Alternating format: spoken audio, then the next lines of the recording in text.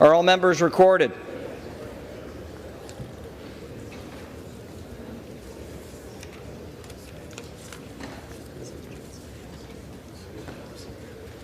On this roll call, 429 members have recorded their presence. The question now recurs on the election of Speaker. The tellers will please come forward to take their seats once again. Yes, sir. Thank you. Thank you. Oh, I didn't even notice.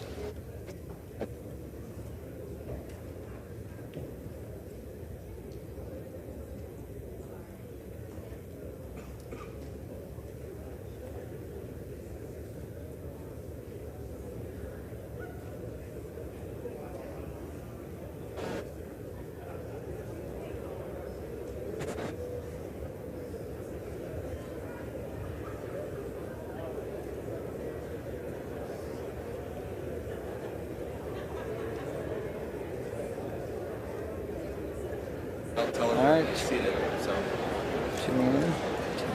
yeah.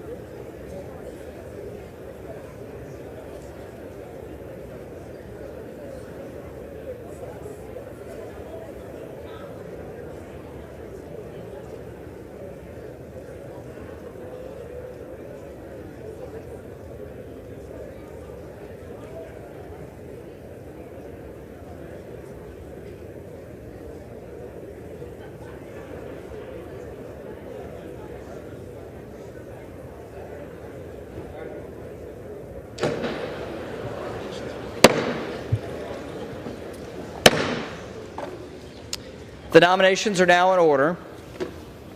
The chair now recognizes the gentlewoman from New York, Ms. Stefanik. Mr. Speaker Pro Temp, Madam Clerk, colleagues, on behalf of the House Republican Conference, I rise today to nominate the gentleman from Louisiana, Mike Johnson, as Speaker of the People's House.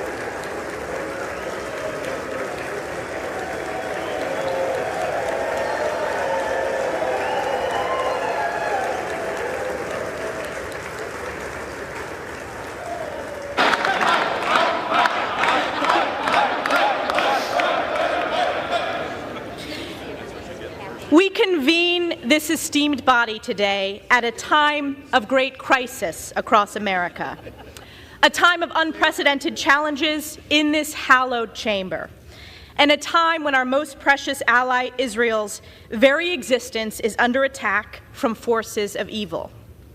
Yesterday, our dear colleague, our former conference chair, our chair of Energy and Commerce, Cathy McMorris Rodgers, nominated Mike Johnson in our conference. And she put it best, and I want to quote her today. She said, quote, "Trust has been broken and we have come to a standstill. How do we restore trust between members, leadership, and ultimately between Congress and we, the people?" Cathy went on to say, "There's a sense that it cannot be business as usual." She went on to note, above the Speaker's chair in the House chamber is our nation's motto, "In God we trust."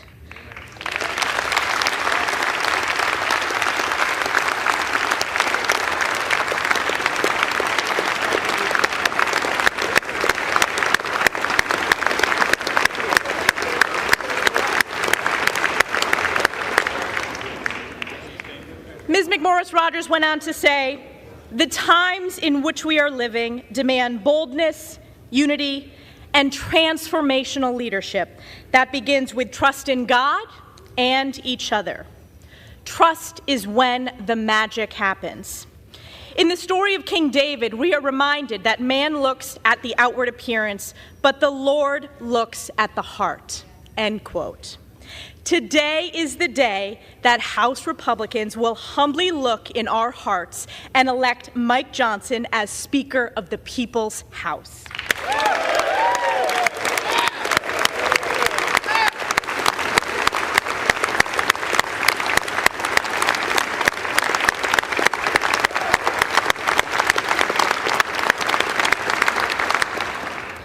A man of deep faith, Mike epitomizes what it means to be a servant leader. A deeply respected constitutional lawyer, Mike has dedicated his life to preserving America's great principles of life, liberty, and the pursuit of happiness.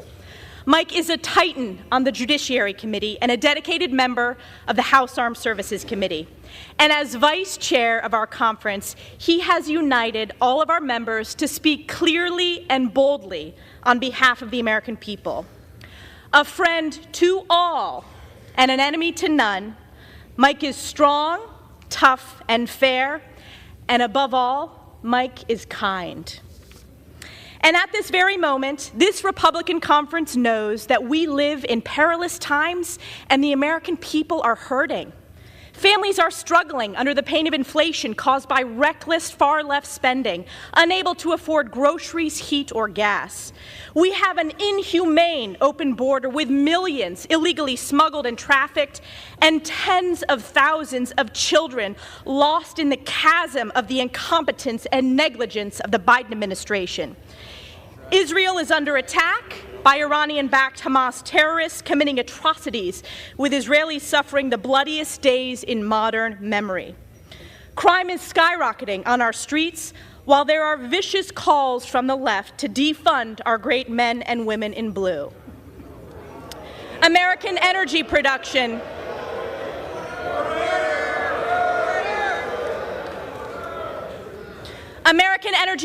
has been crushed by Joe Biden's radical, failed, far-left Democrat policies, causing seniors, farmers, and families to pay more at the pump. And Americans fundamentally understand that the federal government has been illegally weaponized against we, the people, shredding the Constitution, targeting conservatives, parents,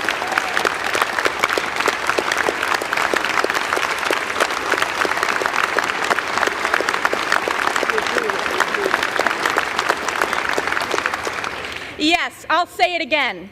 The federal government has been illegally weaponized against we, the people, shredding the Constitution, targeting conservatives, parents, and even Joe Biden's top political opponent.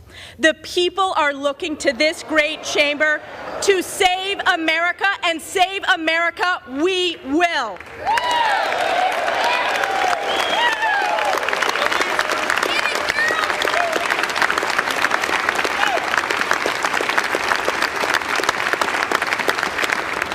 And as we embark on the path ahead, I am reminded of Galatians 6:9. And let us not grow weary of doing good, for in due season we will reap if we do not give up. House Republicans and Speaker Mike Johnson will never give up. Today is the day we get this done. May God bless our next Speaker, Mike Johnson. May God bless the United States of America. And I yield back.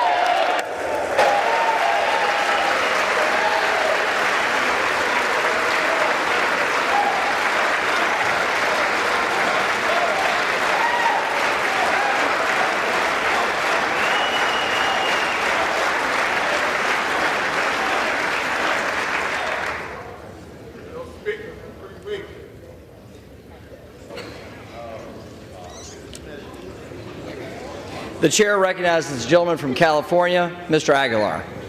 Thank you, Mr. Speaker pro tempore. I notice a little bit more of a smile on your face today than we have in the past.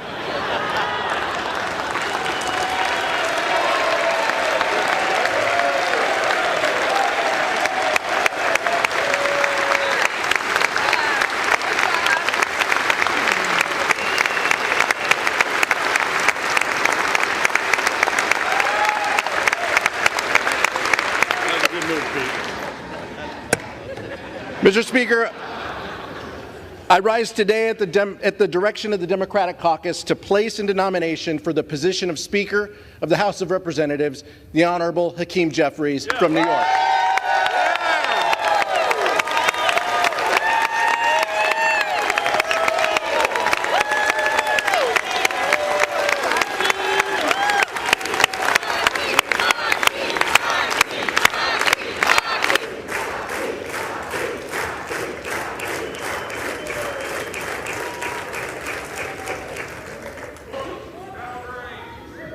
Mr. Speaker,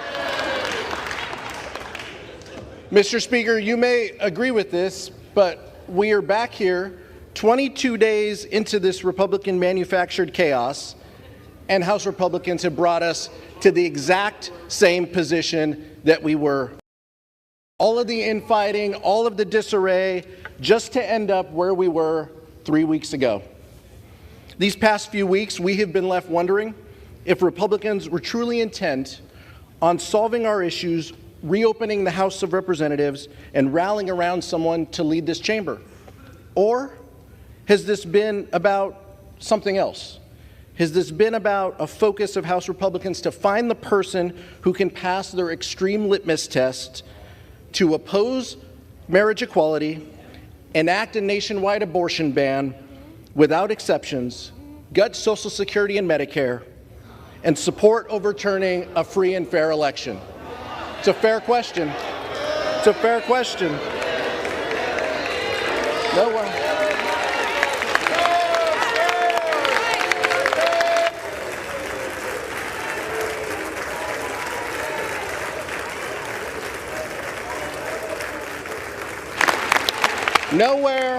Nowhere in that candidate questionnaire is it about growing the middle class, helping our communities, keeping the cost of health care lower, and making life for everyday Americans better.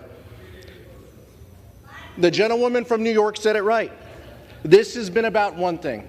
This has been about who can appease Donald Trump.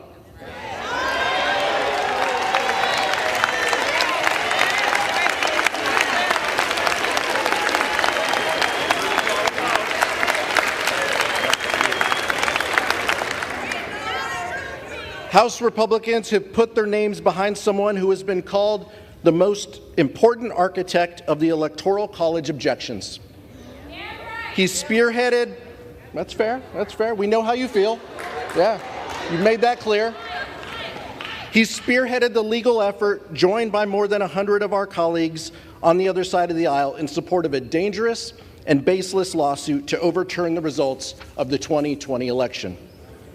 On the eve of January 6th, some of my Republican colleagues even called this a failed strategy. Yet those same individuals plan to stand right next to him today. Mr. Speaker Pro Tem, House Democrats believe that when members of this body voted to reject the results of the 2020 election, they forfeited their ability to lead this chamber.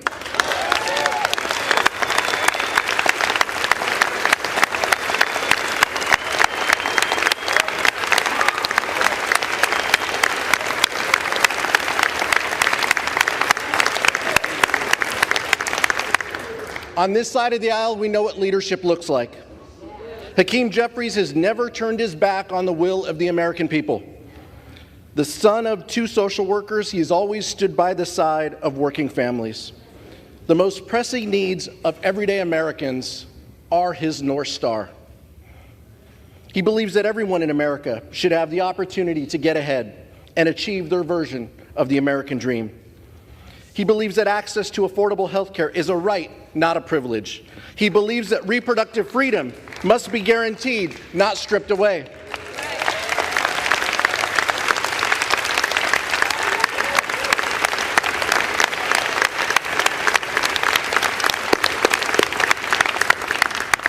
He believes that working families, not the wealthy and the well-connected, should be rewarded. He believes in growing the middle class so that everyone can succeed. He believes that our schools and our communities should be safe and free from gun violence. He believes that investing in public schools, not depriving students of fact-based education by banning books.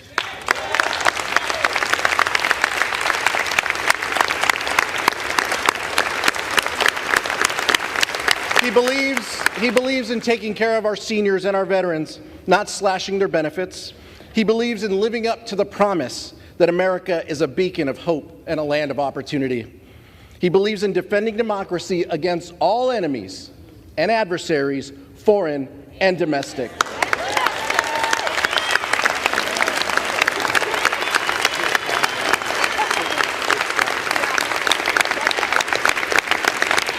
He believes in standing by our allies, Israel and Ukraine.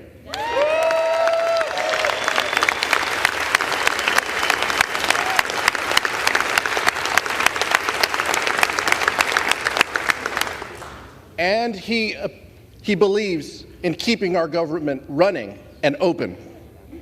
Let me be clear. This is not just a belief system. Leader Jeffries has the track record to back it up. He is certainly a far contrast from who Republicans have nominated, with or without their votes, to nominate today. But if House Republicans choose, they can still join us on a bipartisan path forward. Let's come together to fund our government, support our allies abroad, and deliver for working families. End the chaos, end the dysfunction, end the extremism. Let's open up the people's house. I yield back, Mr. Speaker.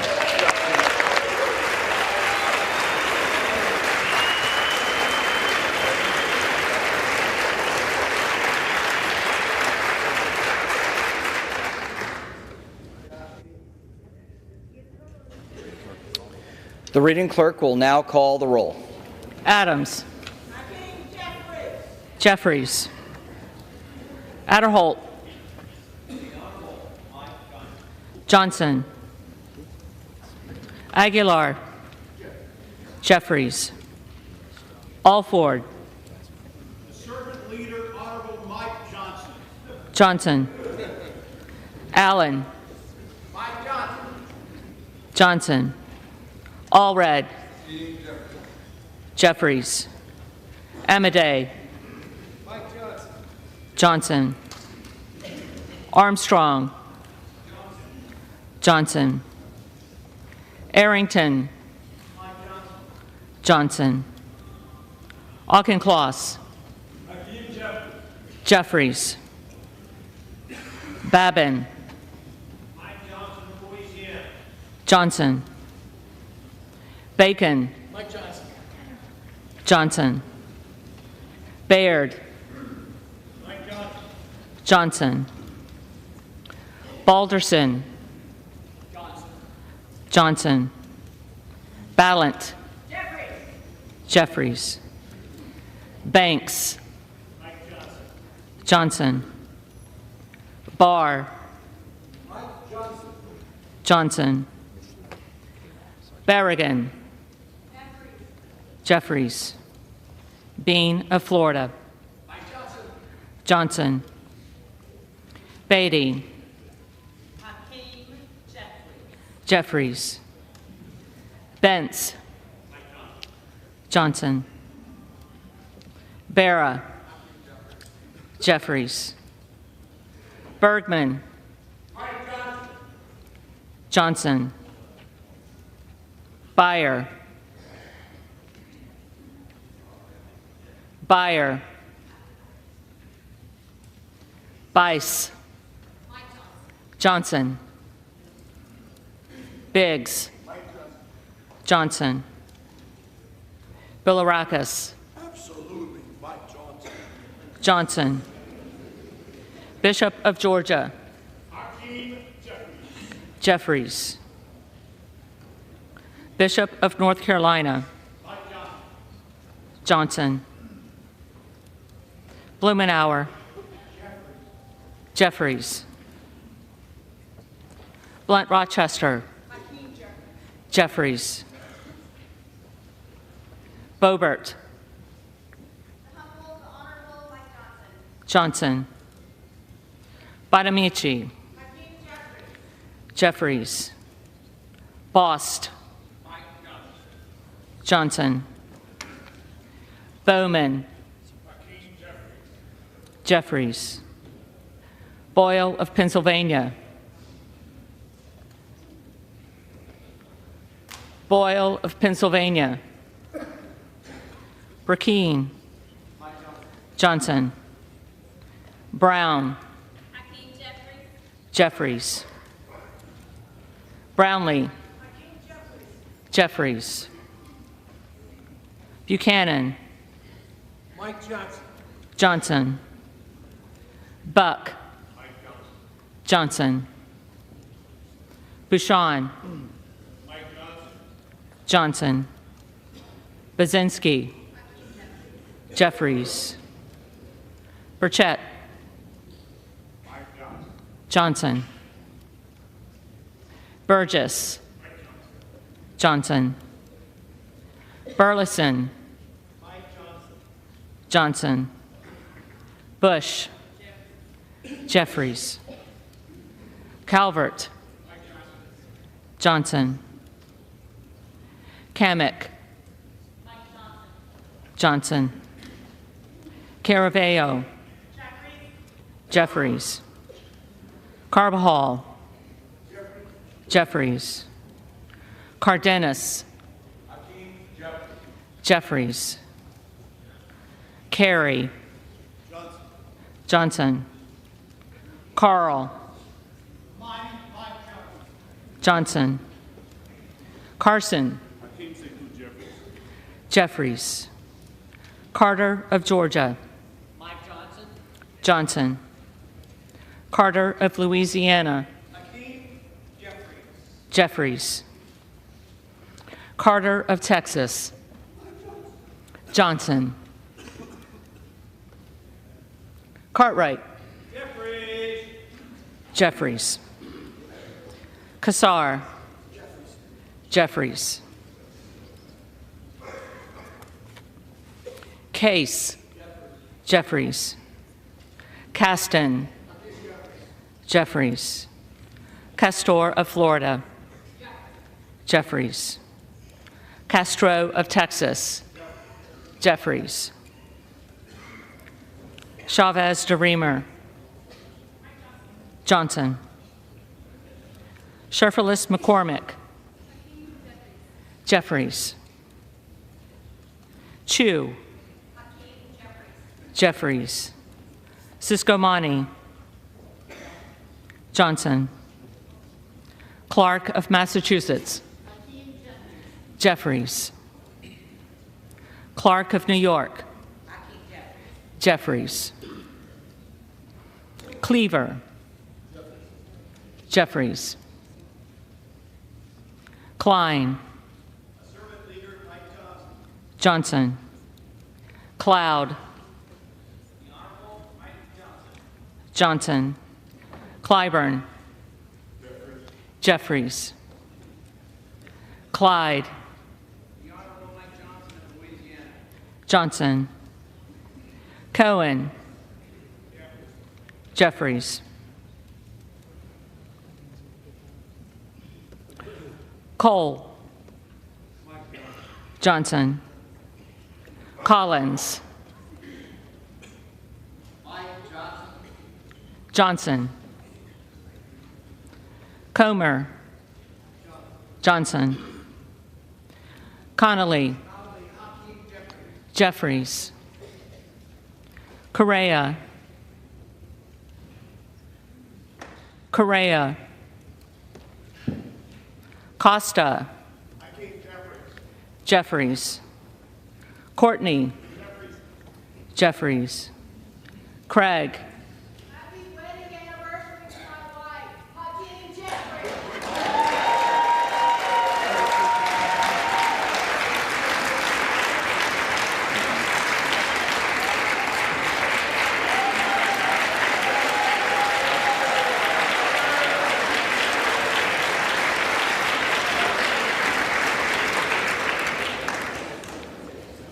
Jeffries. Crane. Johnson. Crawford. Johnson. Crenshaw. Johnson. Crockett.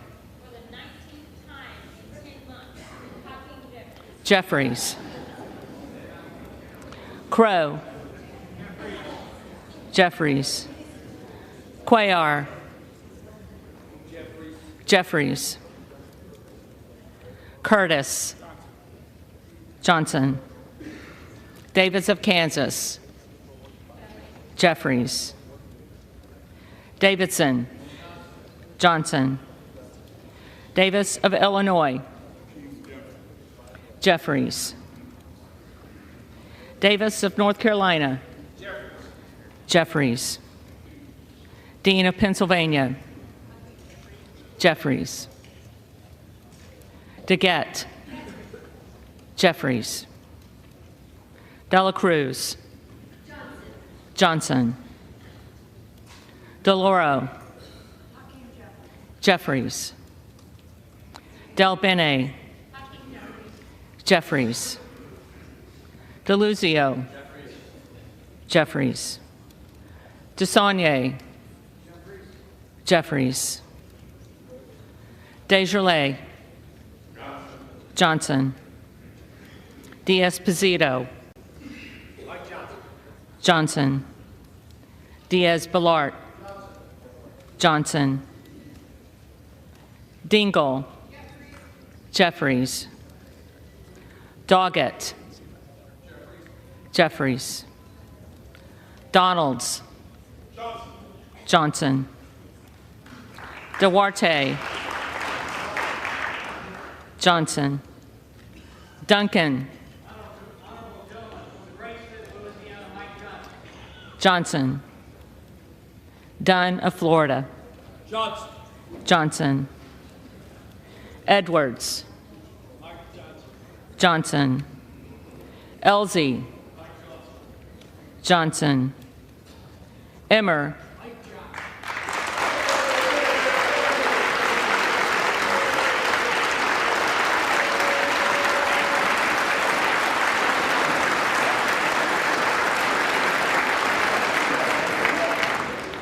Johnson.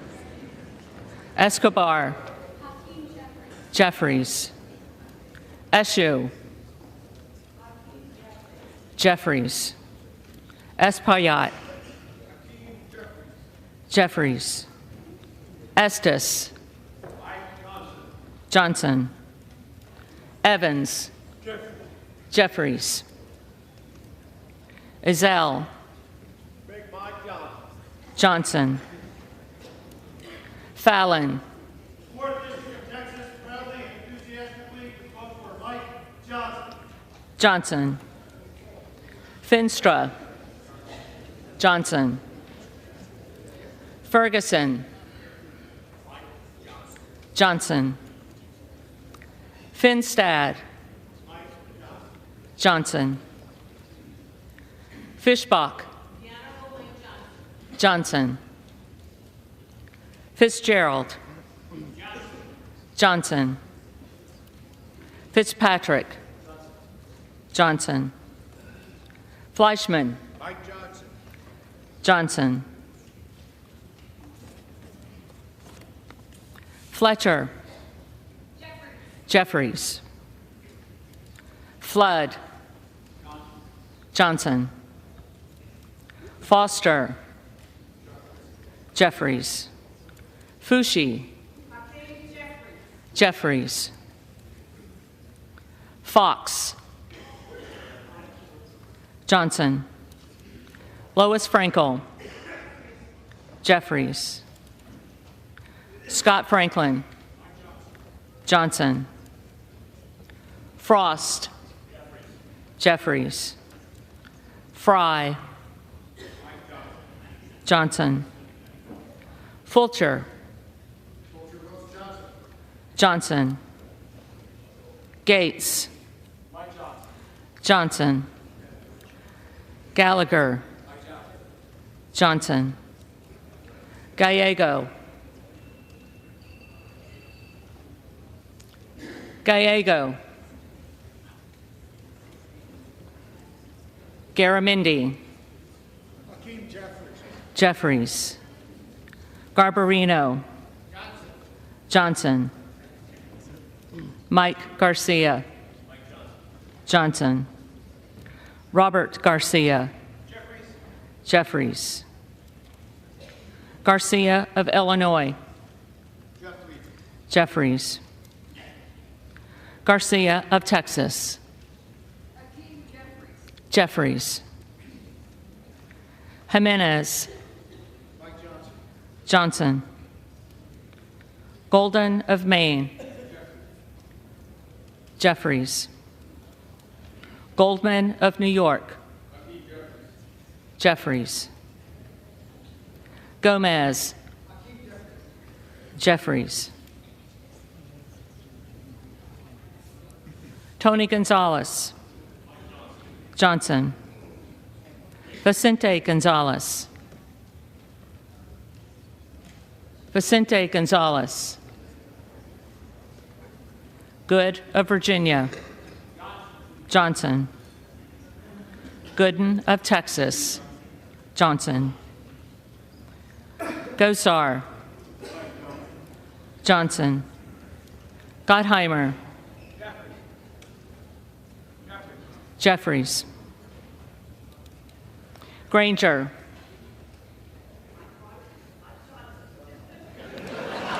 Johnson.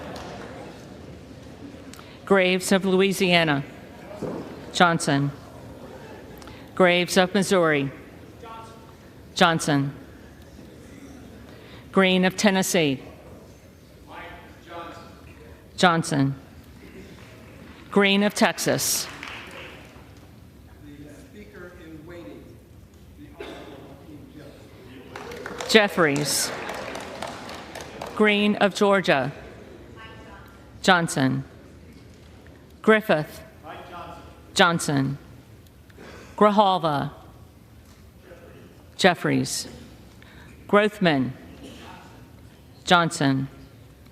Guest. Johnson. Guthrie. Johnson. Hageman. Johnson. Harder of California. Jeffries. Harris. Johnson. Harshbarger. Johnson. Hayes. Jeffries.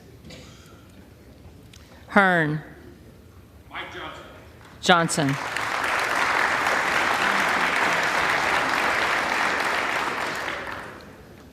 Higgins of Louisiana. Johnson.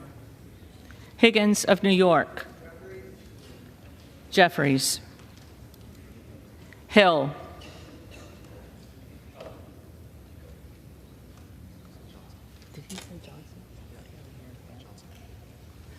Johnson. Himes. Jeffries. Hinson. Johnson. Horsford. For Democracy, Hakeem Jeffries. Jeffries. Houchin. Johnson. Houlihan. Jeffries. Hoyer. Jeffries. Hoyle of Oregon. Jeffries. Hudson. Johnson. Huffman. Jeffries. Huizinga. Johnson. Hunt.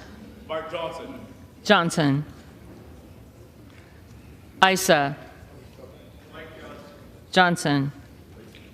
Ivy. Jeffries. Jackson of Illinois.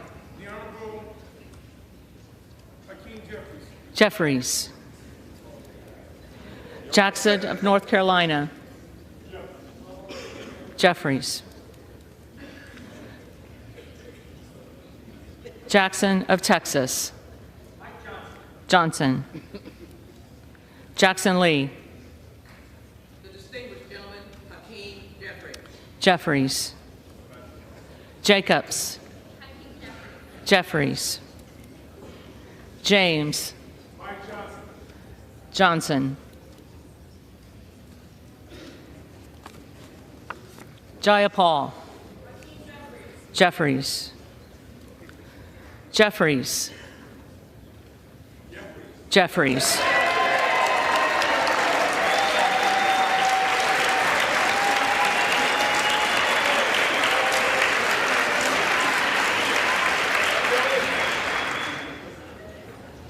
Johnson of Georgia. Standing for reproductive freedom for women, I cast my vote for Hakeem Jeffries. Jeffries. Johnson of Louisiana. Johnson.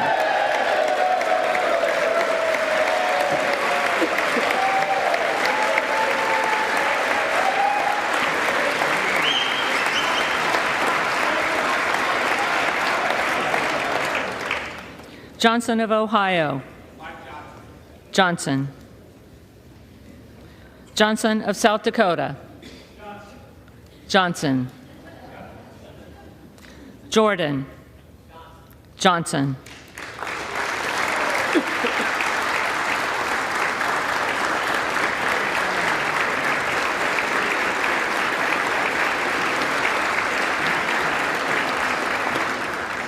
Joyce of Ohio. Joyce of Ohio. Johnson. Joyce of Pennsylvania. Johnson. Camlogger Dove. Jeffries. Captor.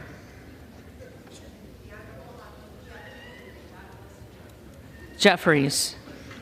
Kane of New Jersey. Johnson. Keating. Jeffries. Kelly of Illinois. Jeffries. Kelly of Mississippi. Johnson. Kelly of Pennsylvania. Johnson. Kana. Jeffries. Kiggins of Virginia. Johnson. Kildee. Jeffries. Kiley. Johnson. Kilmer. Jeffries. Kim of California. Johnson. Kim of New Jersey. Jeffries. Krishnamurthy. Jeffries. Custer. Jeffries. Kustoff. Johnson. LaHood. Johnson. LaLota. Johnson. LaMalfa. Johnson. Lamborn. Johnson. Landsman. Landsman. Jeffries. Langworthy. Johnson. Larson of Washington. Jeffries. Larson of Connecticut. Jeffries. Latta. Johnson. LaTurner. Johnson. Lawler. Johnson. Lee of California. Jeffries. Lee of Florida.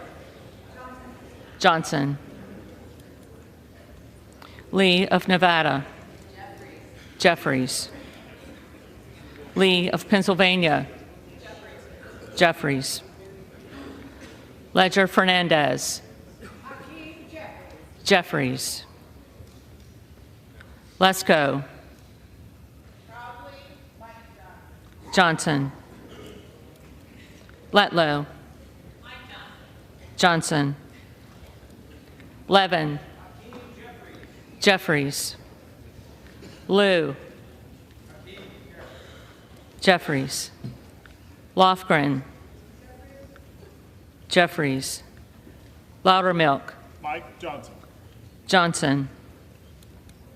Lucas. Johnson. Luke Kameyer. Johnson. Luna. Johnson. Luttrell. Johnson. Lynch. Jeffries. Mace. Johnson. Magaziner. Jeffries. Maliotakis. Johnson. Mann. Johnson. Manning. Jeffries. Massey. Johnson. Mast. Johnson. Matsui. Jeffries. McBath.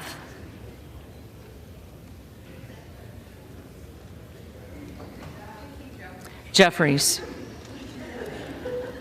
McCarthy. Johnson.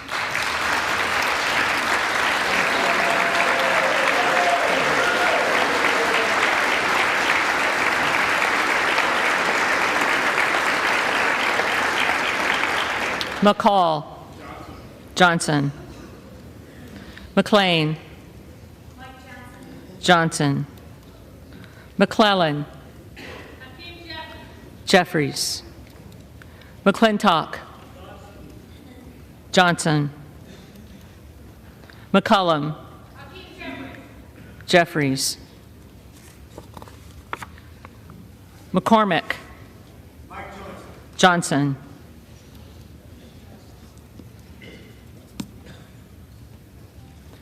McGarvey. Jeffries. McGovern. Jeffries. McHenry. Johnson.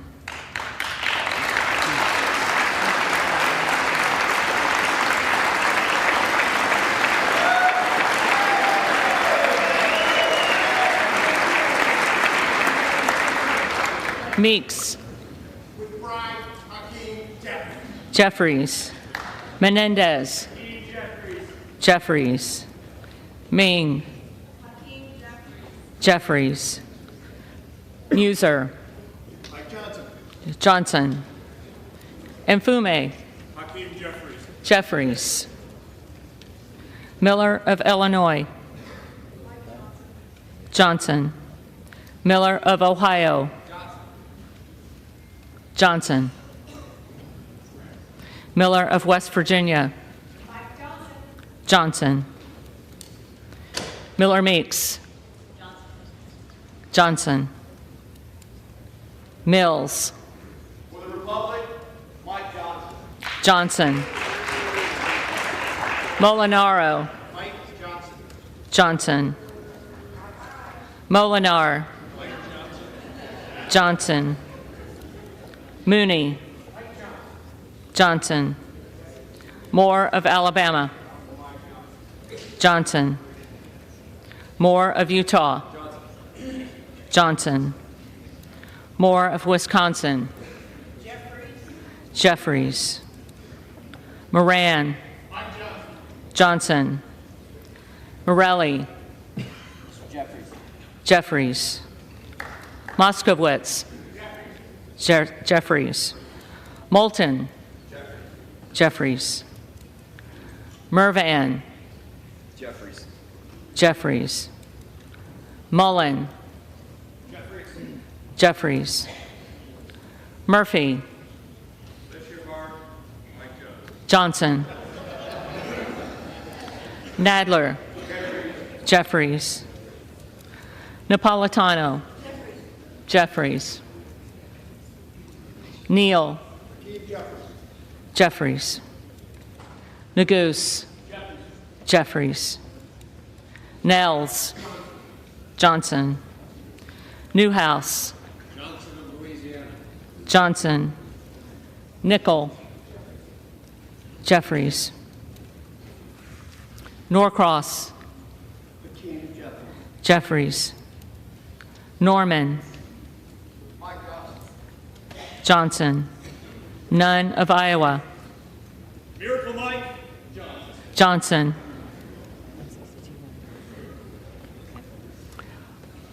Obernolte. Johnson. Ocasio-Cortez. Jeffries.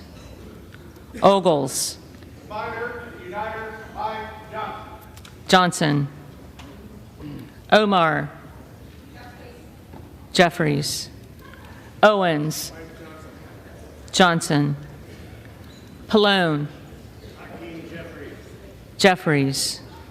Palmer. Johnson. Panetta. Jeffries. Pappas. Jeffries. Pasquarello.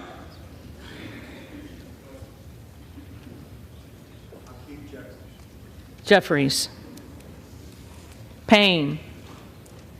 Gentleman from New York, Hakeem Jeffries. Jeffries. Pelosi. As one who knows and respects the role of Speaker, Hakeem Jeffries.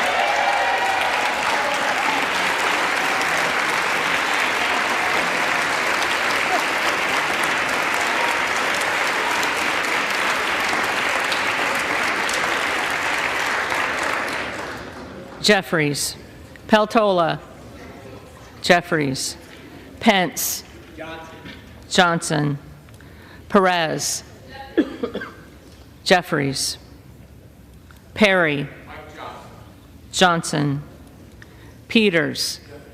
Jeffries. Pedersen. Jeffries. Pfluger. Johnson. Phillips. Jeffries. Pingree. Jeffries. Pocan. Jeffries. Porter. Jeffries. Posey. Johnson. Presley. Jeffries. Quigley. Jeffries. Ramirez. Hakeem Jeffries. Jeffries. Raskin. Jeffries. Reschenthaler. Johnson. Rogers of Washington. Johnson. Rogers of Alabama. Johnson. Rogers of Kentucky. Johnson. Rose. Johnson. Rosendale. Johnson. Ross. Jeffries. Rouser. Johnson. Roy. Johnson. Ruiz. Jeffries. Rupersberger. Jeffries. Rutherford. The very honorable Mike Johnson. Johnson. Ryan. Jeffries. Salazar.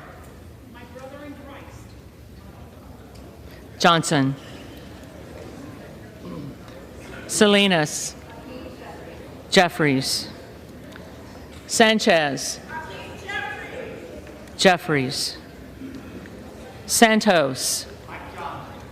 Johnson. Sarbanes. Jeffries.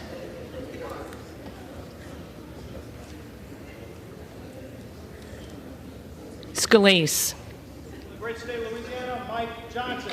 Johnson.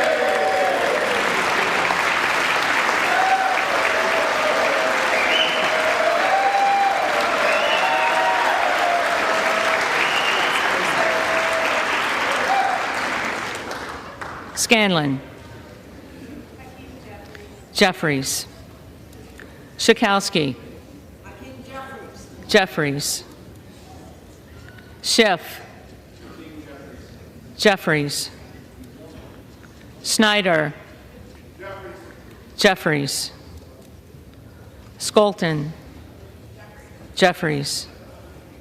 Schreier. Jeffries. Swikert. Johnson. Austin Scott. Johnson. David Scott. Jeffries. Scott of Virginia. Jeffries. Self. Johnson. Sessions. Johnson. Sewell. Jeffries. Sherman. Jeffries. Sherrill. Jeffries. Simpson. Johnson. Slotkin. Jeffries. Smith of Missouri. Johnson. Smith of Nebraska. Johnson. Smith of New Jersey. Johnson. Smith of Washington. Jeffries. Smucker. Johnson. Sorensen. Jeffries. Soto. Jeffries. Spanberger. Jeffries. Sparts. Johnson. Stensbury. Jeffries. Stanton. Jeffries. Stauber. Johnson. Steele. Johnson. Stefanik. Johnson. Stile. Johnson. Stubbe. Johnson. Stevens. Jeffries. Strickland. For the protection of voting rights, Hakeem Jeffries. Jeffries. Strong. Johnson. Swalwell. Jeffries. Sykes. Jeffries. Takano. Jeffries. Tenney. The Honorable Mike Johnson of Louisiana. Johnson. Tanadar. Jeffries. Thompson of California. Jeffries. Thompson of Mississippi. Jeffries. Thompson of Pennsylvania. Johnson. Tiffany. Johnson. Timmons. Johnson. Titus. Jeffries. Tlaib. Jeffries. Takuda. Jeffries. Tonko. Jeffries. Torres of California. Jeffries. Torres of New York. Jeffries.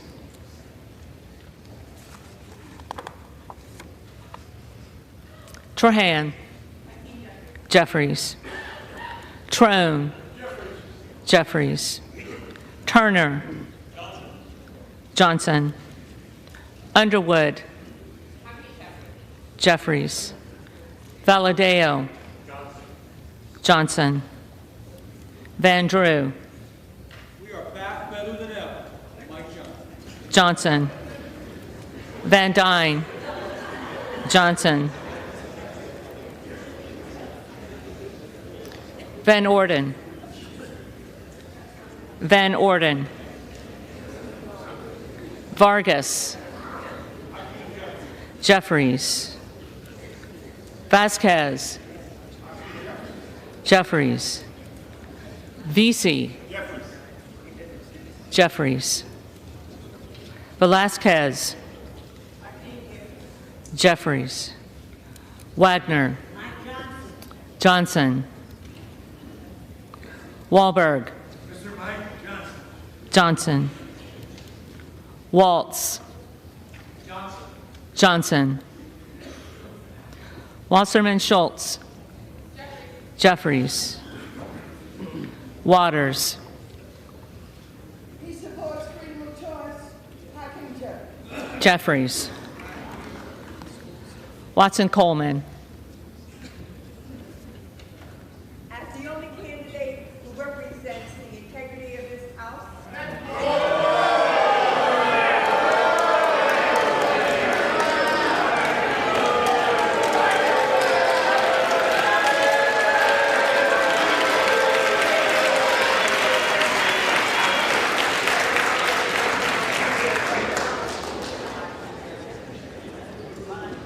Watson Coleman. again,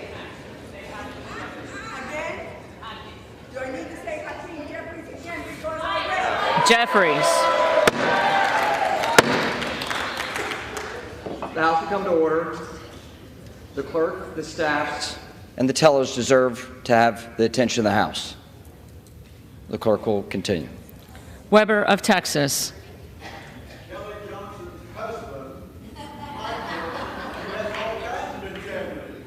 Johnson. Webster of Florida. Johnson. Winstrup. Johnson. Westerman. Johnson. Wexton. Right in the back. So Jeffries. Jeffries. Wild. Jeffries. Williams of Georgia. Fulton County, Georgia, votes for Hakeem Jeffries. Jeffries. Williams of New York. Johnson. Williams of Texas. Mike Johnson. Johnson. Wilson of Florida. Wilson of Florida. Jeffries. Wilson of South Carolina. Johnson. Whitman. Johnson. Womack.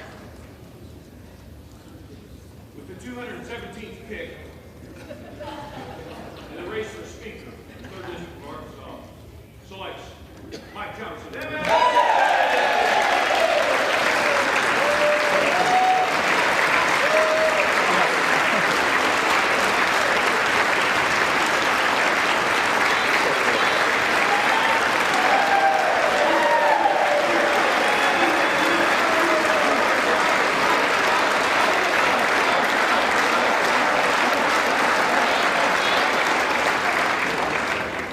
Johnson. Yacom. Johnson. Zinke. The next Speaker of the People's House, Mike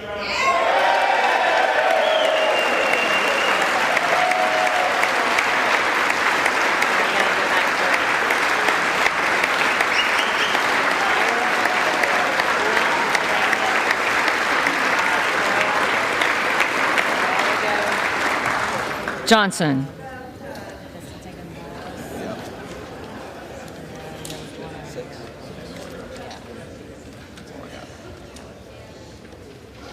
The clerk will now call the names of the members who did not answer the first call of the roll. Byer. Jeffries.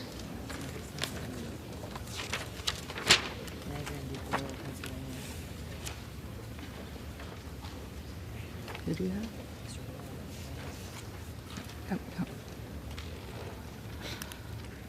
Boyle of Pennsylvania. Boyle of Pennsylvania.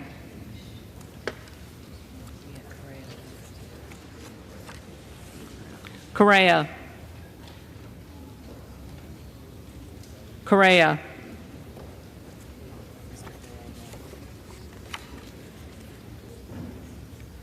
Gallego. Jeffries.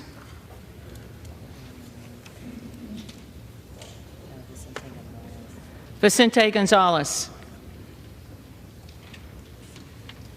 Vicente Gonzalez.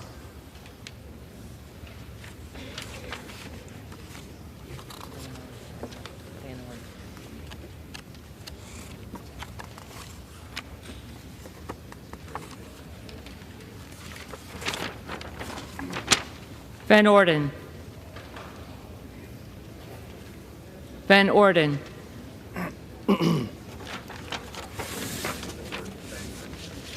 If there are any members who did not answer the call of the roll, they may come to the well and vote at this time.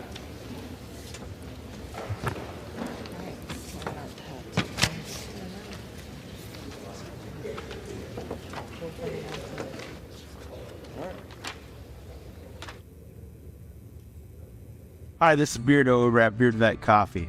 What's wrong with America today is that Americans are putting convenience over values.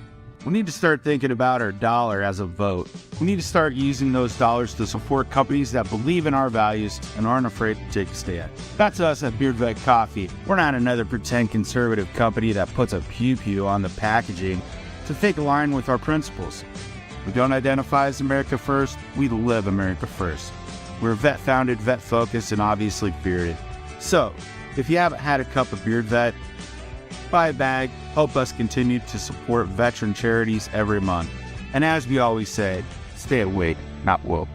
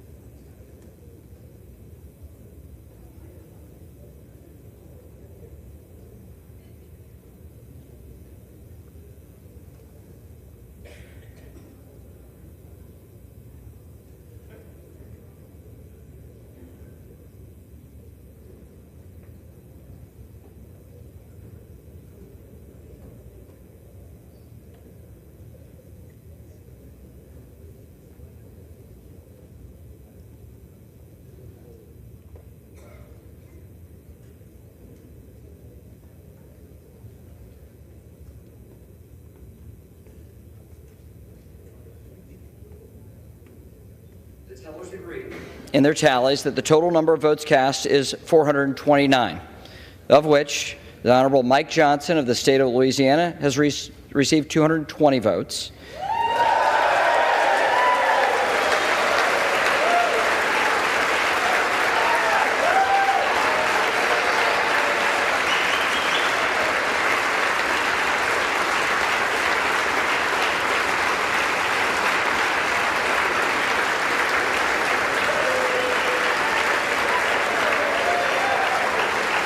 And the Honorable Hakeem Jeffries of the state of New York has received 209 votes.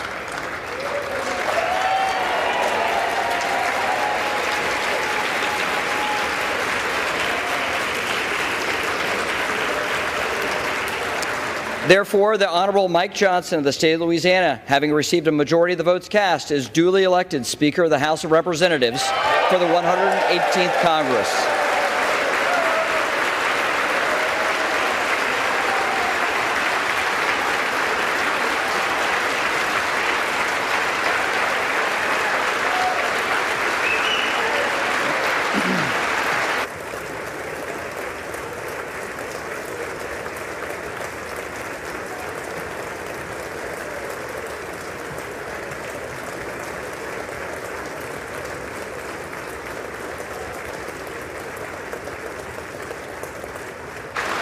The chair appoints the following committee to escort the Speaker-elect to the chair. The gentleman from Louisiana, Mr. Scalise. The gentleman from Minnesota, Mr. Emmer. The gentlewoman from New York, Ms. Stefanik. The gentleman from North Carolina, Mr. Hudson.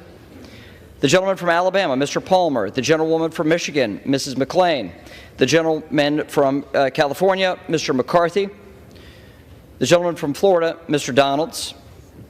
The gentleman from Oklahoma, Mr. Hearn. The gentleman from Michigan, Mr. Bergman. The gentlewoman from Washington, Mrs. Rogers. The gentleman from Texas, Mr. Arrington. The gentleman from Texas, Mr. Fallon. The gentleman from New York, Mr. Molinaro. The gentlewoman from Florida, Mrs. Comack. The gentleman from New York, Mr. Jeffries. The gentlewoman from Massachusetts, Ms. Clark. The gentleman from California, Mr. Aguilar. The gentleman from California, Mr. Liu. The gentlewoman from Washington, Ms. Delbene. The gentleman from South Carolina, Mr. Clyburn. The gentleman from Colorado, Mr. Neguse. the gentlewoman from Texas, Ms. Escobar, the gentlewoman from Illinois, Ms. Underwood, the gentlewoman from Florida, Ms. Wasserman Schultz, the gentleman from Michigan, Mr. Kildee, the gentlewoman from California, Ms. Jacobs, the gentlewoman from Texas, Ms. Crockett, and the members of the Louisiana delegation, Mr. Graves, Mr. Higgins, Ms. Letlow, Mr. Carter. The committee will retire from the chamber to escort the Speaker-elect to the chair.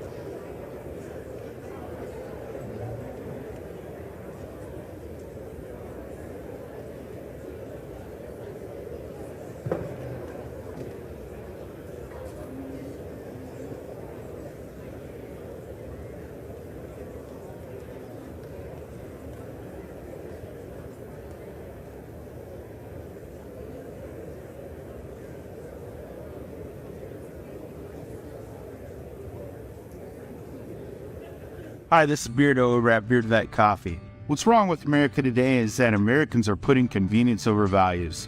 We need to start thinking about our dollar as a vote. We need to start using those dollars to support companies that believe in our values and aren't afraid to take a stand. That's us at Beard Vet Coffee. We're not another pretend conservative company that puts a pew-pew on the packaging to take a line with our principles.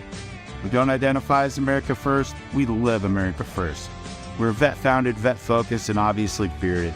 So, if you haven't had a cup of Beard Vet, buy a bag, help us continue to support veteran charities every month. And as we always say, stay awake, not woke.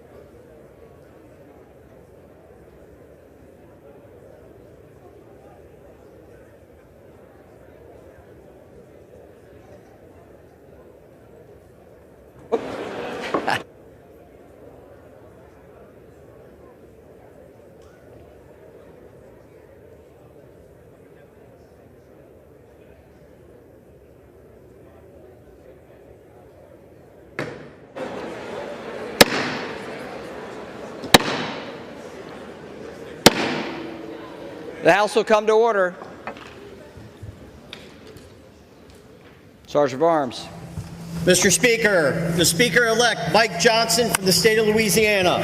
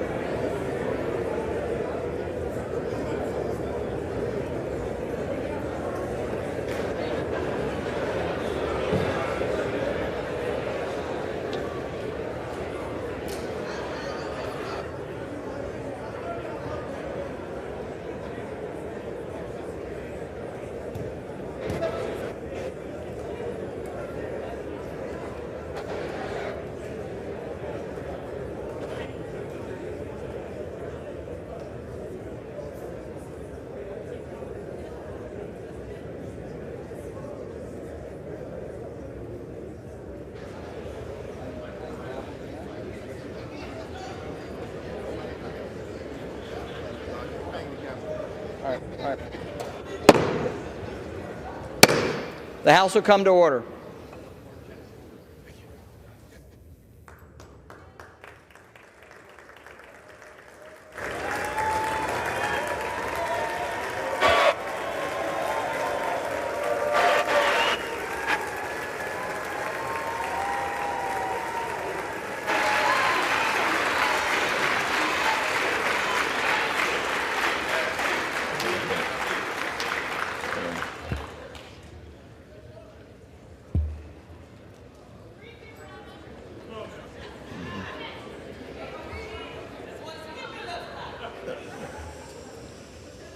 Speaker Mike Johnson, Speaker Emerita Nancy Pelosi, Whip Clark, Chairman Aguilar, all of my colleagues in government on both sides of the aisle.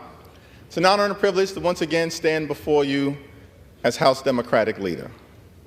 From the very beginning of this Congress, House Democrats have made clear that we will find bipartisan common ground with our Republican colleagues whenever and wherever possible, for the good of the American people. And House Democrats have repeatedly done just that.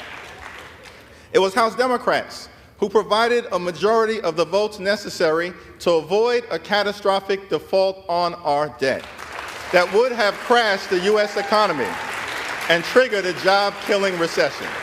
It was House Democrats who provided a majority of the votes necessary to avoid a government shutdown that would have hurt everyday American. It was House Democrats who provided a majority of the votes necessary to secure $16 billion in disaster assistance for Americans whose lives have been devastated by extreme weather events. From the very beginning of this Congress, House Democrats have been governing for the people.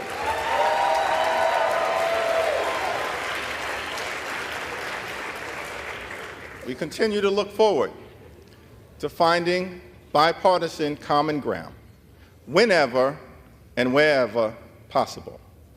House Democrats will continue to partner with President Biden and Senate Democrats to put people over politics. House Democrats will continue to fight for lower costs, better paying jobs, safer communities, and to build an economy from the middle out and the bottom up and not the top down.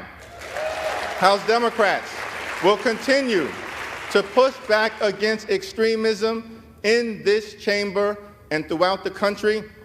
House Democrats will continue to protect Social Security, protect Medicare, protect Medicaid, protect our children, protect our climate, protect low-income families, protect working families, protect the middle class, protect organized labor, protect the LGBTQ community, protect our veterans, protect older Americans, protect the Affordable Care Act, protect the right to vote, protect the peaceful transfer of power, protect our democracy, and protect a woman's freedom to make her own reproductive health care decisions.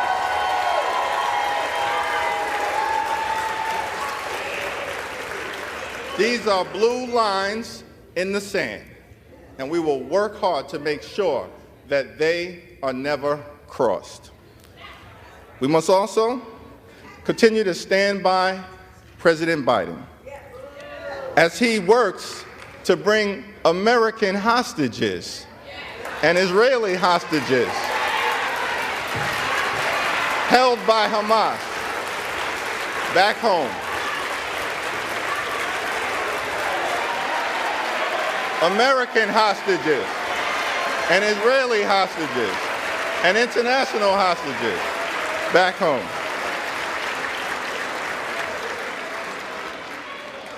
We must also stand by our friends on the international stage. And we have no better friend in the Middle East than the State of Israel.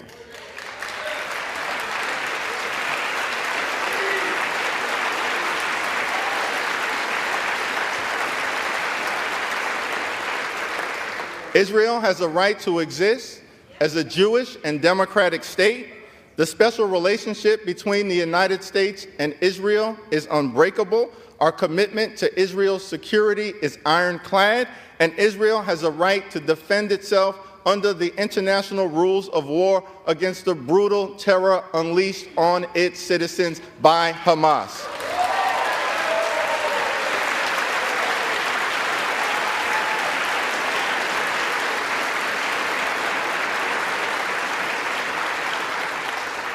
Our ironclad commitment to Israel's security and the effort to defeat Hamas is not inconsistent with the goal of achieving a lasting and just peace between Israel and the Palestinian people.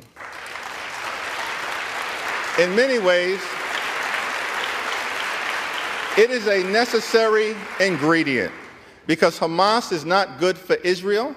Hamas is not good for America. Hamas is not good for the free world. Hamas is not good for the democratic aspirations of the Palestinian people.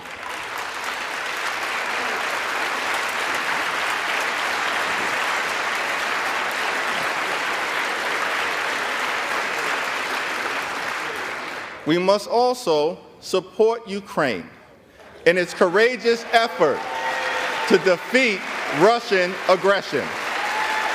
There are only two paths in front of us. We can either stand up for Ukraine or bow down to Vladimir Putin. That is not a difficult choice. We must stand up For America's national security, we must stand up for democracy. We must stand up for freedom. We must stand up for truth. We must stand up for the Ukrainian people until victory is won.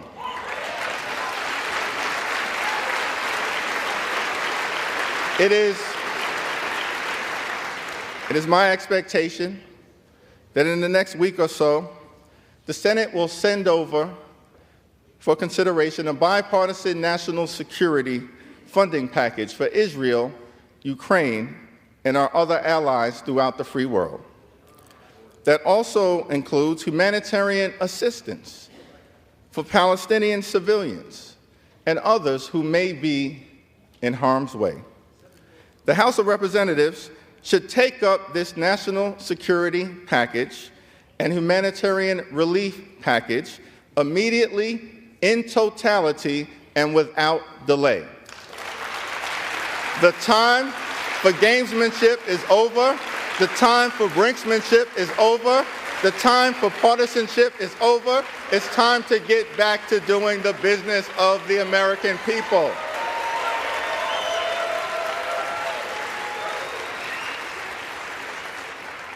Let me conclude.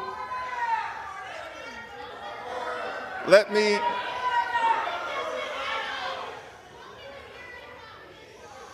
me conclude with an observation about the state of our democracy. Joe Biden won the 2020 presidential election. He's doing a great job under difficult circumstances, and no amount of election denialism will ever change that reality. Not now, not ever.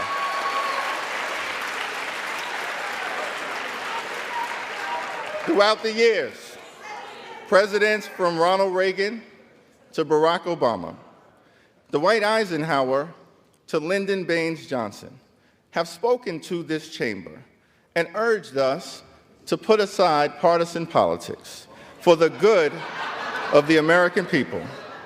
President Lincoln spoke to this Congress on December 1st, 1862, in the middle of the Civil War, and noted that we in this institution had the power and bore the responsibility to save the Union. The stakes were high. As articulated by President Lincoln, we could either nobly save or meanly lose America as we know it, the last best hope on earth. This is a turbulent time in the American journey, and we have but one charge to keep during this moment of great fragility. Our union must be sustained. Our union must be strengthened. Our union must succeed. There are many throughout this country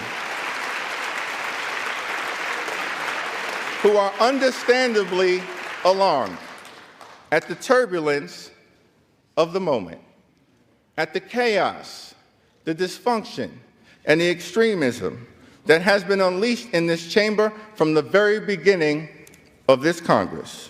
But this too shall pass. Our country has often confronted adversity, and the good news is we always find a way to make it to the other side. We faced adversity in the 1860s, in the middle of the Civil War, when the country was literally tearing itself apart. We faced adversity in October of 1929, when the stock market collapsed, plunging us into a Great Depression.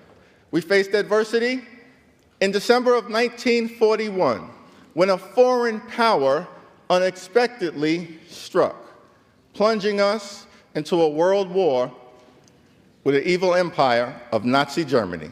We faced adversity in the Deep South in the 1950s and 60s, when the country was struggling to reconcile the inherent contradictions between Jim Crow segregation and the glorious promises of the Constitution. We faced adversity on September 11th, 2001, when the towers and the Pentagon were unexpectedly struck, killing thousands of lives in an instant. We faced adversity right here in the House of Representatives when on January 6, 2021, a violent mob of insurrectionists, incited by some in this chamber, overran the House floor as part of an effort to halt the peaceful transfer of power. Every time we faced adversity, the good news here in America is that we always overcome. That is the power of American exceptionalism. That is why America is the land of the free and the home of the brave. That is why I remain optimistic about the future of this country. That is why America is the last best hope on earth. God bless you. God bless the House of Representatives. God bless the United States of America.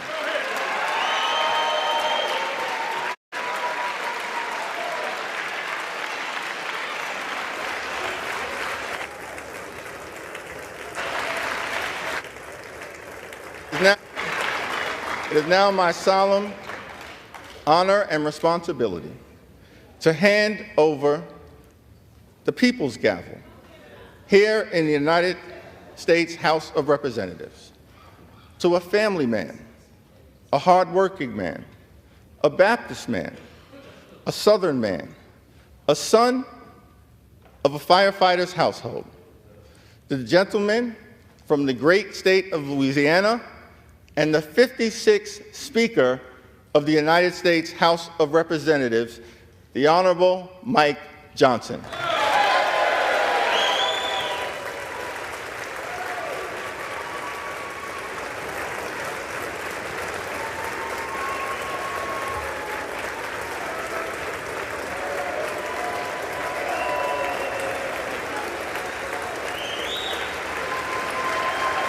Thank you.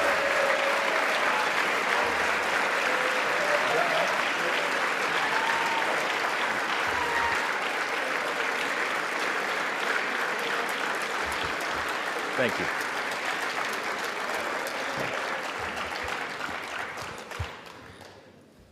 Thank you all. First, a few words of gratitude. I want to thank Leader Jeffries. I do look forward to working with you on behalf of the American people. I know we see things from very different points of view, but I know that in your heart you love and care about this country and you want to do what's right. And so we're going to find common ground there, all right?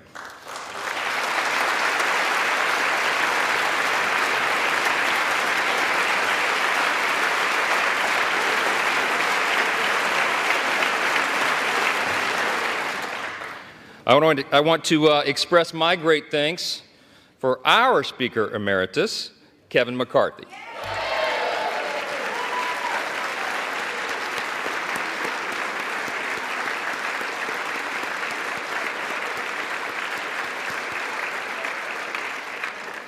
Kevin has dedicated over 2 decades of his life to selfless public service, 16 of those years in this House.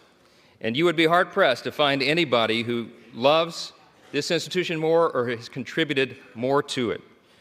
He is the reason we're in this majority today.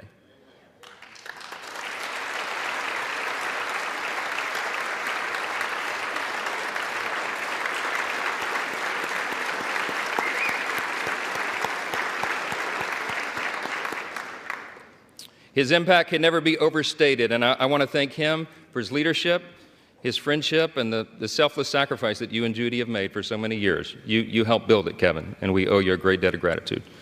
I want to thank the dedicated and overworked staff of this beleaguered House.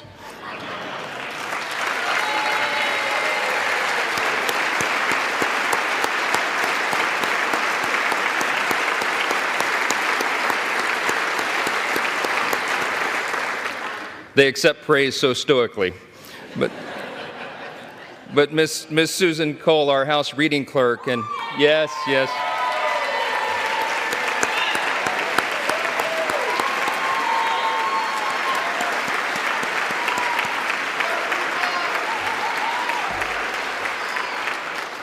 Listen, all the clerks and all the staff, you know, they're terribly overworked. This has been a grueling process, but they have served an integral role in keeping our republic, and we thank them for that service. I know we all do. I want to thank my dedicated wife of almost 25 years, Kelly. She's not here. We couldn't get a flight in time. This happened sort of suddenly. But we're going to celebrate soon. She spent the last couple of weeks on her knees in prayer to the Lord, and she's a little worn out. We all are. I want to thank our children, Michael and Hannah and Abby and Jack and Will. All of our children sacrifice. All of them do, and we know that. And there's not a lot of perks to being a member of Congress's kid, right? And so I want to thank all of your families as well for what they endure and what they've had to endure for the last few weeks. We've been here a while. Yeah.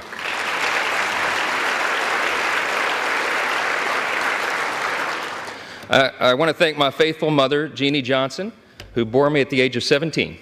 And my brothers Chris and Josh and my sister Laura and all their families and all of our extended family. In Louisiana, family's a big deal, and we got a bunch of them. I especially want to thank all the extraordinary people of the great state of Louisiana. We have never had a Speaker of the House hail from our state, and so they've been lifting us up. I thank the people of Louisiana for the opportunity to serve you in Congress, and I'm humbled by your continuous support. We will make you proud. To my colleagues, I want to thank you all for the trust that you have instilled in me to lead us in this historic and unprecedented moment that we're in.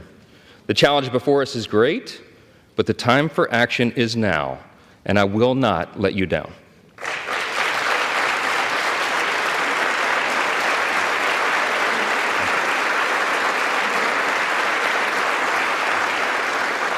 I want to say to the American people, on behalf of all of us here, we hear you.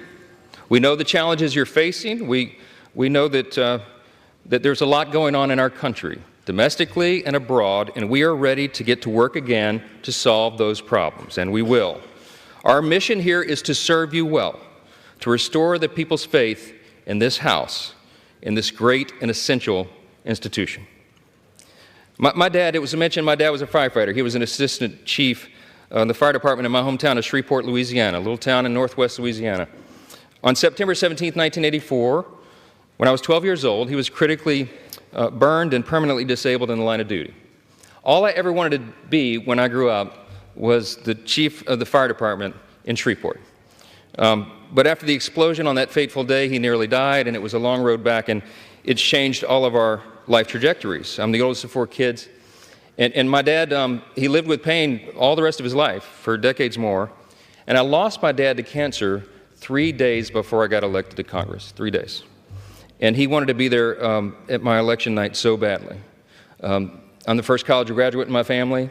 This was a big deal to him. And so several weeks after that, it was early 2017, it was my freshman term, and it fell to me to be in the rostrum one night to serve here as Speaker Pro Tem. I thought that was a big deal until I figured out that's what you do for freshmen late at night. And I think if my memory serves, Miss Jackson Lee was winding down one of her long, eloquent speeches. And not that I was not enraptured by her speech, but I looked up at the top in the chamber there, and I saw the face of Moses staring down. And I just felt in that moment the weight of this place, right? The history that is revered here and the future that we are called to forge. And I really was just kind of almost overwhelmed with emotion. It occurred to me in that moment, it had been several weeks, and I had not had an opportunity yet to grieve my dad's passing, and I just had this sense that somehow he knew. And I had tears come to my eyes, and I was standing here, and I'm wiping them away, and then it suddenly occurs to me, the late-night C-SPAN viewers are going to think something's very wrong with the new young congressman from Louisiana. It wasn't Sheila's speech. I'm sorry. I just knew in that moment that my dad, my father, would be proud of me, and I felt that he was. And I think all of our parents are proud of what we're called to do here. I think all the American people at one time had great pride in this institution, but right now, that's in jeopardy. And we have a challenge before us right now to rebuild and restore that trust. This is a beautiful country. It's the beauty of America that allows a firefighter's kid like me to come here and serve in this sacred chamber where great men and women have served before all of us and strive together to build and then preserve what Lincoln did refer to as the last best hope of man on earth. We stand at a very dangerous time. I'm stating the obvious. We all know that. The world is in turmoil. But a strong America is good for the entire world.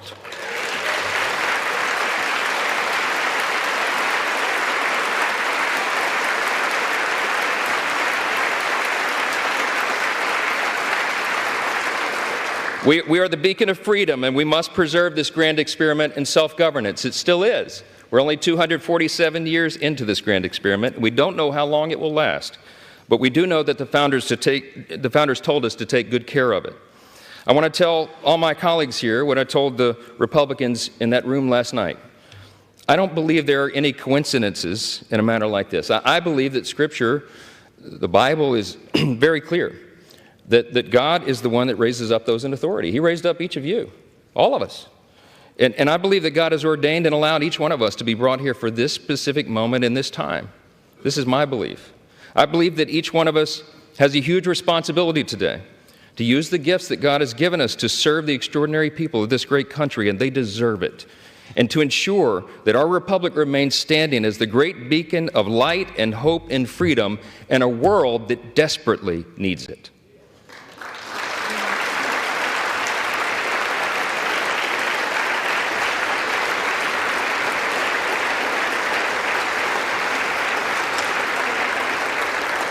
It was in 1962 that our national motto, "In God We Trust," was adorned above this rostrum. And if you look at the little guide that they give tourists and constituents who come and visit the house, if you turn in there to about page 14 in the middle of that guide, it tells you the history of this. And it says very simply, these words were placed here above us. This motto was placed here as a rebuke of the Cold War era philosophy of the Soviet Union. That philosophy was Marxism and communism, which begins with the premise that there is no God. This is a critical distinction that is also articulated in our nation's birth certificate. We know the language well, the famous second paragraph that we used to have children memorize in school, and they don't do that so often anymore, but they should. G.K. Chesterton was the famous British philosopher and statesman, and he said one time, "America is the only nation in the world that is founded upon a creed." And he said it's listed with almost theological lucidity in the Declaration of Independence. What is our creed?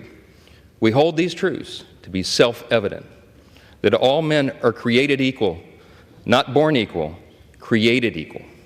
And they are endowed by the same inalienable rights, with the same inalienable rights: life, liberty, pursuit of happiness. That is the creed that has animated our nation since its founding, that has made us the great nation that we are. And we're in a time of extraordinary crisis right now. And the world needs us to be strong. They need us to remember our creed and our admonition. Turmoil and violence have rocked the Middle East and Eastern Europe. We all know it. And tensions continue to build in the Indo-Pacific.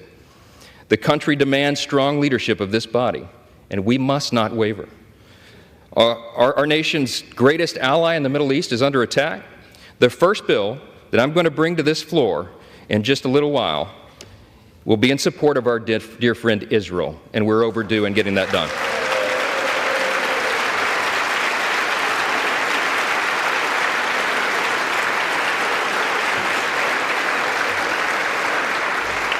We're going to show not only Israel, but the entire world, that the barbarism of Hamas that we have all seen play out on our television screens is wretched and wrong, and we are going to stand for the good in that conflict. We have a catastrophe at our southern border. The Senate and the White House can no longer ignore the problem. From Texas to New York, wave after wave of illegal migrants are stressing our communities to their breaking points.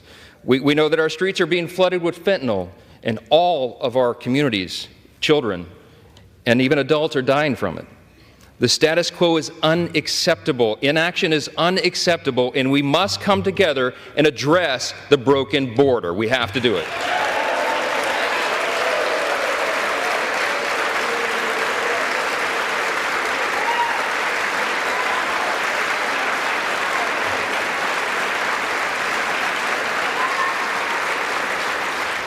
The skyrocketing cost of living is unsustainable, and Americans should not have to worry about how they're going to feed their family every week because they can't afford their groceries anymore. Everybody in this room should think about this. Here's the stats. Prices have increased over 17% in the last 2 years. Credit card interest rates are at the highest level in nearly 3 decades, and mortgage rates are now at a peak we haven't seen since 2001. We have to bring relief to the American people by reining in federal spending and bringing down inflation.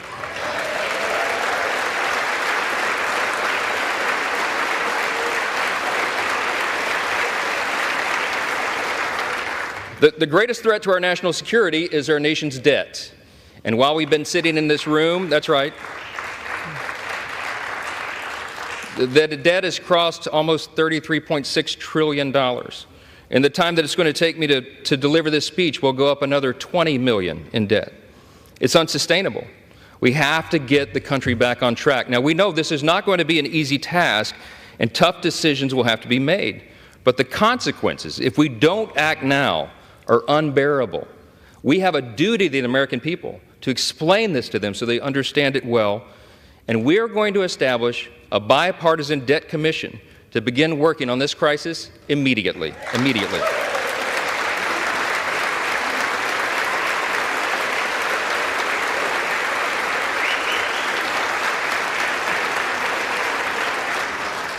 We all know that we also live in a time of bitter partisanship. It was noted. And it's been on display here today, right? When our people are losing their faith in government, when they're losing sight of the principles that made us the greatest nation in the history of the world, I think we got to be mindful of that. We're going to fight. We're going to fight vigorously over our core principles because they're at odds a lot of times now in this modern era. We have to sacrifice sometimes our preferences because that's what's necessary in a legislative body. But we will defend our core principles to the end. In his farewell address, thank you. In his farewell address, President Reagan explained the secret of his rapport with people. And I like to paraphrase his explanation all the time. He said, you know, they call me the great communicator, but I really wasn't that. He said, I was just communicating great things, and they're the same great things that have guided our nation since its founding. What are those great things?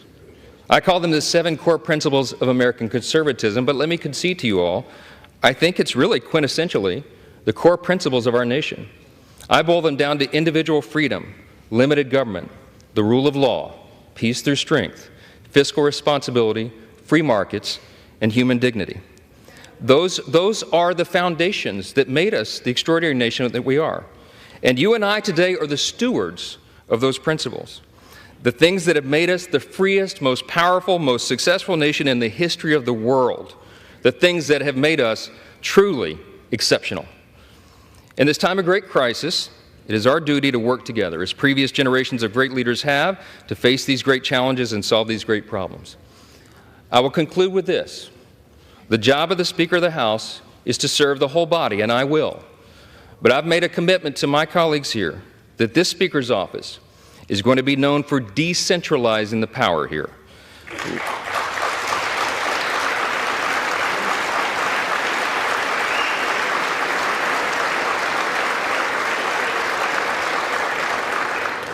My office is going to be known for members being more involved and having more influence in our processes and all the major decisions that are made here, for predictable processes and regular order.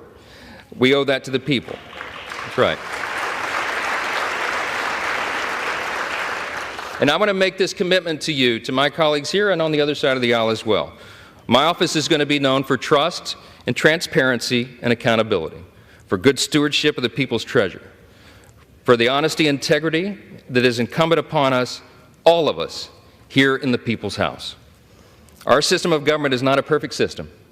It's got a lot of challenges, but it is still the best one in the world, and we have an opportunity to preserve it.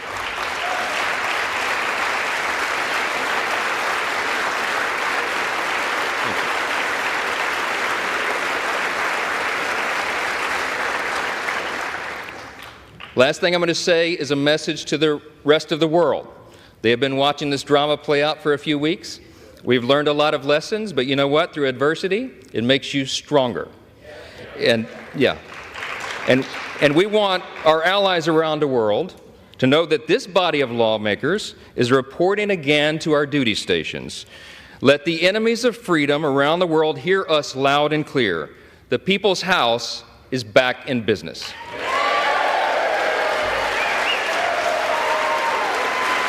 Thank you. Thank you.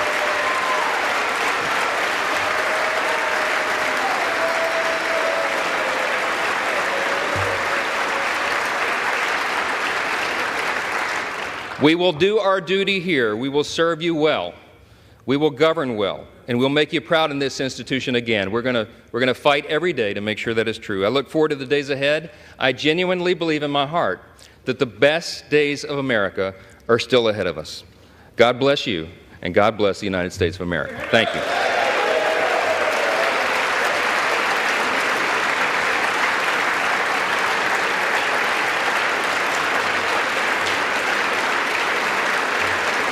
Thank you. I'm now ready to take the oath of office, and I ask the Dean of the House of Representatives, the Honorable Harold Rogers of Kentucky, to please administer the oath of office. Mr. Speaker Designee, congratulations on your election. Thank you, sir. When our founding fathers chose a bold, new, and innovative new self-rule government, it was met by deep skepticism by the world's monarchs. They said self-rule is only a dream. Our founders said they're right. It's the American dream. Amen.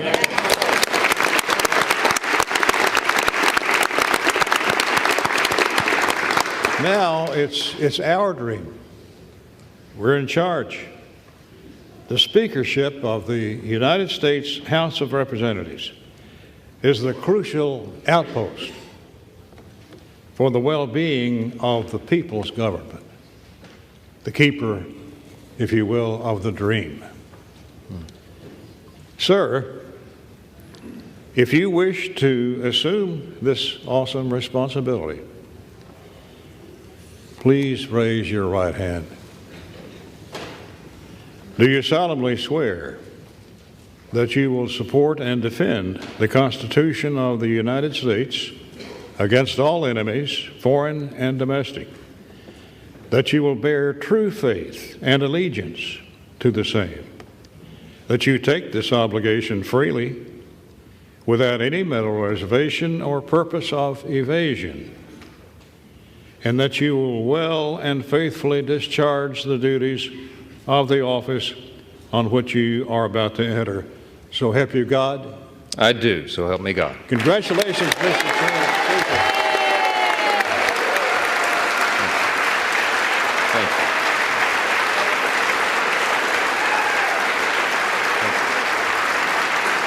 You get the next.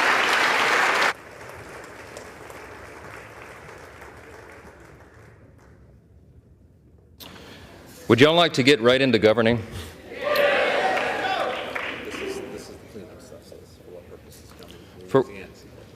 For what purpose does the gentleman from Louisiana seek recognition? Mr. Speaker, that is a nice ring to it, by the way. Mr. Speaker, I offer a privilege resolution to notify the Senate of the election of Mike Johnson as Speaker of the House of Representatives and ask for its immediate consideration. The clerk will report the resolution. House Resolution 810. Resolved that a message be sent to the Senate to inform that body that Mike Johnson, a representative from the state of Louisiana, has been elected Speaker of the House of Representatives. Without objection, the resolution is agreed to, and the motion to consider is laid on the table. For what purpose does the gentleman from Louisiana seek recognition? Mr. Speaker, to notify President Biden of the election of Mike Johnson as Speaker of the House, I offer a privilege resolution and ask for its immediate consideration. The clerk will report the resolution. House Resolution 811. Resolved that the clerk be instructed to inform the President of the United States that the House of Representatives has elected Mike Johnson, a representative from the state of Louisiana, Speaker of the House of Representatives. Without objection, the resolution is agreed to, and the motion to reconsider is laid on the table. Thank you. All right. The chair would take this occasion to note that the Speaker's announced policies with respect to particular aspects of the legislative process placed in the record on January 9, 2023 will continue in effect for the remainder of the 118th Congress. The chair announces that the Speaker has delivered to the clerk a letter dated October 25, 2023, listing members in the order in which each shall act as Speaker pro tempore under Clause 8B3 of Rule 1. The chair lays before the House a communication. The Honorable, the Speaker, House of Representatives. I hereby designate Representative Steve Scalise to exercise any authority regarding assembly, reassembly, convening, or reconvening of the House pursuant to House Concurrent Resolution 1, Clause 12 of Rule 1, and any concurrent resolution of the concurrent Congress as may contemplate my designation of members to exercise similar authority.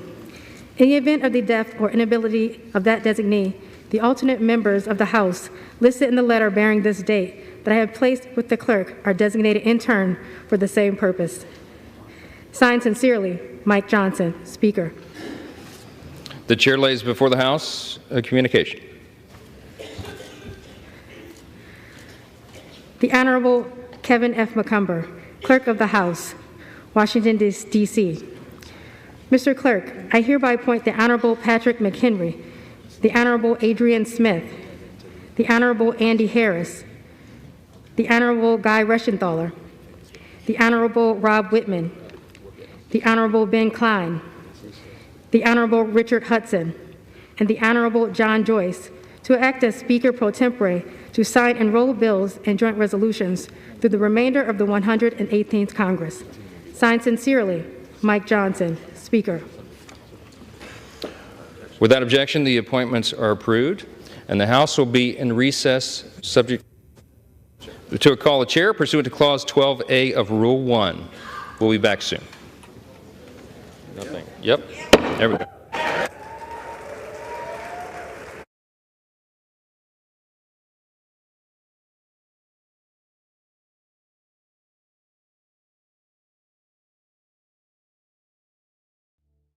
Hi, this is Beardo over at Beard Vet Coffee. What's wrong with America today is that Americans are putting convenience over values.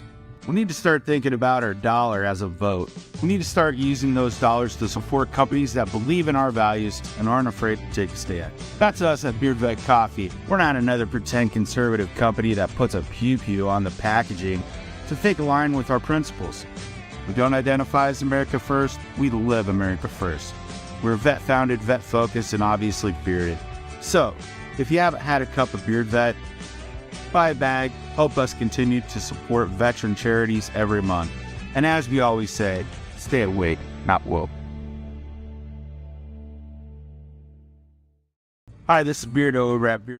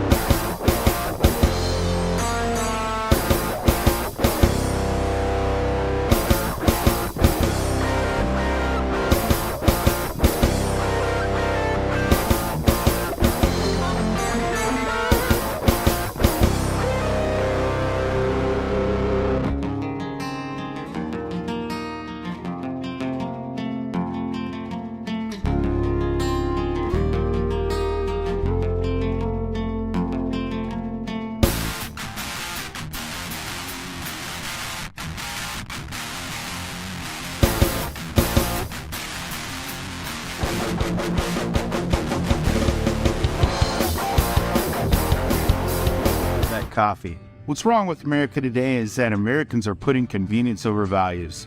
We need to start thinking about our dollar as a vote.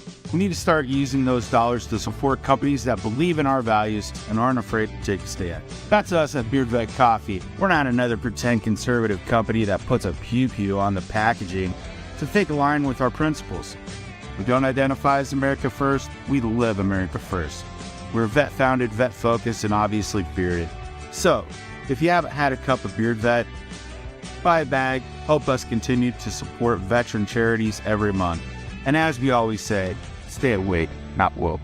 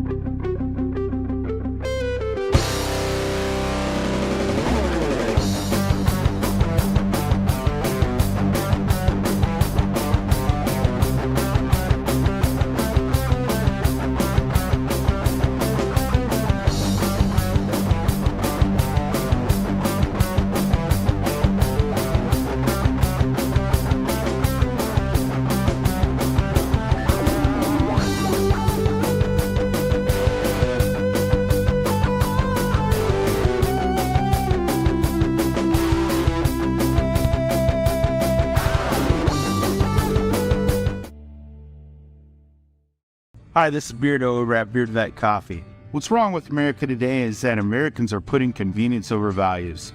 We need to start thinking about our dollar as a vote. We need to start using those dollars to support companies that believe in our values and aren't afraid to take a stand. That's us at Beard Vet Coffee. We're not another pretend conservative company that puts a pew-pew on the packaging to take a line with our principles. We don't identify as America first, we live America first. We're vet-founded, vet-focused, and obviously bearded. So, if you haven't had a cup of Beard Vet, buy a bag, help us continue to support veteran charities every month. And as we always say, stay awake, not woke.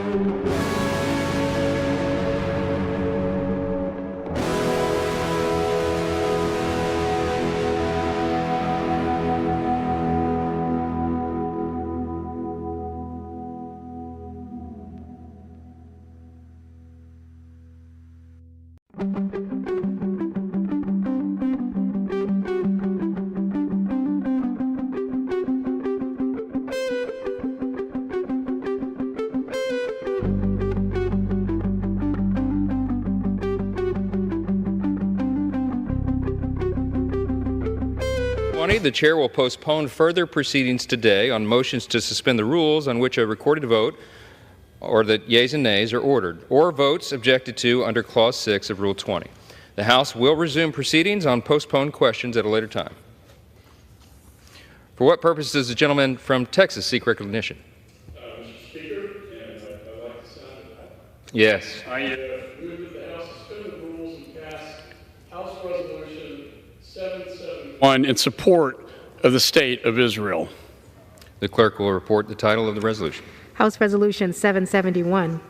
Resolution standing with Israel as it defends itself against the barbaric war launched by Hamas and other terrorists. Pursuant to the rule, the gentleman from Texas, Mr. McCall, and the gentleman from New York, Mr. Meeks, will each control 20 minutes. The chair recognizes the gentleman from Texas. Mr. Speaker, I ask unanimous consent to extend debate for each side by 10 minutes, and I also ask UC that all members may have 5 legislative days to revise and extend their remarks and to exclude extraneous material on this measure. Without objection. Thank you. I yield myself as much time as I may consume. The gentleman is recognized. Mr. Speaker, on Saturday, October 7th, Israelis awoke to rockets raining down on them from Gaza, and gunmen broke down their doors and invaded their homes. Hamas terrorists killed babies and toddlers. They killed elderly grandmothers and grandfathers. They killed moms and dads. They killed teenage kids in their homes. No one was spared from their brutality. Following World War II, my father's war, I never believed the world would bear witness to the slaughter of the Jewish people like we have seen at the bloody hands of Hamas. October 7th was the deadliest day for the Jewish people since the Holocaust. Additionally, Hamas is holding 220 hostages, including Americans. This is a flyer, mother and son taken hostage by Hamas. Hashtag bring them home now. They're using them as human shields and threatening to execute them. They must all be released unconditionally now. This is one of the darkest moments in the history of the State of Israel. I was in one of the kibbutzes right on the border of Gaza last year, meeting with members of the community. I saw their daycare center. That very same kibbutz was overrun by 70 Hamas terrorists. Many of the residents I met were slaughtered. Most viciously, the babies and the children I visited in the daycare center were slaughtered, shot to death, beheaded, and burned alive. When the press says it didn't happen, they're just wrong. It did. Because I've seen the pictures of the burned babies and the decapitated children and the blood that you see here in the babies' cribs. For God's sakes, what is going on in this world today?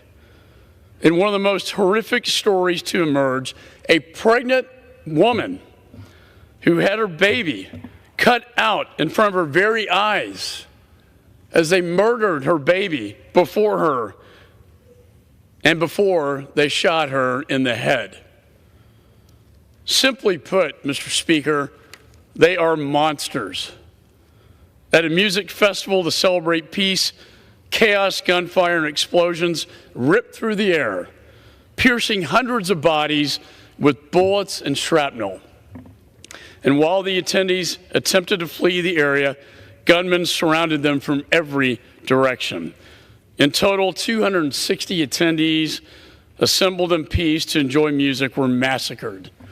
Among other atrocities we've heard reported include children with their hands bound, shot in the back of the head execution style. Women who were raped and slaughtered, one of whom was dragged through the streets of Gaza. Families, including babies and young children, were burned alive in their homes in front of their parents.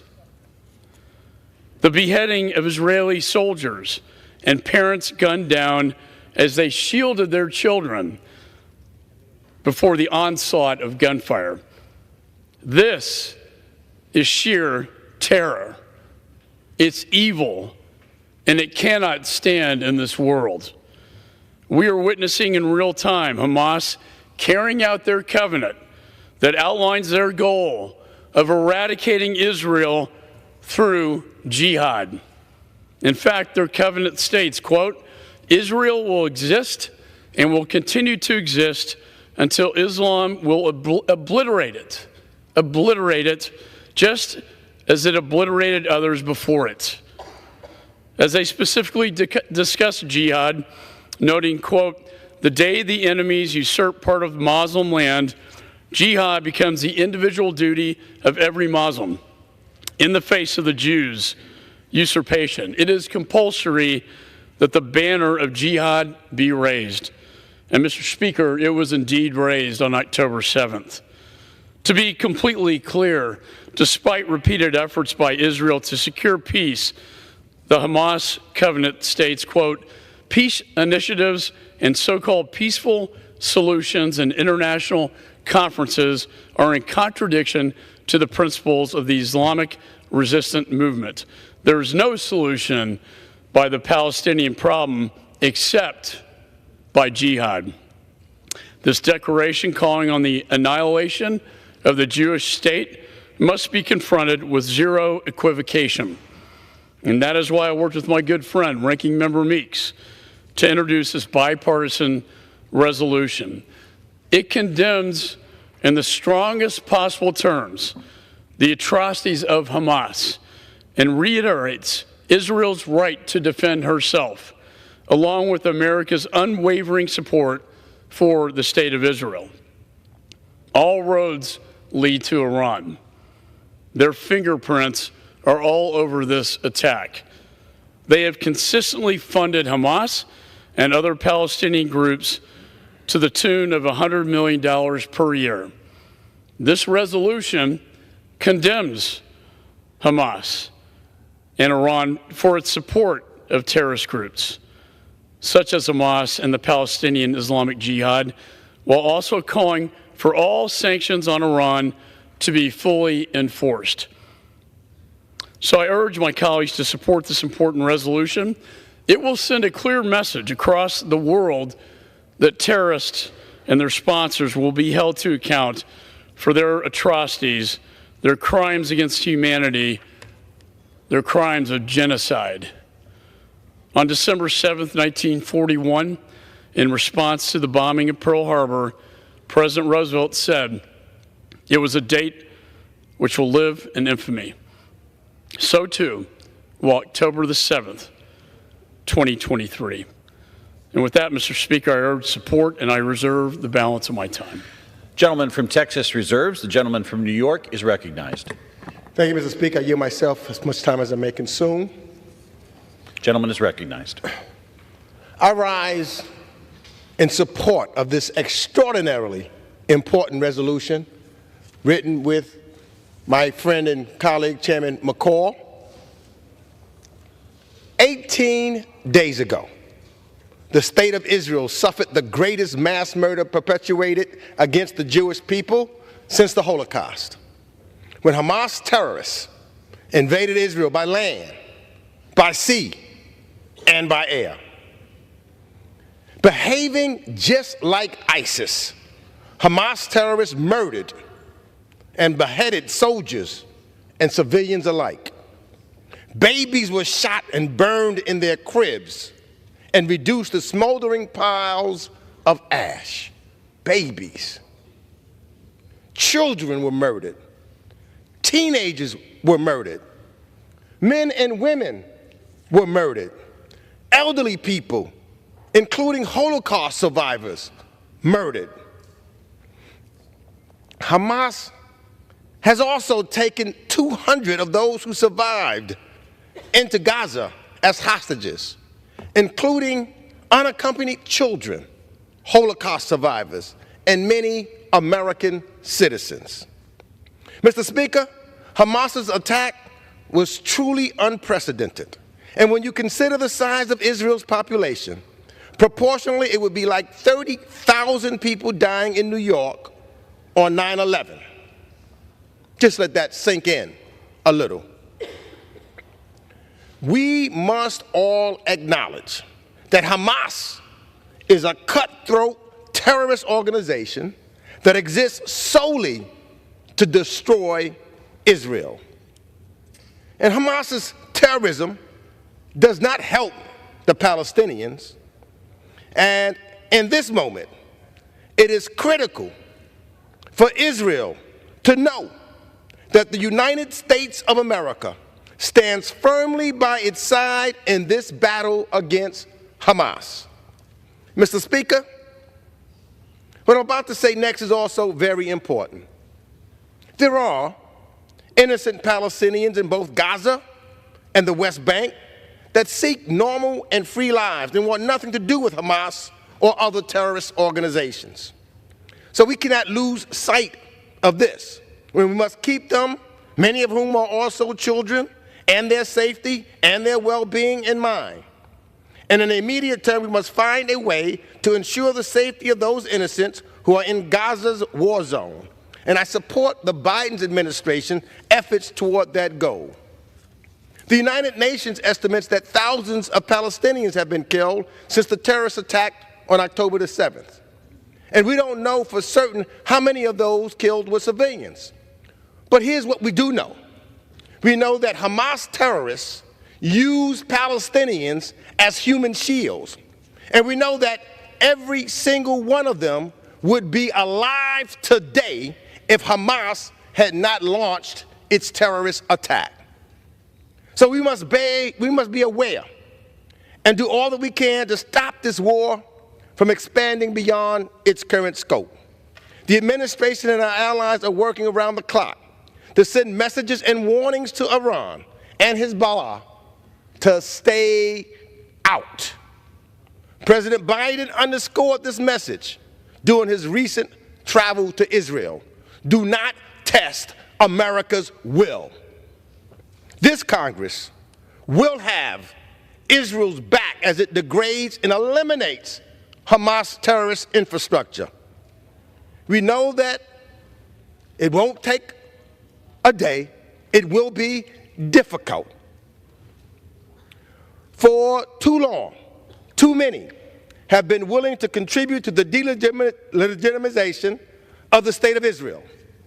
It is deeply concerning that even global leaders are already whitewashing one of the worst terrorist attacks in history, while Hamas and its allies blanket cyberspace and with misinformation about this war. Just yesterday, Turkish President Erdogan said that Hamas is not a terrorist organization. It is a group of Mujahideen defending their lands. This from the mouth of a NATO ally who has his own concerns about terrorists as an existential threat to his country. President Erdogan's rhetoric is dead wrong. It is ranked with hypocrisy, and its timing is extraordinarily dangerous.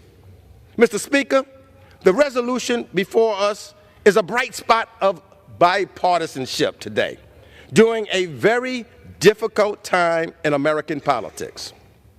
425 members of this House of Representatives have co-sponsored this resolution. And so there's no question in my mind that it will pass overwhelmingly, Democrats and Republicans alike.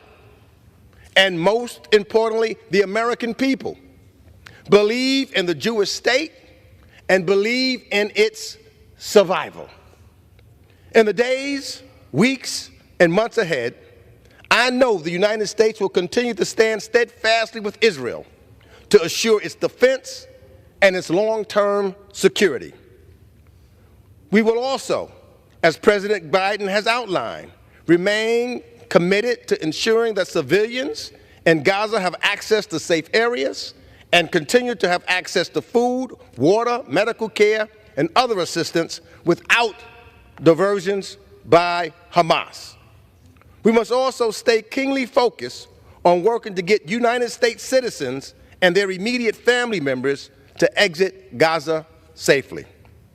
I want to conclude, Mr. Speaker, by raising an issue that the United States and Israel must address. What does a successful ground operation in Gaza look like? And how do we achieve the goal of leaving Gaza to a responsible Palestinian government if Israel's effort to remove Hamas is successful?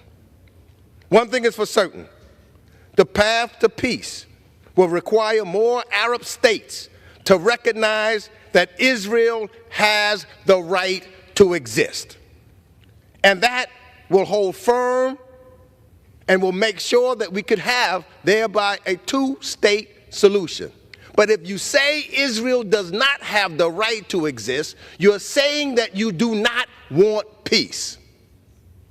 So I urge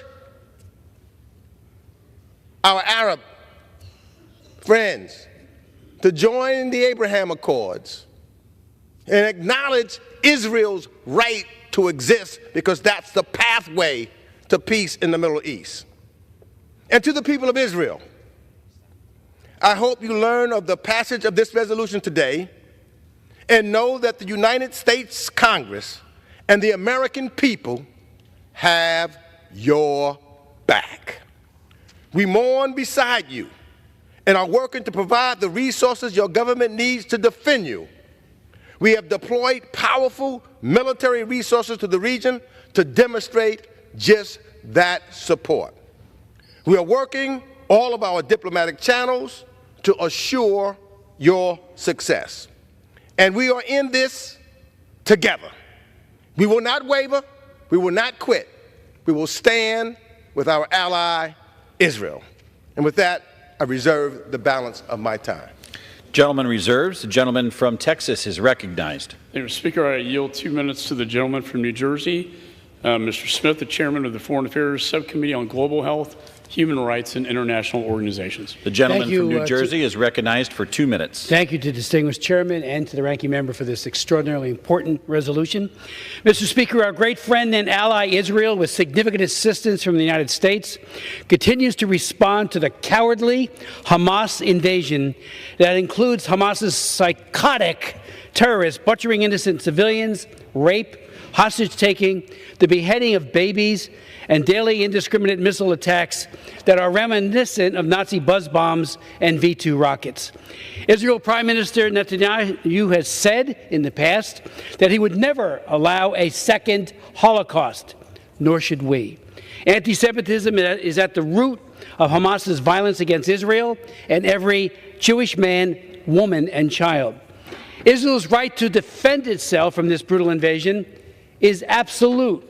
Hamas's 1988 charter explicitly demands the absolute destruction of the state of Israel and proclaims, quote, Israel will exist and will continue to exist until Islam will obliterate it, close quote. Article 7 of the Hamas charter demands the slaughter of all Jews and says, the Jews will hide behind rocks and trees, and the rocks and trees will cry out, there is a Jew hiding behind me, come and kill him, close quote. Article 13 explicitly rejects initiatives for peace and reconciliation and states, quote, initiatives and so-called peaceful solutions and international conferences are contradictions to the principle of Islamic resistance movement. In its 2017 charter, Hamas reiterated its goal of wiping Israel off the face of the earth and said, and I quote, there is no alternative to a fully sovereign Palestinian state on the entire national Palestinian soil with Jerusalem as its capital. Like the Nazis before them, Hamas and its chief terrorism sponsor, Iran, are committing genocide against the Jews. The United States and all people committed to human rights and the rule of law must stand with Israel. That means our support Gentleman's time has and expired. prayers and the weapon systems to defeat Gentleman's time has Hamas. expired. Gentleman reserves. Gentleman from New York is recognized. And Mr. Speaker, at this time, I'm proud to yield 2 minutes to the gentlewoman from North Carolina and a member of the House Foreign Affairs Committee, the Honorable Representative Kathy Manning. Gentlewoman from North Carolina is recognized for 2 minutes. Thank you, Ranking Member Meeks.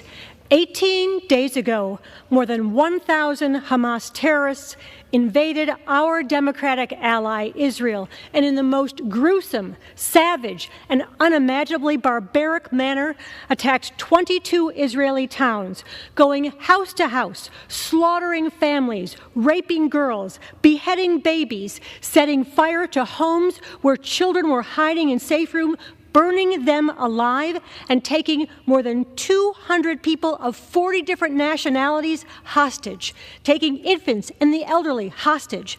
They massacred more than 260 young people attending an outdoor peace concert. They perpetrated the worst attack on the Jewish people since the Holocaust, slaughtering more than 1,400 people, including 39 Americans. And in committing these horrific crimes against humanity, they have brought disaster to the very people they govern, the Palestinian people. They hide their fighters among civilians. They place rocket launchers and weapons in schools and hospitals, in mosques and residential buildings, compounding their acts of evil. I was so proud that President Biden immediately expressed the full support of the United States for the state of Israel, and he traveled to Israel in a time of war to embrace the Israeli people, to show with his presence that the Jewish state has not only a right but a duty to defend itself against Hamas, a terrorist group that has in its charter as its foundational purpose to murder Jews and destroy the state of Israel. And make no mistake, when they shout from the river to the sea, they are calling for the total destruction of the state of Israel and ridding the Middle East of all Jews. Well, not on our watch. The United States will stand side by side with our democratic ally Israel. I urge my colleagues to join me in voting in support of this resolution. Gentlewoman's time has expired. Gentleman reserves. Gentleman from Texas is recognized. Mr. Speaker, I yield 2 minutes to the gentlelady from Missouri, the Vice Chair of the Committee on Foreign Affairs, Ms. Wagner. The gentlewoman from Missouri is recognized for 2 minutes. I thank the chairman. And, Mr. Speaker, I rise in support of HRES 771. Today, the House has an opportunity to demonstrate moral clarity and moral courage. These past few weeks have exposed a level of anti-Semitism in this nation that is frightening. Whether it is school children chanting for the genocide of Israelis by calling for removal from the river to the sea, or radicalized college students projecting anti-Semitic slogans on the side of school property, it is clear young Americans are being indoctrinated against Israel. These actions must be condemned. Hamas is a terror organization that slaughtered innocent women and children. Hamas is a terror organization that manipulated Western media into doing their bidding by spreading lies about attacks Israel did not commit. Hamas is a terror organization that steals foreign aid, using it to construct rockets and attack Israel. These are not my opinions, Mr. Speaker. They are facts. And yet too many refuse to call Hamas out for what it is: evil incarnate, focused solely on the destruction of the Jewish people. Mr. Speaker, the United States government must be united in support of Israel and against Hamas and anti-Semitism. There should be no equivocation from the White House when asked whether the rise of anti-Semitism is wrong. There should be no equivocation from the member of Congress about whether to stand with Israel or with terrorist groups like Hamas. Today, this body is speaking loudly to the international community that Israel must have the resources to defend itself from genocidal terrorists. With one voice, let us support HRES 771 and stand with Israel. And if, Mr. Speaker, you cannot bring yourself to support this resolution today, I would encourage any such member to do the right thing and resign from this body. And I yield back. Gentlewoman yields back. Gentleman reserves. Gentleman from New York is recognized. Yes, Mr. Speaker, I'm proud to yield 1 minute to the former majority leader of this distinguished body, the gentleman from Maryland, the Honorable Steny Hoyer. Gentleman from Maryland is recognized for 1 minute. I thank the gentleman for yielding. For millennia, the Jews of the world have been subject all over the world to prejudice, hate, and violence. Mr. Speaker, I have visited Kfar Aza, kibbutz, over 4 times in the last 25 years. It was a place of community, and on October 7th, Hamas turned it into a place of slaughter. This brutal terrorist organization will pursue its genocidal, anti-Semitic mission to fight and kill Jews. That's their purpose. The Jewish state of Israel will cease to exist if their objectives are achieved. Hamas will not yield, and neither can we. As the resolution makes clear, we will stand by our ally Israel. Have their back, Mr. Chairman. Dozens of American civilians have been killed, wounded, and held captive in this war. We've also seen the scourge of anti-Semitism here in America. 30 more seconds? Gentleman has yielded 30 seconds. We must follow this resolution with action, and we must all vote for this resolution and speak with one voice. Action that shows the world that America will defend its allies in Israel, in Ukraine, and around the world. And I yield back the balance of my time. Gentleman yields back. Gentleman reserves. Gentleman from Texas is recognized. Thank you, Mr. Speaker. I yield 2 minutes to the gentleman from South Carolina, Mr. Wilson, the chairman of the Foreign Affairs Subcommittee on the Middle East. Gentleman from South Carolina is recognized for 2 minutes. Thank you, Mr. Chairman. Thank you, Mr. Speaker.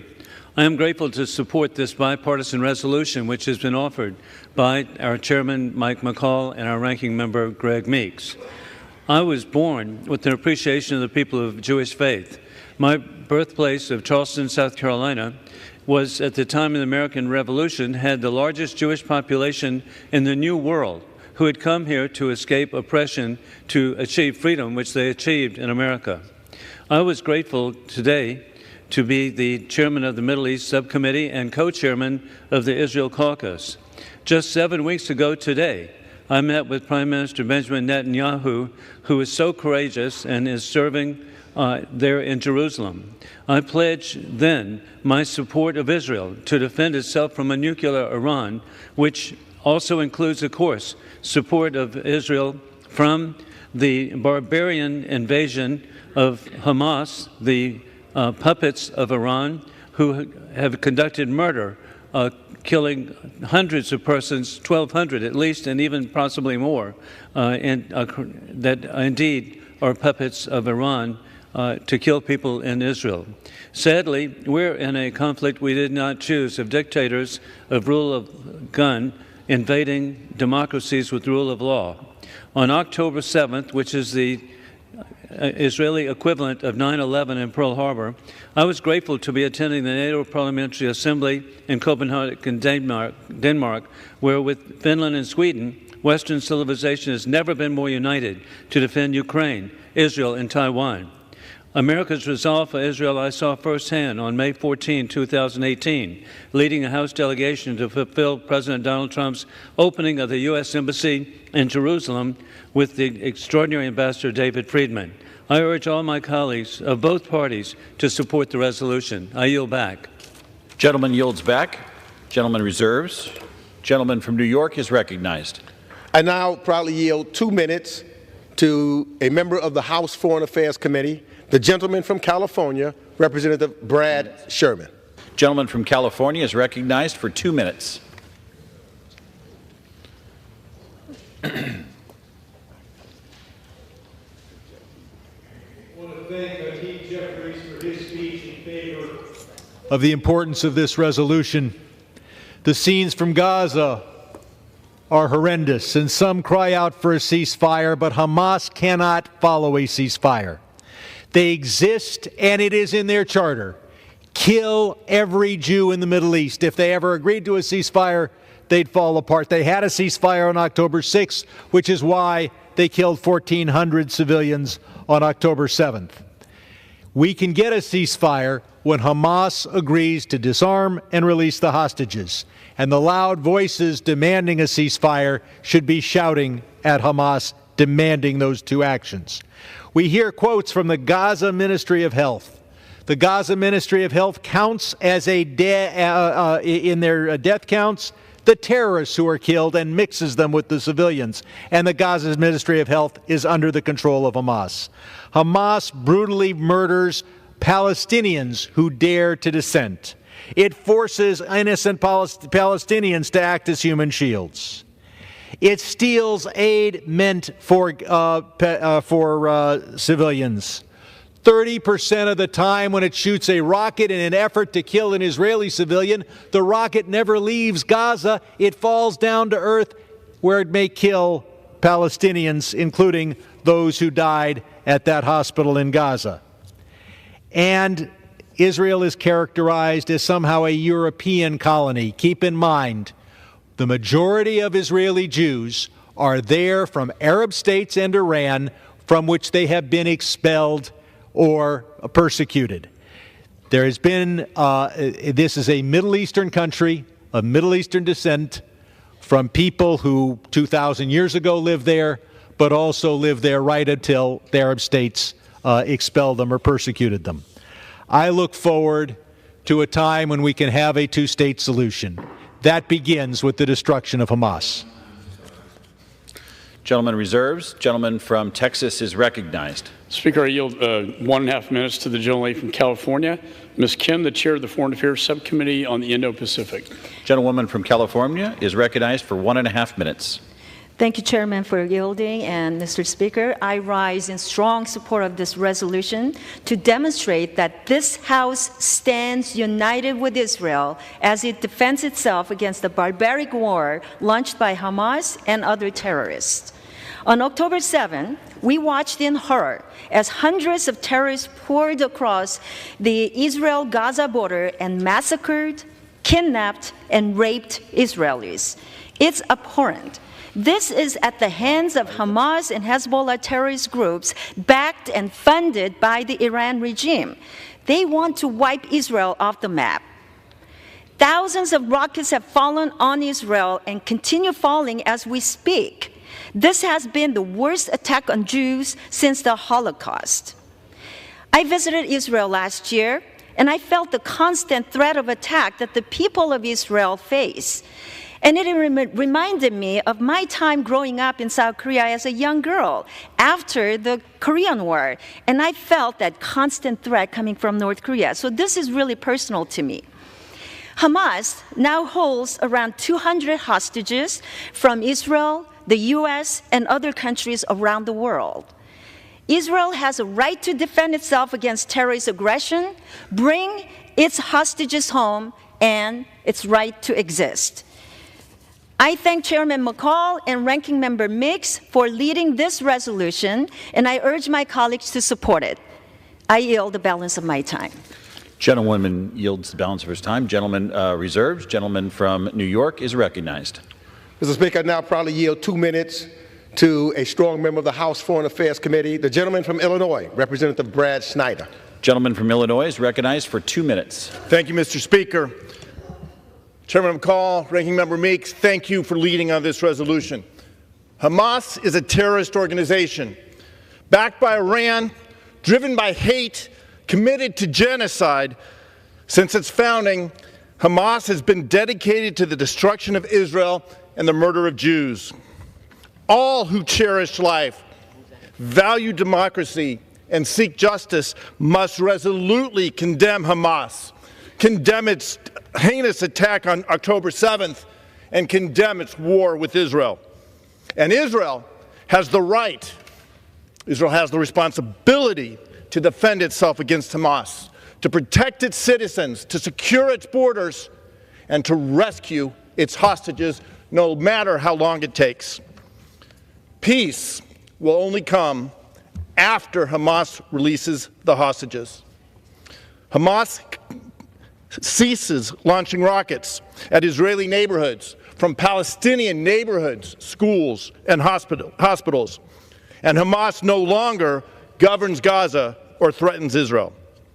Until then, Palestinians and Israelis cannot know peace. 3 points. Hamas is a murderous organization, and its aspirations are no different than Al-Qaeda or ISIS. 22 years ago, the United States went to war halfway across the world. Today, Hamas is not halfway across the world, but is entrenched on Israel's border. Israel must be able to defend itself. Point number 2, defend itself and protect its citizens. And point number 3, the United States Congress, and the American people stand with Israel. Our relationship is unbreakable. Our commitment to Israel's security, to a Jewish, democratic state, is ironclad. Israel has no better friend than the United States, and the United States has no better friend than Israel. And to those who cheer Hamas, who turn a blind eye to murder, rape, torture, and kidnapping, you cast your lot with the barbarians and share in their shame. I yield my colleagues to support this resolution. I yield back. Gentleman reserves. Gentleman from Texas is recognized. Mr. Speaker, I yield 1 minute to the gentleman from California, Mr. Issa. Gentleman from California is recognized for 1 minute. Thank you. Thank you, Mr. Speaker. You know, many in this body continue to say that no words can describe the horror that the Israeli people are facing. That's not true. There are words to describe it, and they have to be said.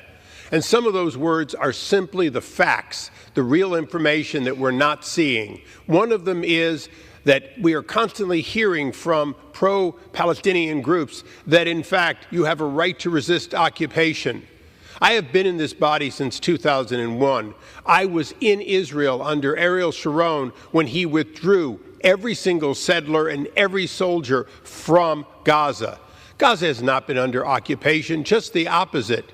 When they didn't like the control they had after an election, Hamas seized by violence the control of Gaza, killing their fellow Palestinians. And since that time, they have been a war-making machine that has, in fact, been financed by Iran, equipped by Iran, and today it is Iran that owes an apology to the world, and the Palestinian people need to discount forever their association. I yield back. Gentleman reserves. Gentleman from New York is recognized. And I'll probably yield 2 minutes to another strong member of the House Foreign Affairs Committee, the gentleman from California, Representative Jim Costa. Gentleman from California is recognized for 2 minutes. I thank the gentleman from New York. I thank the chair and the ranking member for putting together this very strong resolution, H.R. 771. The United States unequivocally stands with the state of Israel and its people. The world is watching our actions today and tomorrow, and will determine by our actions the future of democracies around the world. So therefore, we must be unified and bipartisan. Terrorism is never, ever justified. Israel has the right to exist and defend itself against Hamas. Hamas, a terrorist group whose only purpose is to destroy the state of Israel and its people. Congress, therefore, and the President must together pass a strong bipartisan package to support our ally Israel. We must send a strong message to Iran, Syria, Hezbollah, not to escalate this situation. In the President's word, don't think about it. America defends its allies, Israel and Ukraine and other freedom-loving democracies around the world.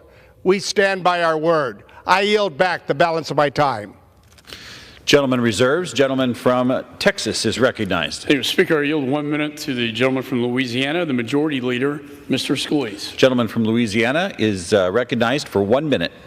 Thank you, Mr. Speaker, and I want to thank Chairman McCall and Ranking Member Meeks for coming together on this critical, important piece of legislation, this first piece of legislation under Speaker Mike Johnson to stand with our friend Israel as they're under attack from Hamas and other terrorist organizations.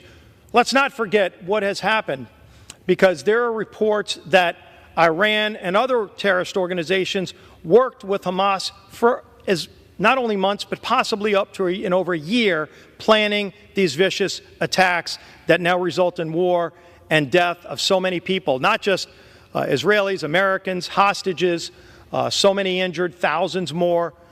This is horrific. This is an opportunity for people all around the world to stand with Israel's right to defend themselves. But as we look at the casualties, as we look at the devastation, the barbaric nature of the attacks coming from Hamas in Gaza, we must recognize that the funding that goes to these terrorist organizations can be stopped with stronger action from this Congress. And I know we're going to be coming together again to address some of those issues. We need to stand up against Iran's ability to sell oil on the world markets because they use those billions of dollars in funds to also augment and fund terrorism to groups like Hamas. Everybody knows it happens. It's been going on for years and years, and it must stop. We must stand up against it. We must also freeze the $6 billion that still hasn't been transferred, but that was negotiated as part of a settlement that even Iran has admitted can be used for whatever purpose they want, including funding terrorism. We can't stand by and let that happen either. And as we're taking strong action to stand with Israel, our friend in the Middle East, we must also stand up to the anti-Semitism we see here in our country that pops its ugly head during ugly times like this.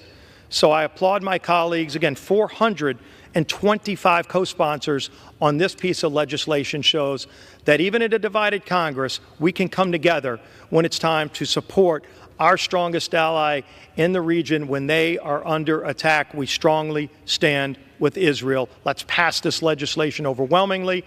I yield back the balance of my time. Gentleman reserves. Gentleman from New York is recognized.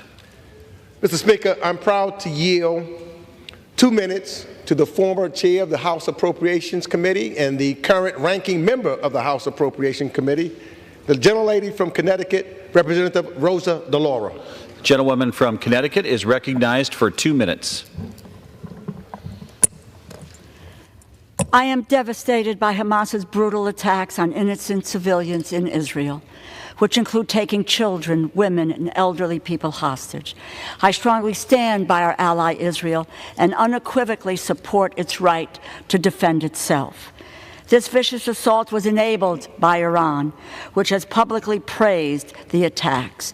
And now more than ever, it is vital that the United States does not walk away from its global commitment to defend democracy. This war is against Hamas. It is not the Palestinian people. And Palestinians have also lost communities and even loved ones because of Hamas's atrocities. Israel has to end Hamas's role in Gaza. And while we work together to minimize harm to civilian populations, but Hamas's presence is an assault on humanity. And I want to work with the unity government in Israel to create the conditions for peace again. As ranking member of the House Appropriations Committee, I am intent on ensuring that we do everything that we can to provide the humanitarian, military assistance that is necessary for Israel to recover from this devastation and continue to defend itself. And I yield back. Gentleman reserves. Gentleman from Texas is recognized. Mr. Speaker, I yield 1 minute to the gentleman from Tennessee, member of the Foreign Affairs Committee, Mr. Burchett. Gentleman from Tennessee is recognized for 1 minute. Thank you, Mr. Speaker. Thank you, Mr. Chairman. Let's be honest, Mr. Speaker. If Hamas puts down its guns, peace will happen. If Israel does that, they will be slaughtered.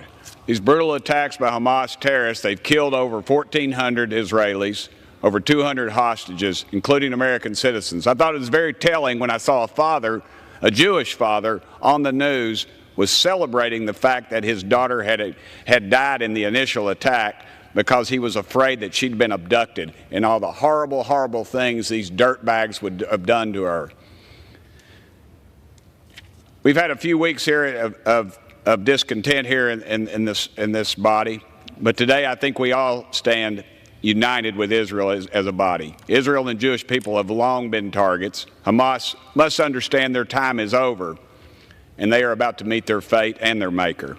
We stand in solidarity with the people of Israel. their fight against these worthless thugs, Hamas, Hezbollah, and any other Iranian-backed terrorist group. Our enemies must know their commitment, that we are committed to our allies, and that they will die. Thank you, Mr. Speaker. Gentleman reserves. Gentleman from New York is recognized. I now yield 2 minutes to the former chairman of the Agricultural Committee, the current ranking member, the gentleman from Georgia, Representative David Scott. Thank you very much. And the very first thing I want to say is this. Take note, those of you who are around the world watching this House of Representatives in action, that the very first bill that we are putting out is a bill to send a powerful message. We not only stand with Israel, we will fight with Israel. There's absolutely no way, as God is our maker, that we are going to stand by and see Israel destroyed.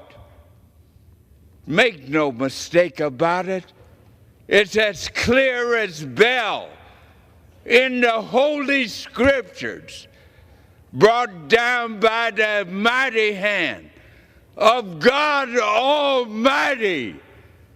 Stand with my people, the people of Israel. Now, ladies and gentlemen, I was called upon as a member of the NATO Parliamentary Assembly to go to Iran, to write the paper on Iran. I met the people of Iran, and I want the people of Iran to listen. Go to your mothers, go to your leadership. They are the ones that control Hamas, Hezbollah. And then I call upon our friends in Saudi Arabia. The answer to this is in your hands. Time has expired. Gentleman reserves. Gentleman from Texas is recognized. Thank you, Mr. Speaker. I yield 1 minute to the gentleman from Texas, member of the Foreign Affairs Committee, Mr. Jackson. Gentleman from Texas is recognized for 1 minute. Thank you, Mr. Chairman. Mr. Speaker, there has never been a more important moment in the relationship between the United States and Israel. I call upon this body to take all necessary actions to unequivocally stand with Israel as it fights for its very existence in this unprovoked war launched by Iranian-backed Hamas terrorists. I have and always will do everything in my power to stand with Israel. I, like the rest of the civilized world, have been disgusted with the unspeakable and barbaric atrocities imposed on innocent Israeli women and children by these animals that call themselves Hamas. We must enact policies to provide Israel with anything and everything it needs to defend itself, to immediately end all illegal aid payments to the Palestinian terrorists, and to hold Iran accountable. As long as I have a vote in Congress, I will always cast my vote in support of the Jewish state. And with that, I yield back. Thank you. Gentleman reserves. Gentleman from New York is recognized. Mr. Speaker, I'm proud to yield 2 minutes to the Speaker Emerita, the gentlewoman from the great state of California, the Honorable Nancy Pelosi. The gentlewoman from California is recognized for 2 minutes. Thank you, Mr. Speaker. I thank the gentleman for yielding, and I rise in strong support of this resolution to support one of the closest allies in the world and partners, Israel, as she defends herself against terrorist attacks. I thank Chairman McCall for his leadership in bringing this to the floor, as well as Ranking Member Meeks for their leadership, working together, crafting this resounding statement of support, and doing so in a unifying bipartisan way. Mr. Speaker, on October 7th, we watched in horror as Hamas terrorists unleashed a brutal assault on Israel's families and slaughtered we've gone into some of the detail of the brutality of it all, outside the circle of civilized human behavior. Brutality.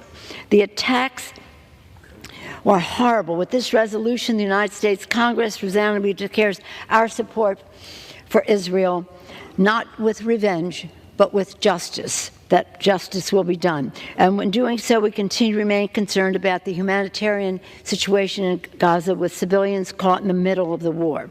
I echo Secretary Blinken's call for a humanitarian pause so that innocent lives can be saved. 80 years ago, Mr. Speaker, on the floor of this House, my father, as a member of Congress, Thomas D'Alessandro from Maryland, called upon the Roosevelt administration to support the establishment of a state of Israel in what was known as Palestine at the time. He was early in calling for that. So it's in my DNA to protect that state of Israel. Hamas is dedicated to the destruction of the state of Israel. Hamas has been declared a terrorist organization by the United States. Hamas must be destroyed. But in destroying them, we must protect the children in Gaza. They use them as shields. We want to protect them. So this resolution, in overwhelming bipartisan support on the floor of the House, is so necessary. I urge a unanimous vote and thank the Chairman and Ranking Member for their leadership. Gentleman reserves. Gentleman from Texas is recognized. Speaker, I yield 1 minute to the gentleman from Kentucky, member of the Foreign Affairs Committee, Mr. Barr. Gentleman from Kentucky is recognized for 1 minute. Mr. Speaker, I rise in support of this important resolution affirming Israel's right to self-defense against this savage war perpetrated by Hamas and other Iranian-backed terrorists. While it was Hamas terrorists who invaded peaceful communities across Israel, decapitating babies, burning elderly women alive, kidnapping innocent civilians, including Holocaust survivors, it was Iran who was working behind the scenes to fund these acts of terror. I support this resolution because it calls out the mullahs in Tehran for funding Hamas and enabling this attack to occur. But how did this happen? In short, it happened because the Biden administration foreign policy allowed it to happen. Our government designated Iran as a state sponsor of terror, yet the Biden administration pursued a policy of weakness and appeasement toward Tehran. Since the Biden administration took office, Iran has generated approximately $80 billion in revenue from oil sales. And that's because this administration rolled back the Trump administration's successful maximum pressure campaign. In 2021, the administration lifted oil sanctions on Iran that were so helpful to the regime that the deputy chief of the Central Bank of Iran additional 30 seconds. Gentleman has been yielded an additional 30 seconds. Thank you. The sanctions relief was so helpful to the regime that the deputy chief of the Central Bank of Iran said that Iran's foreign currency reserves were growing due to the growth of oil and other exports. For months, Secretary Blinken and National Security Advisor Sullivan and other administration officials have chased another JCPOA to release billions of dollars in sanctioned assets. And now we see the administration effectively incentivize Hamas to take American hostages by facilitating the transfer of $6 billion from South Korea to Iranian banks in Qatar, a deal that this administration claims it is frozen for now, but Qatar and Iran says is available to them today. Support this resolution. First, gentleman from New York is recognized. Mr. Speaker, let me inquire how much time remains. Gentleman from New York has 7 minutes remaining. Gentleman from Texas has 10 minutes remaining. I kindly yield a minute and a half to the gentle lady from Florida, Representative Debbie Wasserman Schultz. Gentlelady from Florida is recognized for a minute and a half. I thank the gentleman for yielding, Mr. Speaker. I rise in strong support of this resolution in the State of Israel and to speak out against the horrific murder of 1,400 Israeli civilians and the kidnapping of hundreds more. The unspeakable genocidal violence inflicted on Israelis and the Jewish people by Hamas terrorists goes beyond condemnation. It demands action. As part of a bipartisan and bicameral delegation, I was in the region in pursuit of peace when Hamas launched their cowardly attack on civilian communities. 3 days later, I met with Israelis' unified leadership and pledged continued U.S. support for the defense of the Jewish state. President Biden has led our nation in mourning the dead, praying for the kidnapped, and mobilizing to support Israel in eradicating Iranian-backed death cults like Hamas, Hezbollah, and Islamic Jihad, who are committed to the elimination of the Jewish people. Israel has never had a stronger ally, and the Jewish community has never had a stronger advocate, a stronger voice in the Oval Office. The unconscionable apathy of many nations, and many in our own nation, is a sobering reminder of the fact that Israel remains surrounded by hostility and danger. As a proud Jewish American and Zionist, let me be clear. Israel has a right to defend itself, and Hamas must be destroyed. As an advocate for peace, normalization, and a two-state solution, it must be stated that Hamas is the primary obstacle to all three. We should not tolerate Americans who rationalize massacres and lionize monsters while spouting off anti-Semitic tropes and accusations.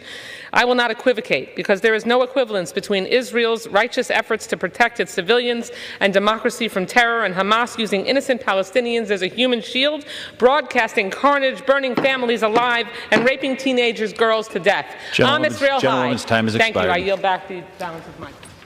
Gentleman reserves. Gentleman from Texas is recognized. Thank you, Speaker. I yield 1 minute to the gentleman from Arkansas, a member of the Foreign Affairs Committee, Mr. Hill. Gentleman from Arkansas is recognized for 1 minute. I thank the Speaker. I want to thank the Chairman. I want to thank the Ranking Member for their work on this bipartisan, strong resolution. Iran and Russia are locked in a poisonous partnership committed to terror. Terror in Ukraine, terror in Syria, and Iran, as the world's largest state sponsor of terrorism, is further committed to the destruction of our ally, Israel. On October 7th, Iran's puppet, Hamas, commenced its most recent sick, savage slaughter of innocents. America, we were the first nation to recognize Israel in 1948. But over the decades, we have stood at her side when she's been attacked by force over her borders. We've stood by her side at anti-Semitic rhetoric in the halls of the United Nations. And together, we have been at the peace table seeking solutions. Today, united, we stand on this House floor in prayer for the safe return of all the hostages taken by Hamas. And I urge adoption on a strong bipartisan basis of this resolution in support of our ally of Israel. I yield back the balance of my time. Gentleman reserves. Gentleman from New York is recognized. Yes, I yield 1 minute to the gentleman from Michigan, Representative Thanadal. Gentleman from Michigan is recognized for 1 minute. Thank you, Chairman McCall and Ranking Member Meeks. I rise in support of House Resolution 771. I firmly stand with Israel in the face of terrorism from Hamas. When I visited Israel in August, I saw how they were surrounded by threats. Now those threats have come true in the most violent and terrible possible way. Let me be clear. Our goal is the eradication of terrorists and terrorism from the face of this earth. We call on and expect the Israeli army to try to minimize civilian casualties, and we should make every reasonable effort to protect innocent Palestinians. But there can be no ceasefire until Hamas releases all hostages, stops its rocket attacks, and surrenders the leaders of the terrorist attack. Mr. Chair, I yield back. Gentleman reserves. Gentleman from Texas is recognized.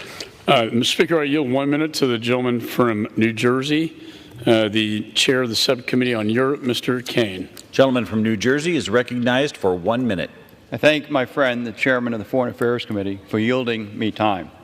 On the morning of Saturday, October 7th, Hamas launched the most brutal and expansive surprise attack on Israel since the Yom Kippur War 50 years ago. The world stood in shock as reports and images began to surface of civilians murdered, young children beheaded, and Holocaust survivors being dragged into Gaza as hostages. Like many of my colleagues in this chamber, I spent the past weeks engaging with the Jewish community leaders in my district, reassuring them of their community's safety and speaking with constituents who had to flee back to the United States.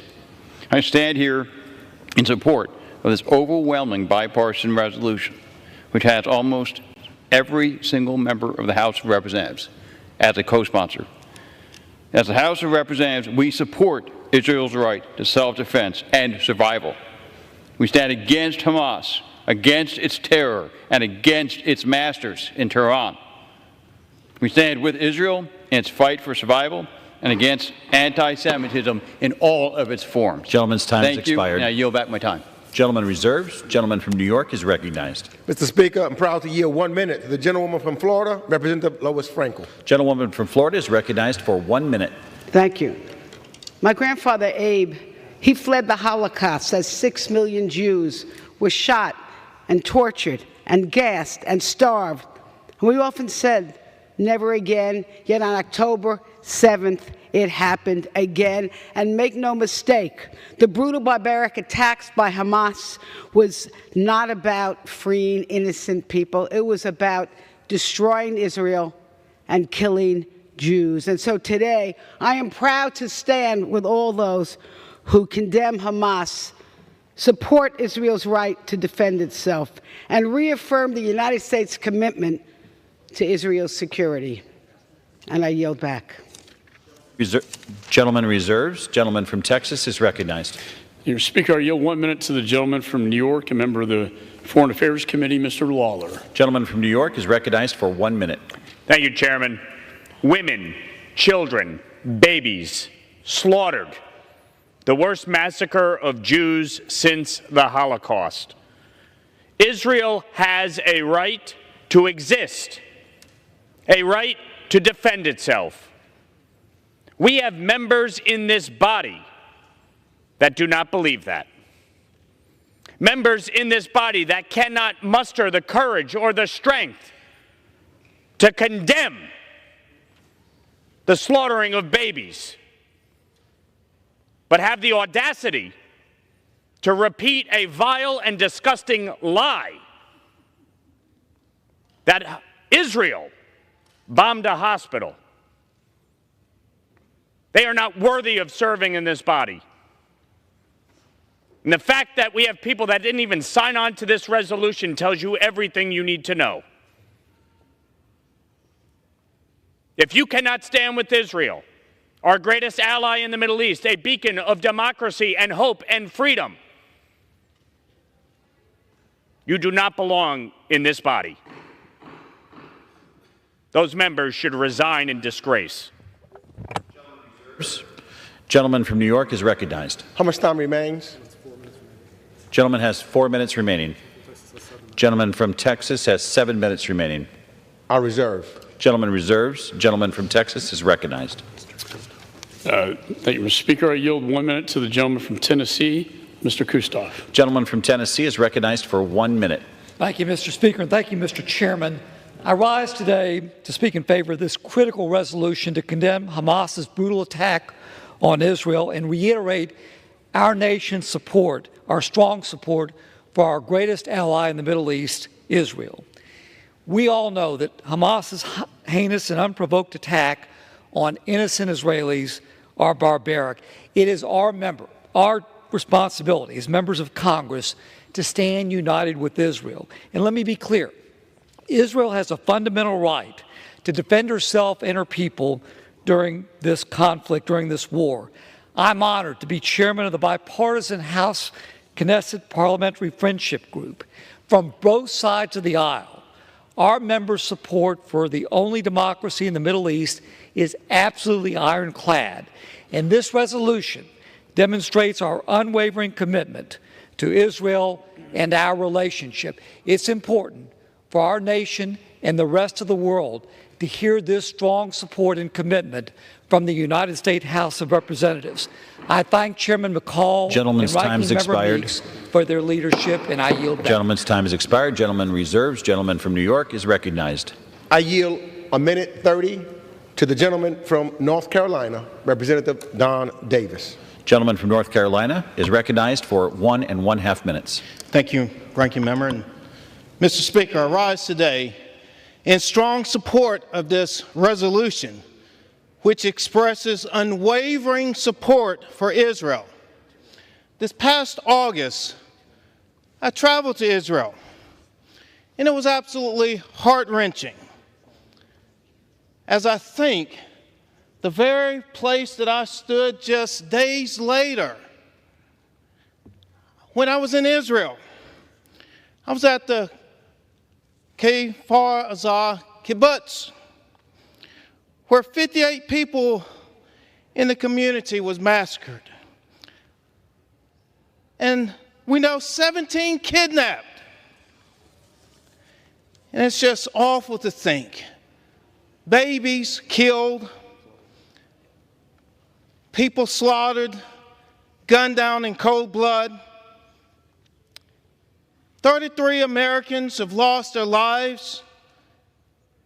Others are missing. Let's be clear. A nation must respond. And yes, we must respond. So let us continue to extend our unwavering support to Israel and ensure that the people of Israel have everything necessary to defend themselves and dismantle this egregious Hamas fighters. Mr. Speaker, I yield back. Gentleman reserves. Gentleman from Texas is recognized. Mr. Speaker, I yield 1 minute to the gentleman from Texas, a member of the Foreign Affairs Committee, Mr. Moran. Gentleman from Texas is recognized for 1 minute. Thank you, Mr. Speaker. As a Christian, freedom-loving Texan and sitting member of the U.S. House Foreign Affairs Committee, the events in Israel these past weeks are of utmost concern. But beyond that, they should concern every American and, frankly, every member of humanity, regardless of religion, ethnicity, race, gender, or political affiliation. What we've seen in these past weeks is pure hate and pure evil. Hamas is a well-known Iranian-backed terrorist organization whose official charter calls for the obliteration of Israel and the Jewish people. Consider that for a moment. And these last few weeks have been proof of their commitment to this goal. So how should we respond in the United States? The U.S. should act strategically with strength and steadiness so that those enemies of the U.S. and Israel are overwhelmed and ultimately defeated in their entirety. We must stand firmly with Israel with whatever they need. Whatever they need. Now is not the time for timidity. It is the time for strength and unity with Israel. Such action will help deter evil in the future, preserve life, and promote liberty. Now is the time for us to be all in. Gentleman's time has expired. Strength and steadiness in this time. Let us begin Gentleman's time has by expired. standing with Israel. I yield back. Gentleman reserves. Gentleman from New York is recognized. I reserve. Gentleman reserves. Gentleman from Texas is recognized. Mr. Speaker, I yield 1 minute to the gentleman from Tennessee, Mr. Rose. Gentleman from Tennessee is recognized for 1 minute.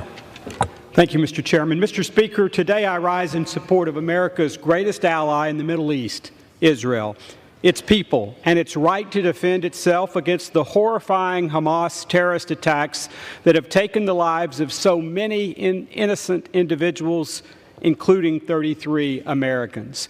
Since that deadly attack, I've been working to assist Tennesseans and their families and friends in Israel in their attempts to come home.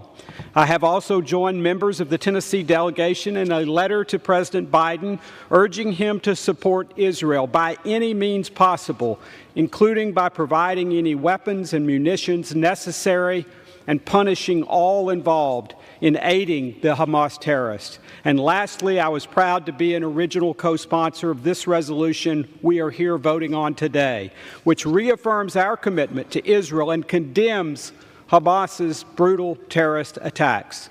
Mr. Speaker, we must do everything we can to protect and defend our friend Israel. Thank you. Gentleman reserves. Gentleman from New York is recognized. I continue to reserve. Gentleman reserves. Gentleman from Texas is recognized. Thank you, Speaker. I yield 1 minute to the gentleman from Texas, Mr. Pfluger. Gentleman from Texas is recognized for 1 minute. Mr. Speaker, thank you. It's great to be back at work, doing the important work of the House. And the United States stands united in the face of the horrific, barbaric attacks on our greatest ally in the Middle East, Israel. The October 7th attack, nearly 50 years to the day after the Yom Kippur War, was horrific. 1,500 plus people murdered, hundreds more taken hostage, including American citizens. The brutality is unlike anything we've seen in modern times, with women and children being raped and babies beheaded. This cannot be the norm Israel has every right to protect themselves, to defend themselves and their sovereignty. Our country must support Israel's efforts to protect its citizens and uphold its sovereignty without a question. With misinformation and the horrible pro-Hamas demonstrations across the world, the U.S. Congress must reaffirm our unwavering support for Israel. Together, we must work towards a lasting peace that ensures the security and prosperity of our Jewish friends and Israel. Let us stand shoulder to shoulder in this pursuit, unwavering in our commitment to justice, freedom, and the enduring bonds that bind our nations together. We stand with Israel. We stand with Israel today and forever. With that, I yield back. Gentleman reserves. Gentleman from New York is recognized. Continue to reserve. Gentleman reserves. Gentleman from Texas is recognized.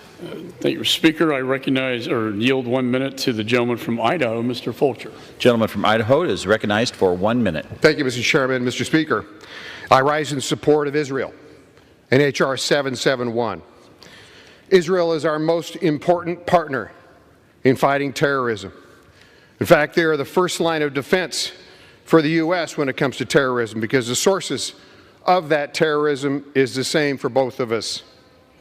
Israel is a fabulous intelligence partner. I liken them to a giant antenna in the Middle East that serves and provides information to America. And as the only true democracy in the Middle East, Israel is a beacon for the American ideals of freedom, personal liberty, and a market economy. So my colleagues, let's stand together, support Israel, and support H.R. 771. Mr. Speaker, I yield back. Gentleman reserves. Gentleman from New York is recognized. I'm ready to close. So, gentleman ready to close?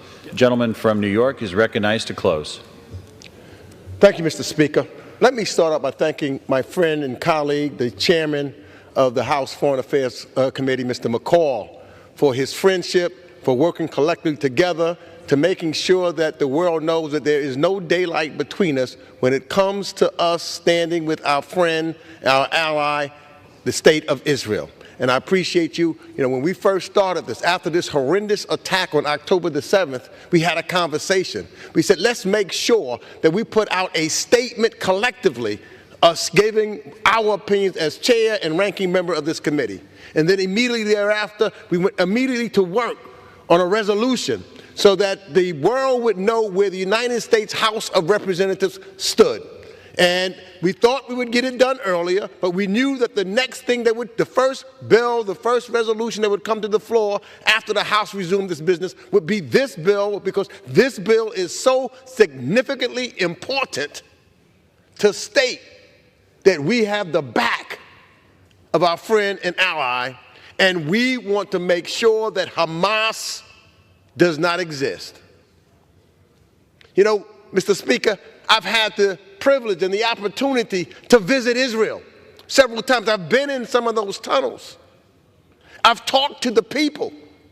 And when I've talked to the people of Israel, all they say is they want to live in peace. When I talk to the people of Palestine, the Palestinian individuals in Gaza or in the West Bank, they say they want peace. But Hamas, terrorist organization, when you look at their mandate, they say they want the destruction of Israel. You cannot have peace. You can't even negotiate peace if one side says you should not exist. How can you say that you want a better relationship if you're saying that one side should not? If you're saying Israel should not exist. And you can't forget the horrific terrorist, ISIS-like atrocities that was committed on October the 7th. You cannot be silent. You can't sit back and make believe that it didn't happen, because it did. So, Mr. Speaker, I say as we end this debate, thank you, and thank you to the American people for standing with our friend and ally, the State of Israel. Gentleman yields back. Gentleman from Texas is recognized to close. Thank you, Speaker. I want to thank my good friend, Mr. Meeks, as well. That's how this committee operates. And, you know, the fact that this is the most bipartisan resolution in modern history, with 425 co-sponsors, over 97% of this body, speaks volumes. And it sends a strong message to the people of Israel that the United States Congress and the American people stand firmly behind you. The Hamas covenant states, quote, ranks will close, fighters joining other fighters, and masses everywhere in the Islamic world will come forward in response to the call of duty, loudly proclaiming, hail the jihad. They say this cry will reach the heavens and will go on being resounded until liberation is achieved, the invaders vanquished, and Allah's victory comes about. In response to this, we must strengthen our resolve to stand with our ally, Israel. This resolution sends a clear and unequivocal message that the United States House of Representatives and the American people condemn the barbarity of the genocide and war crimes perpetrated by Hamas. And we want to make it clear that Israel has the right to defend herself to prevent an event like this from ever happening again. We want to assure you that the United States will be shoulder to shoulder with Israel, supporting her right to self-defense. And with that, Mr. Speaker, I yield back the balance of my time. I hope everyone votes yes on this resolution. Gentleman yields back. The question is, will the House suspend the rules and agree to House Resolution 771? Those in favor say aye. Aye. Those opposed say no. In the opinion of the chair, two-thirds being in the affirmative, the rules are Mr. Speaker. For what purpose does the gentleman from Texas rise? I request the yeas and nays. The yeas and nays are requested. Those favoring a vote by the yeas and nays will rise. A sufficient number having risen, the yeas or nays are ordered. Members will record their votes by electronic device. This will be a 15-minute vote.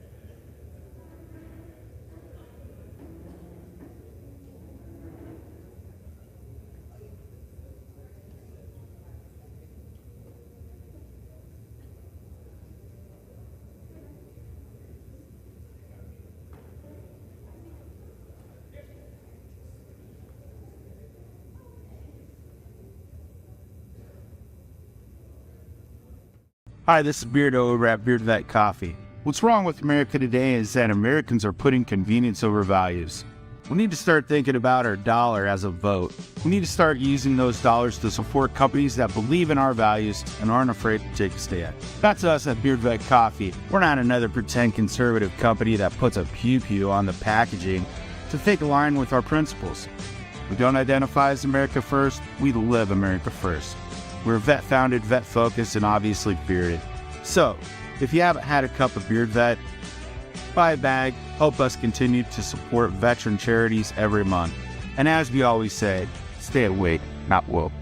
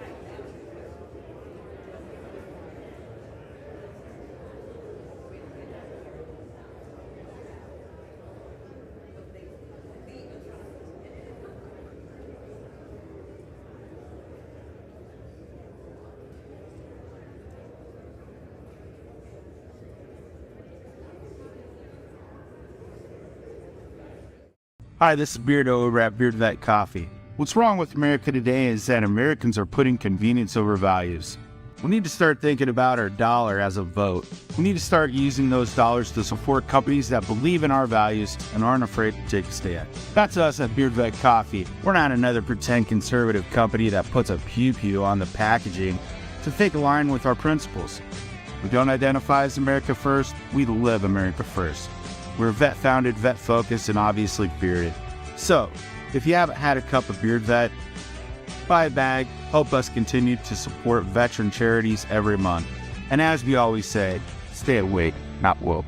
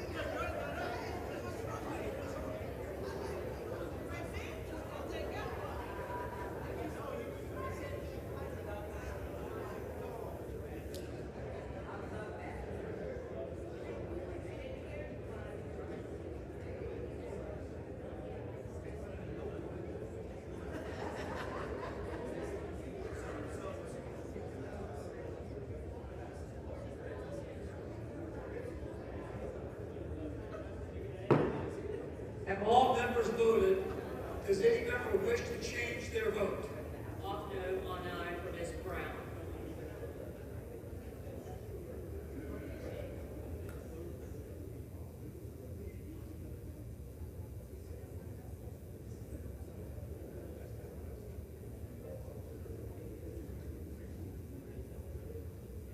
On this vote, The yeas are 412, the nays are 10, 6 recorded as present, 2/3 being in the affirmative. The rules are suspended. The resolution is agreed to, and without objection, the motion to reconsider is laid on the table.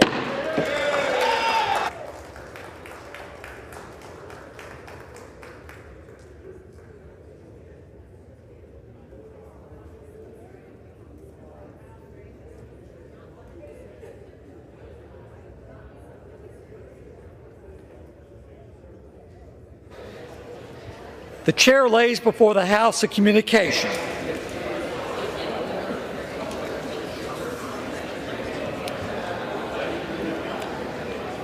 The Honorable Kevin McCarthy.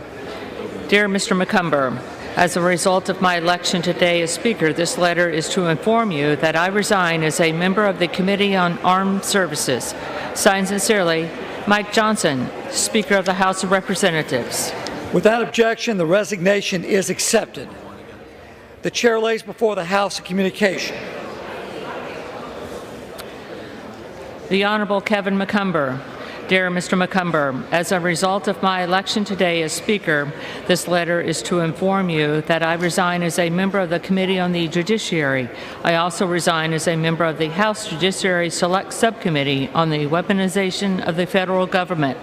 Signed sincerely, Mike Johnson, Speaker of the House of Representatives. Without objection, the resignation is accepted. The chair lays before the House sundry communications.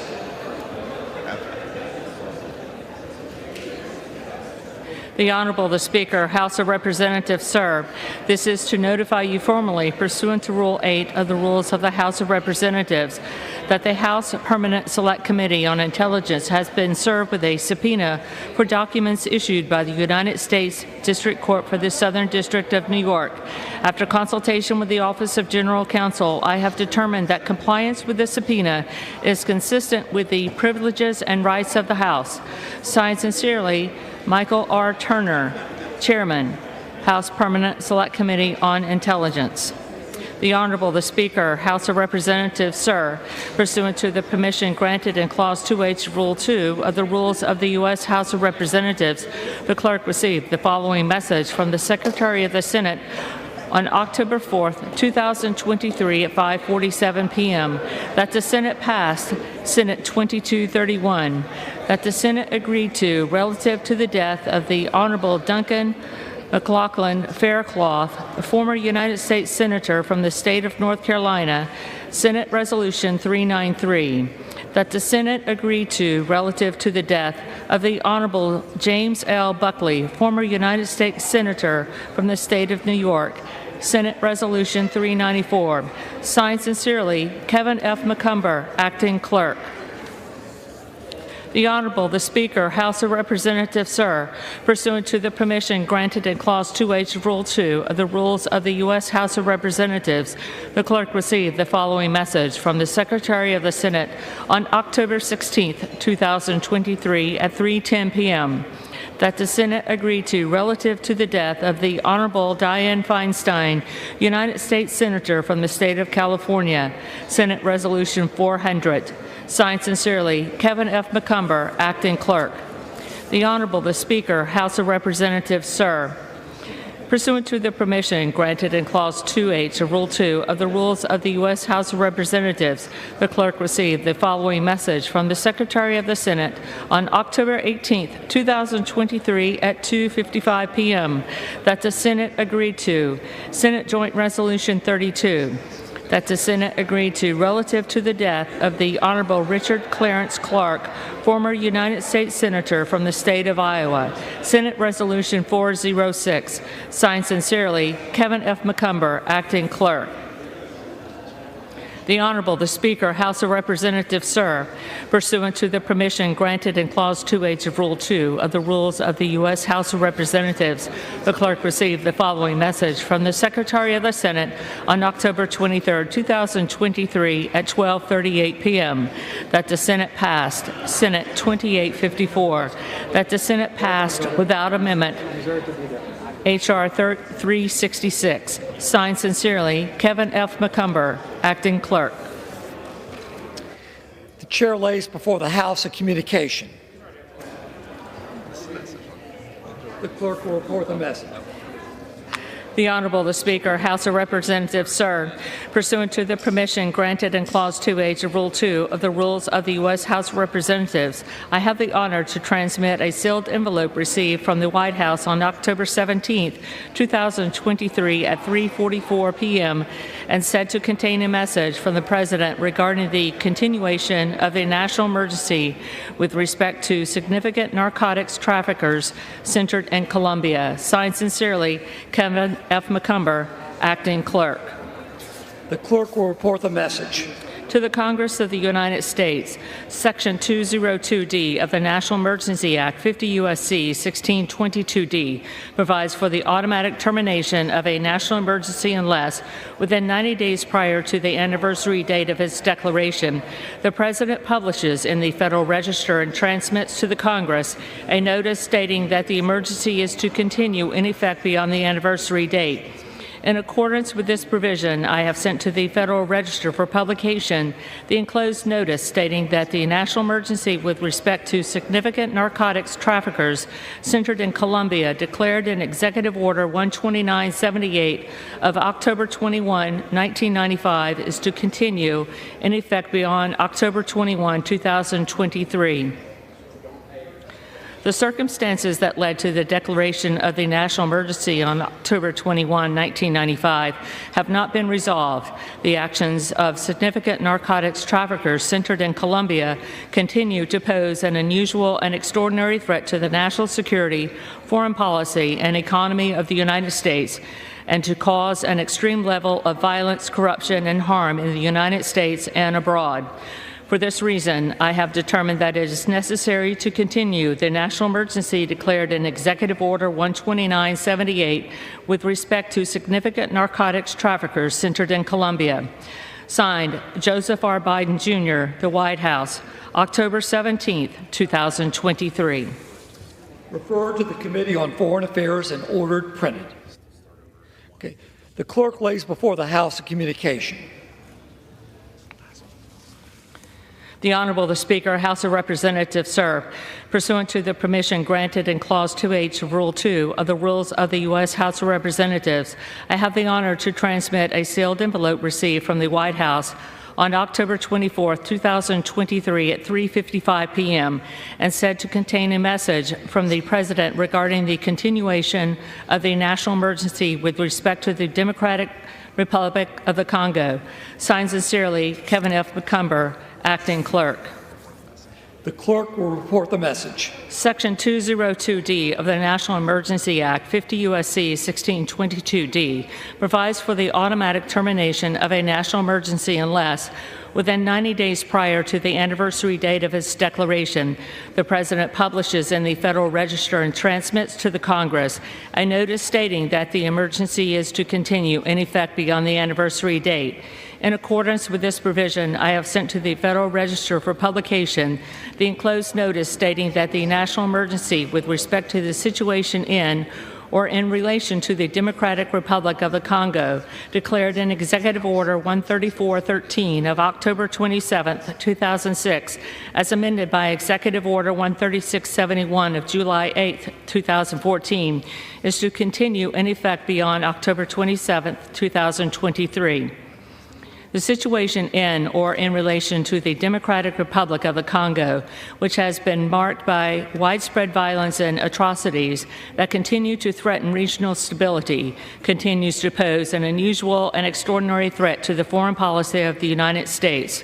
Therefore, I have determined that it is necessary to continue the national emergency declared in Executive Order 13413 as amended by Executive Order 13671 with respect to the situation in or in relation to the Democratic Republic of the Congo. Signed, Joseph R. Biden, Jr., the White House, October 24, 2023. Referred to the Committee on Foreign Affairs and ordered printed. For what purpose does the gentleman from Tennessee seek recognition? Mr. Speaker, I ask unanimous consent that all members have 5 legislative days to revise and extend their remarks and include extraneous material on H.R. 4394, and that I may include tabular material on the same. Without objection. Pursuant to House Resolution 756 and Rule 18, the Chair declares the House in the Committee of the Whole House on the State of the Union for consideration of H.R. 4394. The Chair appoints the gentleman from Nebraska, Mr. Flood, to preside over the Committee of the Whole.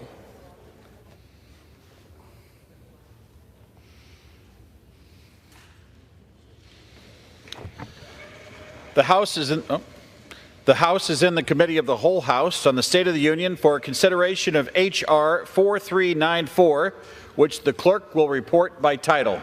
A bill making appropriations for energy and water development and related agencies for the fiscal year ending September 30th, 2024, and for other purposes. Pursuant to the rule, the bill is considered read the first time. General debate shall be confined to the bill and shall not exceed 1 hour, equally divided and controlled by the chair and ranking minority member of the Committee on Appropriations or their respective designees. The gentleman from Tennessee, Mr. Fleischman, and the gentlewoman from Ohio, Ms. Keptor, each will control 30 minutes. The chair recognizes the gentleman from Tennessee. Mr. Chairman, I yield myself such time as I may consume. Gentleman is recognized. Mr. Chairman, it is my distinct honor to bring the fiscal year 2024 Energy and Water Bill before you today. Before I go into the details, I'd like to recognize the hard work of Chairwoman Granger and Ranking Member DeLauro on this bill and the entire appropriations process. I'd like also specifically to thank my ranking member, Ms. Kaptur, for being a tremendous partner throughout this year's process. At a total of $56.958 billion, the Energy and Water Bill advances our national security, our energy security, and our economic competitiveness in a fiscally responsible manner. The bill includes $24 billion for the National Nuclear Security Administration. Within that, the bill fully funds all major weapons programs and infrastructure modernization activities, including the W-93 warhead, the nuclear sea-launched cruise missile, the B-83-1 sustainment efforts, and the restart of plutonium pit production capability.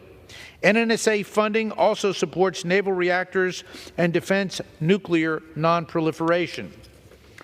Remaining a leader in nuclear energy technologies will ensure reliable energy here at home and will help allies across the globe. The bill sustains the Department of Energy's Nuclear Energy Base program and also redirects previously appropriated funds to higher priorities. Specifically, $2.4 billion to develop a domestic capability for producing low-enriched uranium, including high-assay low-enriched uranium that will be necessary for upcoming advanced reactors, and $1.2 billion to support the ongoing Advanced Small Modular Reactor Demonstration Project.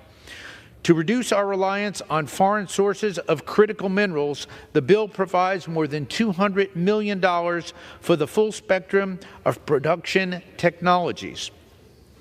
The Army Corps of Engineers is funded at $9.57 billion, including full funding of the Harbor Maintenance Trust Fund activities and ongoing Inland Waterways Trust Fund construction projects.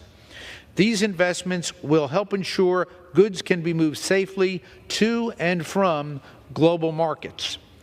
Funding for the Bureau of Reclamation totals $1.8 billion and prioritizes projects that increase water supply and support drought resilience. The bill continues strong funding for the Department of Energy Office of Science, including fusion energy science, to enhance America's role as the global leader of scientific discovery and to lay the foundation for future scientific breakthroughs. In closing, I would like to thank the staff on both sides of the aisle for their hard work throughout this process. On the majority staff, Angie, Perry, Nora, Richie, Scott, and Janet. In my personal office, Ian and Daniel. And on the minority staff, Scott, Jocelyn, and Adam. This is a strong bill, and I urge members to support it. I reserve the balance of my time. The gentleman reserves. The gentlewoman from Ohio is recognized. Thank you, Mr. Chair. I yield myself such time as I might consume. Gentlewoman is recognized.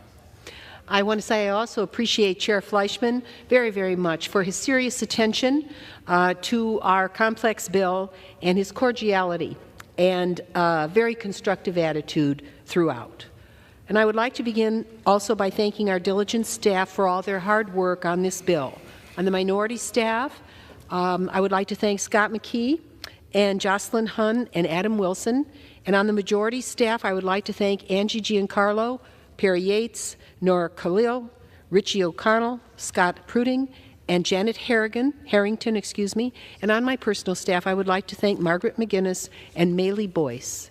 As we work on this energy and water bill, I wish to place on the record how deeply saddened I am by the passing of our dear colleague in the other body, Senator Dianne Feinstein, who dedicated the best years of her life to our country. As energy and water appropriators, Dianne and all of us worked closely over many years to protect the waters of the United States and to build a brighter, cleaner energy future and to assure America's nuclear capabilities are secure. Her acute mastery of the energy, water, and security needs of our nation had no comparison, and her dignified, noble public service is truly a great loss to our nation. There is not a time during our bill's consideration today to fully express my thoughts, but I am so deeply saddened for California's loss, for our nation's loss, and for all who grieve the loss of the longest-serving woman in Senate history.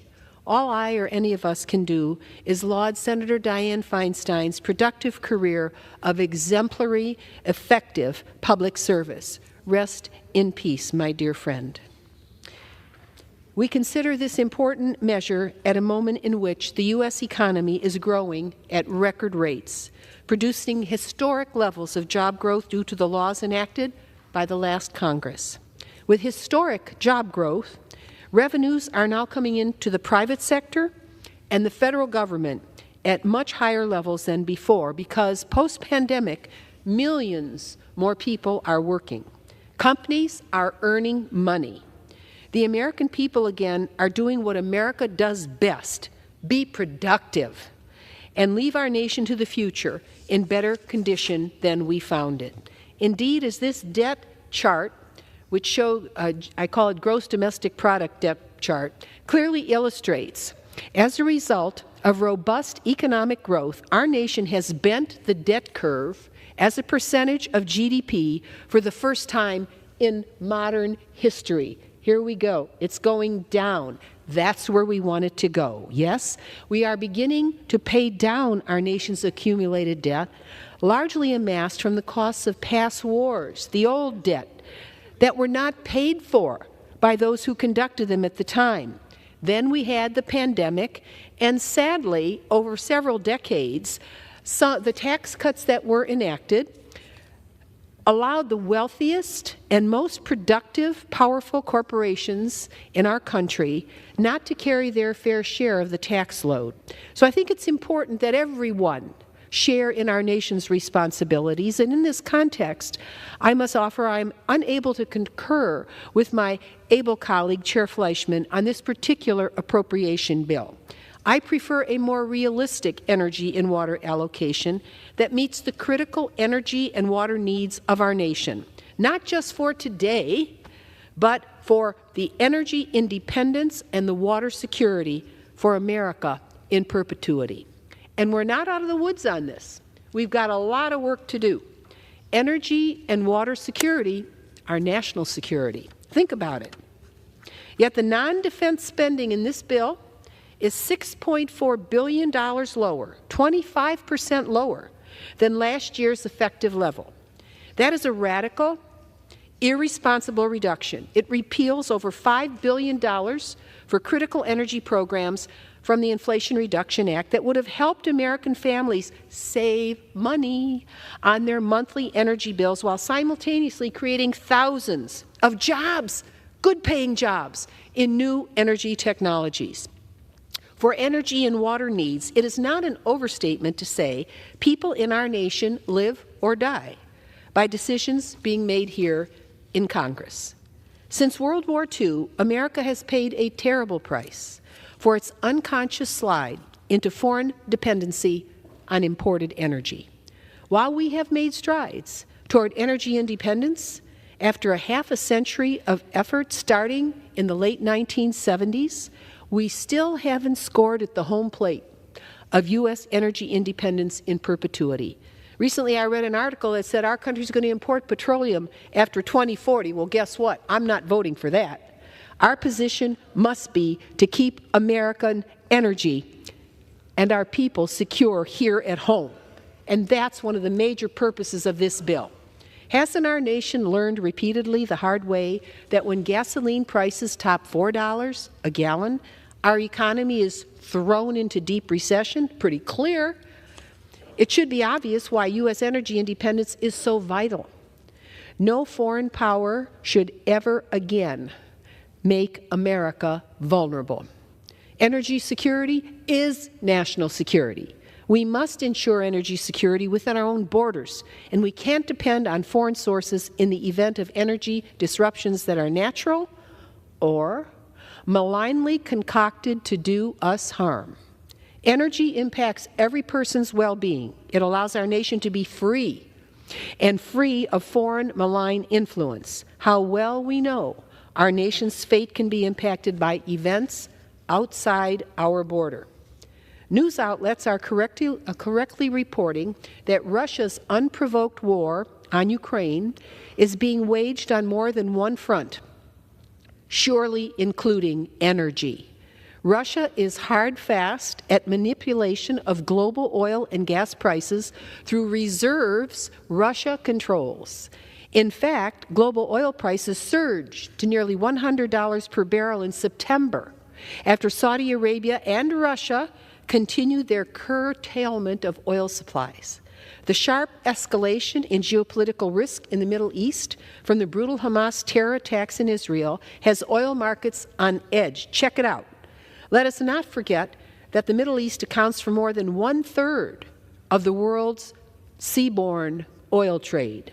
Again, energy resources are intricately bound to the fate of liberty. Halfway around our world, let us make our home front impenetrable. Energy also allows our private sector and its workforce the ability to flourish in a modern economy with millions and millions upon millions of living wage jobs in energy production and conservation across all sectors: natural gas, ethanol and biodiesel, nuclear, fossil fuels, thermal heat recovery, renewables, and advancing sectors of hydrogen and fusion energy and advanced nuclear platforms. Meanwhile, imaginative energy conservation and other developing technologies are being created by America's amazing inventors in new building materials, solar and electrified windows, how about that? Biofuels, geothermal and thermal heat recovery, wind and wave energy, to name but a few. America will never, ever lose her power of invention because we are a free people. Now, let me turn to our water responsibilities. New, major engineering challenges lie before America. Just ask the citizens along the drought-stricken Mississippi and the Louisiana corridor as salt water creeps north. And how about the flood victims in New York City? Across our nation, cities are having to manage water and wastewater loads for which they were not engineered. In rural America, farmers are losing crops because of increasing rainfall and inability to manage water in their fields, and drainage systems that were built for another era, frankly, a century or a century and a half ago. Well, times are changing. The U.S. Army Corps of Engineers and Bureau of Reclamation are needed now more than ever to handle regional approaches to new and changing water flows, whether it's down the Mississippi, along our coasts, in the Great Lakes, or the dry, irrigated West. There is an old expression, don't try to fool Mother Nature.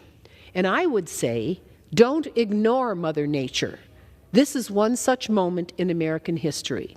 And so I must express the Energy and Water Appropriation Bill before us is completely inadequate. It does not meet our country's needs in this new era of climate change. If I need offer more proof, Americans and America are paying billions more in disaster relief. This country paid over $150 billion last year in disaster damage, significantly higher than the $60 billion average from the last 30 years. How about that? Doubling and a half. Well, that's a big warning sign that one simply can't ignore. We ought to be investing that money up front to avoid those disasters by properly funding this bill. We must robustly meet the needs of the future, not flounder in the past. In other areas of the bill, I continue to be troubled by the unsustainable spending in the Department of Energy's weapons programs. We know we have to keep a tight lid on them because they have a tendency to overspend when we don't watch. Further, I'm concerned how this bill cuts nuclear nonproliferation programs that reduce nuclear risks and counter the global challenge of nuclear proliferation. Finally, the bill includes numerous controversial poison pill policy riders that sadly show extremist Republicans are not interested in bills that can gain bipartisan support and become law. I urge my colleagues to oppose the bill. America can and must do better on the new age frontiers of energy and water, and I reserve the balance of my time. The gentlewoman from Ohio reserves. The gentleman from Tennessee. Thank you, Mr. Chair. I yield to the distinguished gentleman from South Carolina, my friend Mr. Wilson, for 2 minutes. The gentleman from South Carolina is recognized. Thank you, Mr. Speaker. Mr. Speaker, the Energy and Water Appropriations Bill is critical for national security, energy security, and creating jobs. I want to congratulate Chairman Chuck Fleischmann for his extraordinary success in developing this legislation, which is so crucial to achieve peace through strength. I respect but disagree with the Ranking Member Marcy Kaptur. On passing H.R. 1, the Lower Energy Cost Act, earlier this year, House Republicans have shown dedication to lead in a way that will secure America's energy independence. I'm grateful for the strong actions taken to lower costs for families through deregulation. Biden's disastrous war on fossil fuels has helped war criminal Putin to finance his mass murder in Ukraine. Increasing domestic energy production is the best way to combat the dangerous dependency on Chinese-made or supplied electric vehicle batteries and solar panels that further enrich the Chinese Communist Party. The green energy spending has been diverted into unsustainable boondoggles, wasting taxpayers' money. I appreciate that this legislation supports critical missions at the Savannah River site, which I'm grateful to represent. As the only member of Congress who has ever worked at the Savannah River site, I know firsthand of its importance and dedicated personnel. In South Carolina, nuclear energy has provided over 60% of the energy matrix, and I'm grateful for Governor Henry McMaster, a champion for small modular reactors. Mr. Speaker, I urge passage of the bill, and I yield back. Gentleman reserves. The gentleman from Tennessee. I reserve. The gentleman from Tennessee reserves. The gentlewoman from Ohio. Yes, I would like to yield 6 minutes to the gentlewoman from Connecticut, the ranking member of the full Committee of Appropriations, Ms. DeLauro. Gentlewoman from Connecticut is recognized.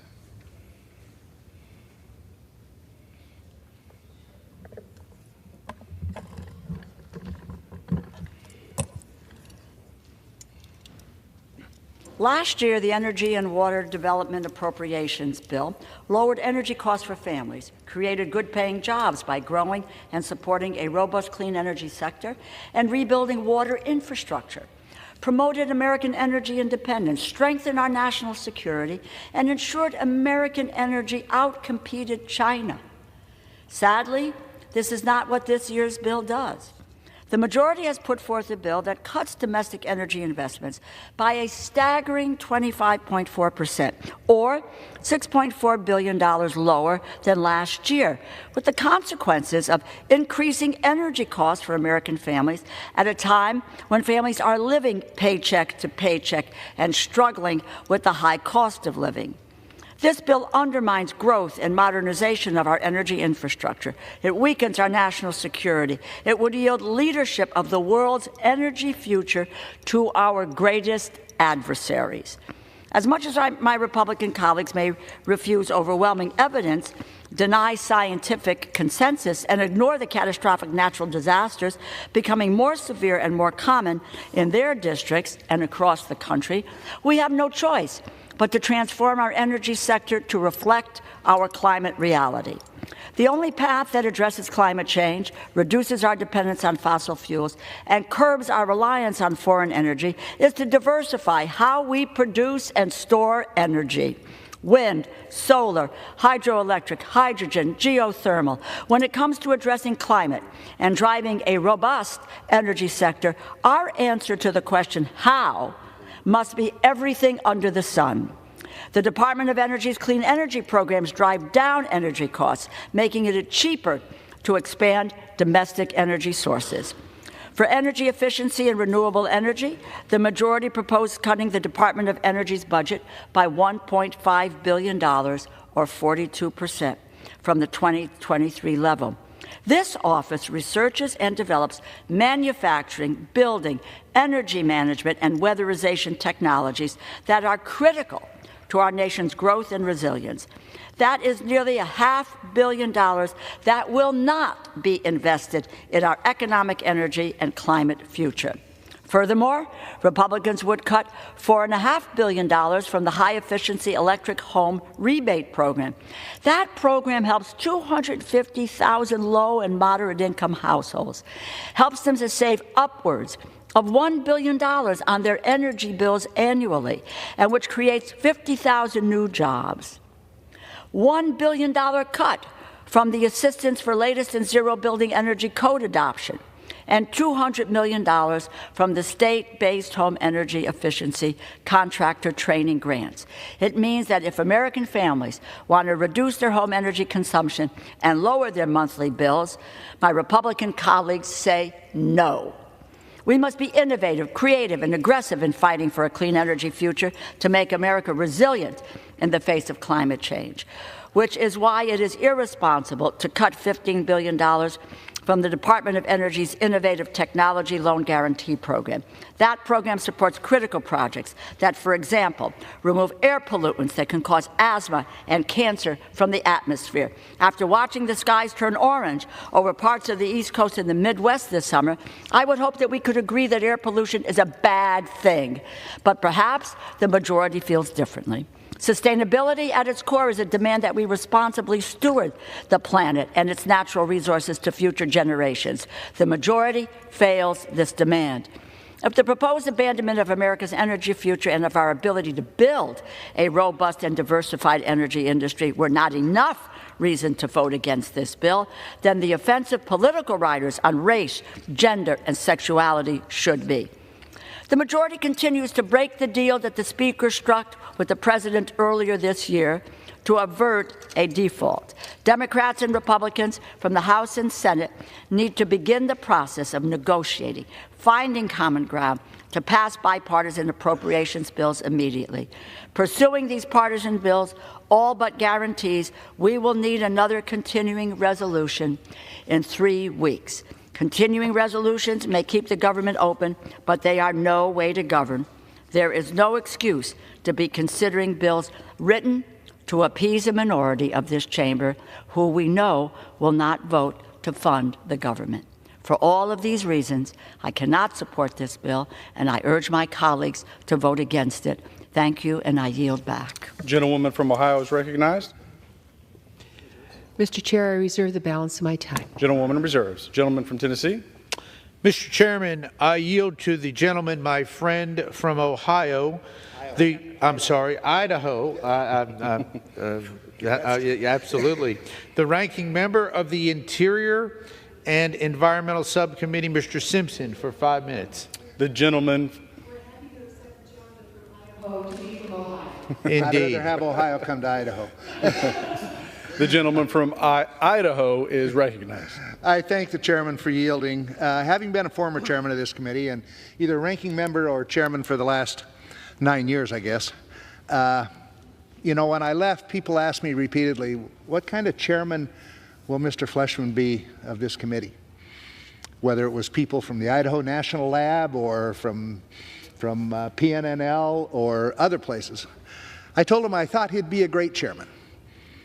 And this is why. He cares about the Department of Energy's lab complex. Not just Oak Ridge, which he represents, but all of the labs throughout the complex. He's been to a lot of them and visited them and found out what they do. And he cares about nuclear energy, which is important to me and important to him also, and many other aspects within the Department of Energy. So I thought he would be a great chairman, and he's done a masterful job of putting this bill together. This bill contains many things that are vitally important to the future of this country, whether it's nuclear power or fusion energy, as we've talked about, or the next generation reactors that are going to be developed, whether it's high-speed computing, and Oak Ridge is probably the leader in high-speed computing. All other agencies kind of depend on the Department of Energy's high-speed computing to do work for them. Whether it's cybersecurity, a lot of that is done at the Idaho National Lab and at other laboratories. Whether it's renewable energy in the NNL or the facility in Colorado.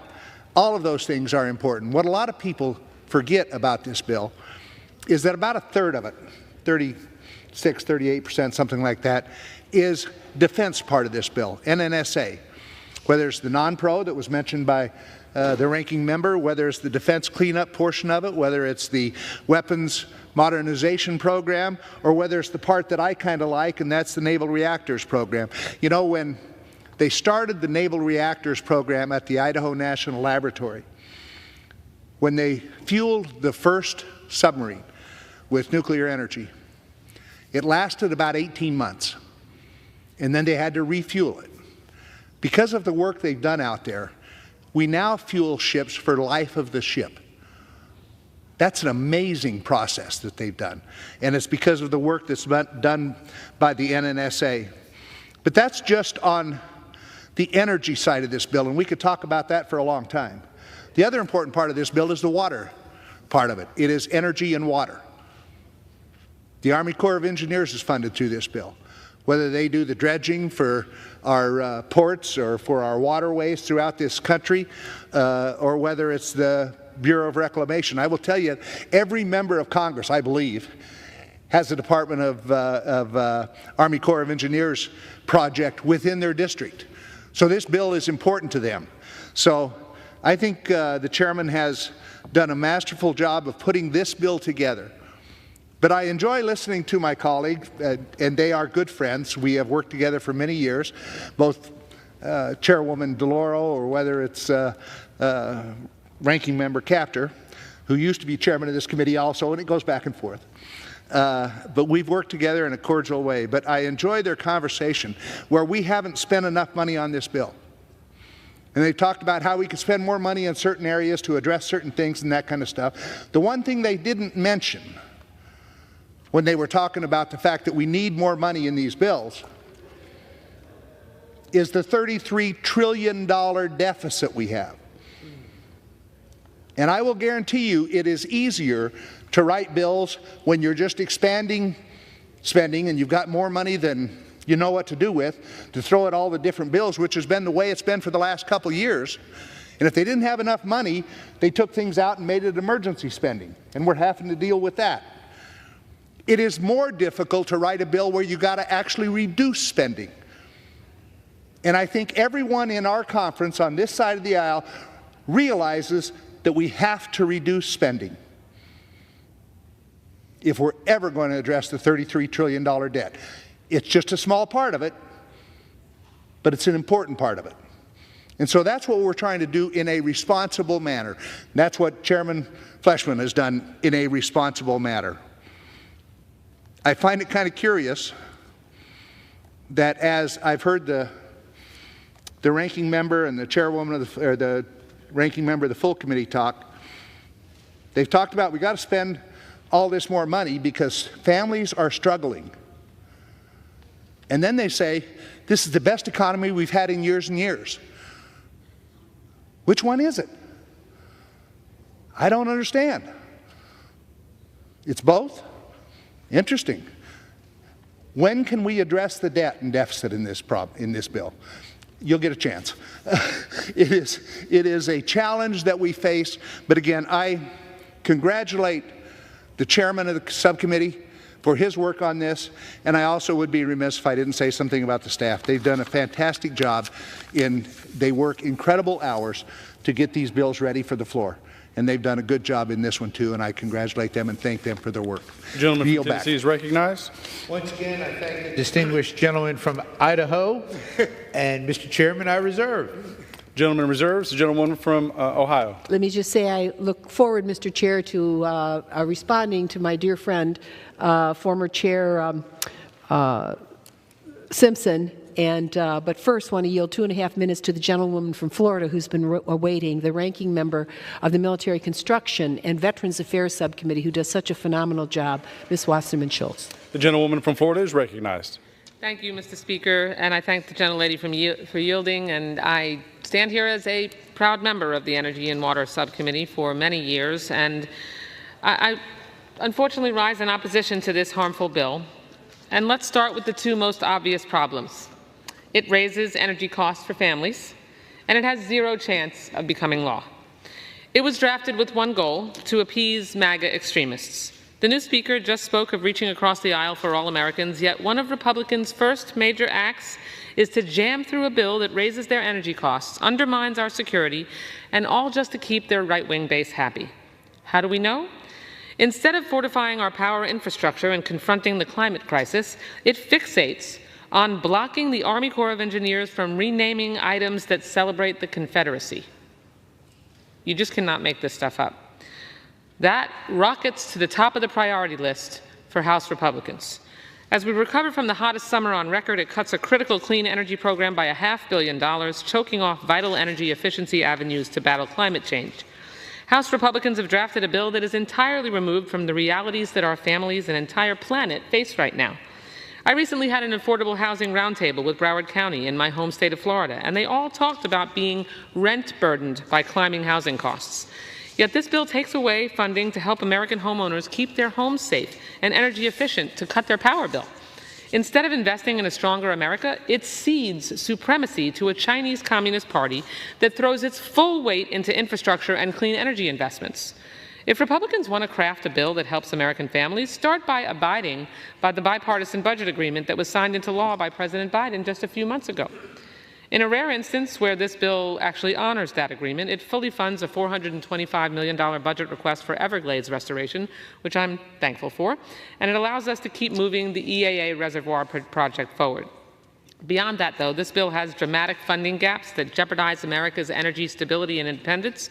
It raises costs for families, hurts job creation, fails to tackle the climate crisis, and rolls over to Chinese and Russian competitors. So for all these obvious reasons, I urge my colleagues to vote no, and I yield back the balance of my time. The gentlewoman from Ohio is recognized. Yes, Mr. Chair, I wanted to kind of offer a few thoughts here regarding what our esteemed colleague, Mr. Simpson, said about the federal balance sheet. If you think of your own checkbook, when you work and you earn money, you have an entry that's positive. You have a payroll check, or you earn interest on something, and then if you have to pay a bill, you put a minus sign and you subtract it and you see what's left. What's interesting about the arguments from the folks on the other side of the aisle is they only talk about what is subtracted. They don't talk about what's being added. So both revenues and expenditures are a part of the federal budget. And it's interesting to me, and I've served in Congress a while now, the other side never talks about revenues. They only talk about expenditures. And the interesting thing about revenues is when an economy is booming, you are bringing more revenue into the federal government, and that's why The federal debt as a percent of our economic prowess right now is decreasing because we are growing the economy. What we are spending in this bill causes more economic growth. That's a good thing. But what the other side is not talking about is that there are a lot of free riders in our country, and they are not paying their fair share of revenues into the Treasury. And we have to talk about that side of the budget too. There's a lot of people who are what I call free riders. We're paying for them. Some of the richest people in this country, some of the biggest corporations aren't paying their fair share of the load. So you have to look at both sides of the ledger. I just wanted to put that on the floor today in order to adopt the proper policies. And it'll be a most interesting discussion as we move forward with the new debt commission that's been formed. It'll be interesting if they bring both pages in the ledger, both the revenues and the expenditures. Because as our chart shows, the federal debt as a percent of GDP is going down for the first time in modern history. And we better not do anything that stops that, because it is one of the answers, as well as getting those who are free riders to pay their fair share. All right, so I reserve the balance of my time, and I thank the chair. The gentlewoman from Ohio reserves. The gentleman from Tennessee is recognized. Thank you, Mr. Chairman. At this time, I'd like to yield to my friend, the distinguished gentleman from North Carolina, and also my colleague on the congressional baseball team, Dr. Murphy, for 3 minutes. Thank you, Mr. Chairman, and I'll recognize the MVP of the baseball team very much for his heroic athletic ability during the climactic game that we had. I'll rise today in support of H.R. 4394, the Energy and Water Development Appropriations Act. What this did is fund the U.S. Army Corps of Engineers civil work projects and the Department of Energy, enhance our energy security, and bolster our economic competitiveness in FY24. Under President Biden, Americans have been forced to pay record prices at the pump, and our strategic petroleum reserve has been decimated. We have become further reliant on China for critical materials, crushed by overregulation, and watch the woke agenda destroy America's energy independence. This legislation rolls back America Last policies, robustly funds construction, operation, and maintenance of our nation's ports and inland waterways, and provides $34.8 million for dredging in North Carolina's 3rd District alone. Within this bill is $6.3 million for dredging the Atlantic Intercoastal Waterway, or we call it the ICW, which is vital to our commercial and recreational fishing industry in my district. $18 million for dredging the Morehead City Port, where our Marine expeditionary units deploy from our Navy amphibious ships and played a vital role in our national security. God forbid we have to use them soon. Funding for other import inlets that our fishing industry and ferries rely on, such as Manio Bay, New River Inlet, Rawlinson Channel, New Topsail Inlet, and connecting channels, as well as Silver Lake Harbor, is also included.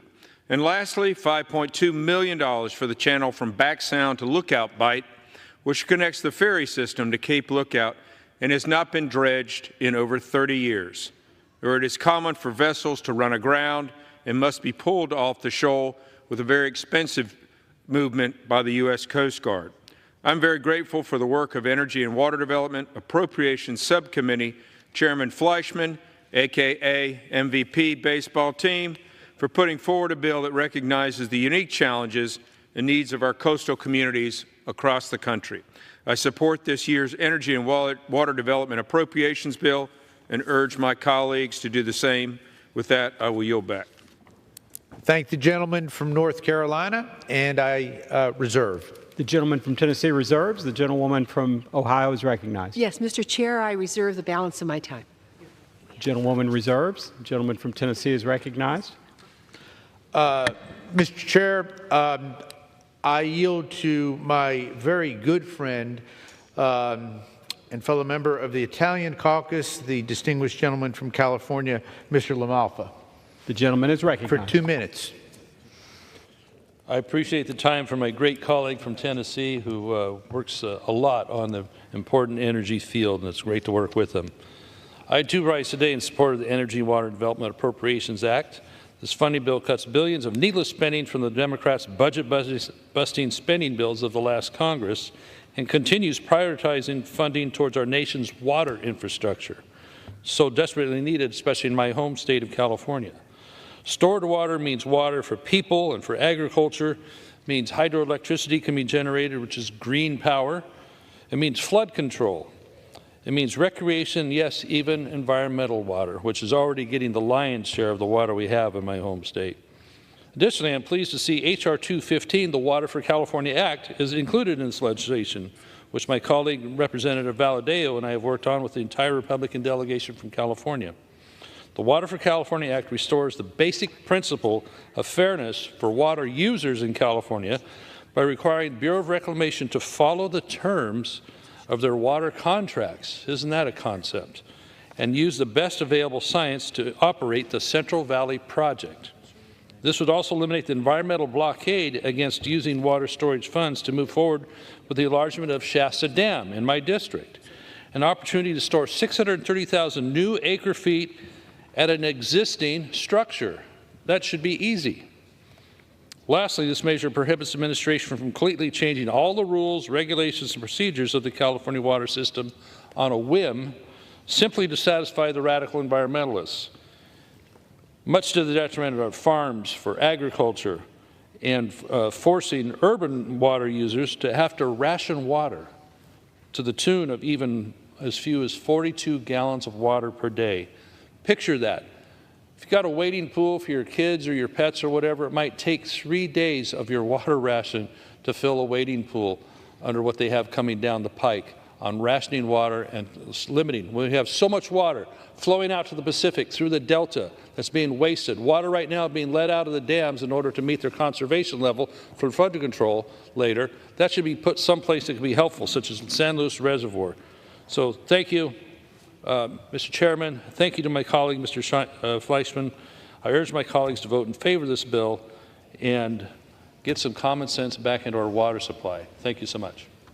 Thank the gentleman from California, and I reserve, Mr. Chair. Gentleman from Tennessee reserves. The gentlewoman from California or from Ohio is recognized.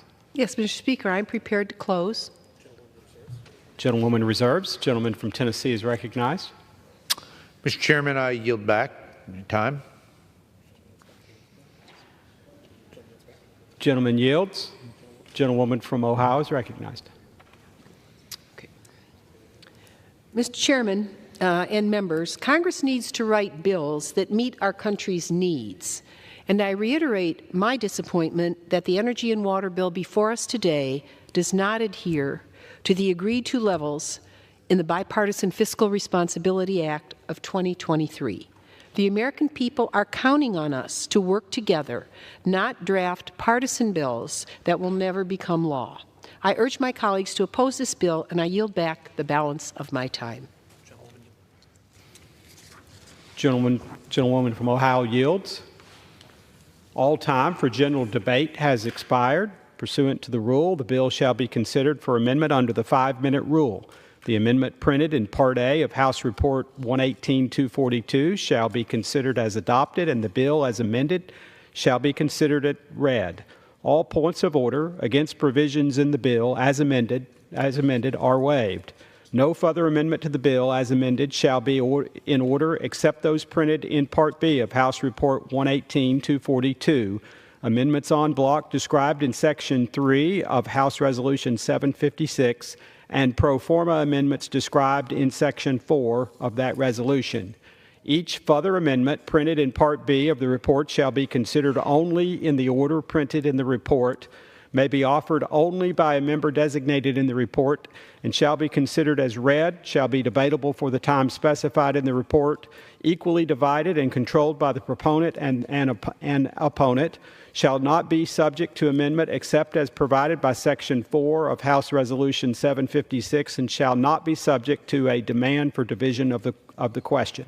It shall be in order at any time for the chair of the Committee on Appropriations or his designee to offer amendments en bloc consisting of amendments printed in Part B of the report not earlier disposed of. Amendments en bloc shall be considered as read, shall be debatable for 20 minutes, equally divided, and controlled by the chair and ranking minority member of the Committee on Appropriations or their designees.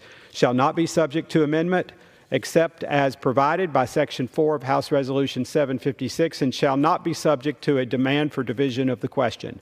During the consideration of the bill for amendment, the chair and ranking minority member of the Committee on Appropriations or their respective designees may offer up to 10 pro forma amendments each at any point for the purpose of debate.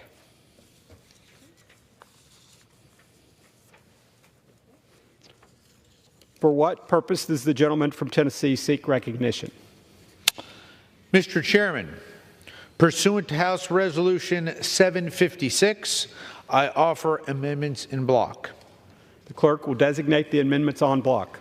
En bloc consisting of amendments numbered 1, 2, 4, 5, 6, 7, 8, 9, 10, 11, 17, 18, 21, 23, and 33, printed in Part B of House Report Number 118-242, offered by Mr. Fleischman of Tennessee. Pursuant to House Resolution 756, the gentleman from Tennessee, Mr. Fleischman, and the gentlewoman from Ohio, Ms. Capter, each will control 10 minutes. The chair recognizes the gentleman from Tennessee. Thank you, Mr. Chairman. Mr. Chairman, this bipartisan and block amendment was developed in coordination with the minority. It contains non-controversial amendments addressing important issues at the agencies funded in this bill that have been agreed to by both sides. I support its adoption and reserve the balance of my time. The gentleman from Tennessee reserves. The gentlewoman from Ohio is recognized.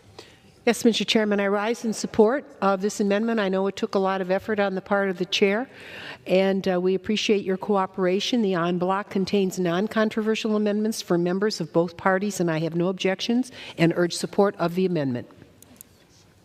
Does the gentlewoman reserve? I yield back.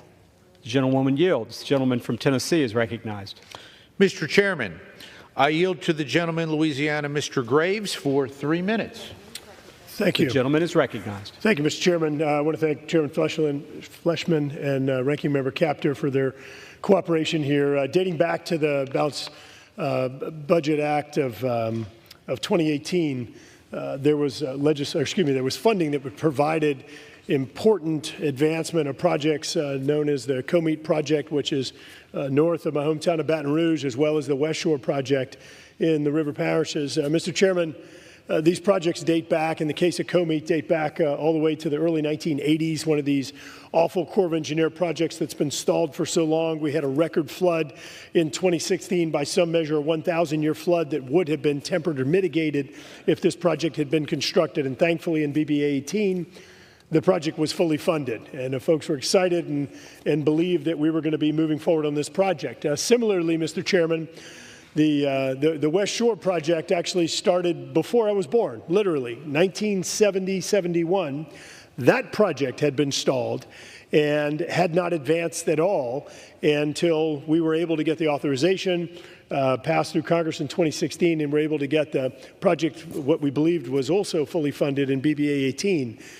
Mr. Chairman, what we found today is that these project costs have skyrocketed. In the case of the West Shore project, it's approximately $1.3 billion short now, and in the case of the Comite project, it's about $447 million short. What this amendment does, this is an increase-decrease amendment of approximately $1.75 billion, and it is designed to complete these projects. Mr. Chairman, it's kind of like being a little bit pregnant. Project just doesn't work. It's either completed and it's functional, or it's not. We've got to finish these projects. We have to ensure the resiliency of these communities. And I know that my two colleagues here, being the chair and the ranking member of this committee, this subcommittee with the Corps of Engineers, knows the importance of investment in resiliency or mitigation efforts, and certainly know the importance that they share. And I just want to thank you again for accepting our amendment and look forward to continuing to work with you. Yield back. I thank the gentleman from Louisiana. Mr. Chairman, I have no further speakers at this time, and I yield back the balance of my time. The gentleman from Tennessee yields. The question is on the amendments en bloc offered by the gentleman from Tennessee. Those in favor say aye. Those opposed, no. In the opinion of the chair, the ayes have it. The ayes have it. The en bloc amendments are agreed to.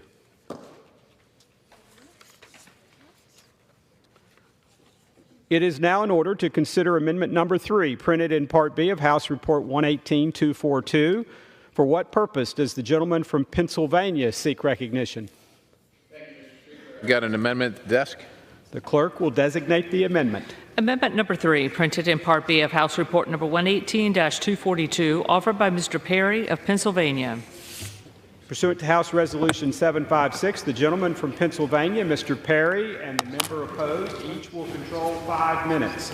The chair recognizes the gentleman from Pennsylvania. Thank you, Mr. Chairman. This amendment eliminates the funding for the Delaware River Basin Commission, the funding that is from the federal government. You see, unfortunately, this bill provides nearly $750,000 to the Delaware River Basin Commission, meaning that since 1998, federal government has provided funding of some sort to this commission full of unelected, unaccountable bureaucrats that have unilaterally, in this case, instituted a hydraulic fracturing ban for a portion of the Commonwealth of Pennsylvania, literally stripping away the property and mineral rights from Pennsylvanians in direct contravention of the will of the legislature. These people aren't elected by anybody. They're not accountable to anybody.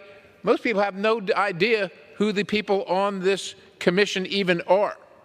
The result is a prohibition on the development of critical shale plays in eastern Pennsylvania that can bring desperately needed natural gas to the market, and the unconstitutional taking of mineral rights of the people of the Commonwealth of Pennsylvania, Americans, having unelected bureaucrats take their rights away.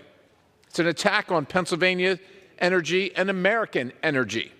At a time when residential natural gas prices are near record highs, it creates significant inflation, cost of living increases for our constituents, and empowers our enemies abroad.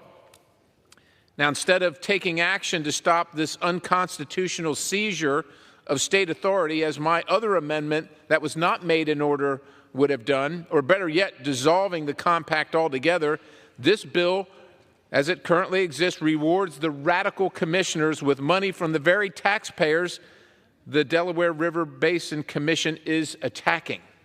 Providing funds to such an out-of-control radical commission is a step in the wrong direction that incentivizes others like it to follow. This amendment that I'm offering would rescind this money and move it to the spending reduction account, ensuring that we do not further incentivize this commission to attack American energy and the rights of Pennsylvania while trying to pay off some of our $33 trillion of debt. I urge my colleagues to do the right thing and send a message to these unelected bureaucrats by supporting this amendment, and I reserve the balance. The gentleman from Pennsylvania reserves. For what purpose does the gentlewoman seek recognition?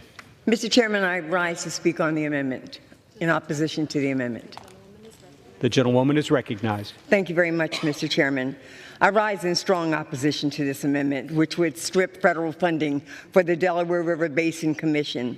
This amendment will remove $715,000, funding that I secured through the community project funding process. This amount is mere pennies within the entire federal budget and provides an outsized return on investment for the millions of Americans who rely on the Delaware River Basin for clean water and recreational use. The basin provides drinking water to over 14.2 million people and contributes approximately $22 billion in annual economic activity. The Delaware River Basin provides immense value to the region, and the federal government's small but critical role in managing the region's water resources is vital to maintaining the Commission's work. This amendment is an assault on the communities that rely on the resources and the economy of the basin, and it is an attack on those who have fought to secure this necessary funding for the next fiscal year. Therefore, I urge my colleagues to oppose this amendment. And, Mr. Chairman, I yield back. Thank you. The gentlewoman from New Jersey I reserve, yields. Mr. Chairman, I am The sorry. gentlewoman I from reserve. New Jersey reserves. The gentleman from Pennsylvania is recognized. I thank the chairman. My colleague says that it costs mere pennies. These mere pennies add up to mere dollars. These mere dollars add up to thousands, eventually millions, and eventually billions, which is where we are right now. It talks about the return on investment. Talks about it, but doesn't say what the return on investment is, because there isn't any return on investment. It provides immense value, it is claimed, but yet the value cannot be described. It cannot be quantified. No one knows what the value is. Would the Delaware River Basin go away if the commission were not there? Are you saying without the commission there would be no safe drinking water? The actions that this commission has taken are unfounded, unjustified, and are happening nowhere else. Yet there's clean drinking water across the rest of the Commonwealth of Pennsylvania without this commission banning public and private activity.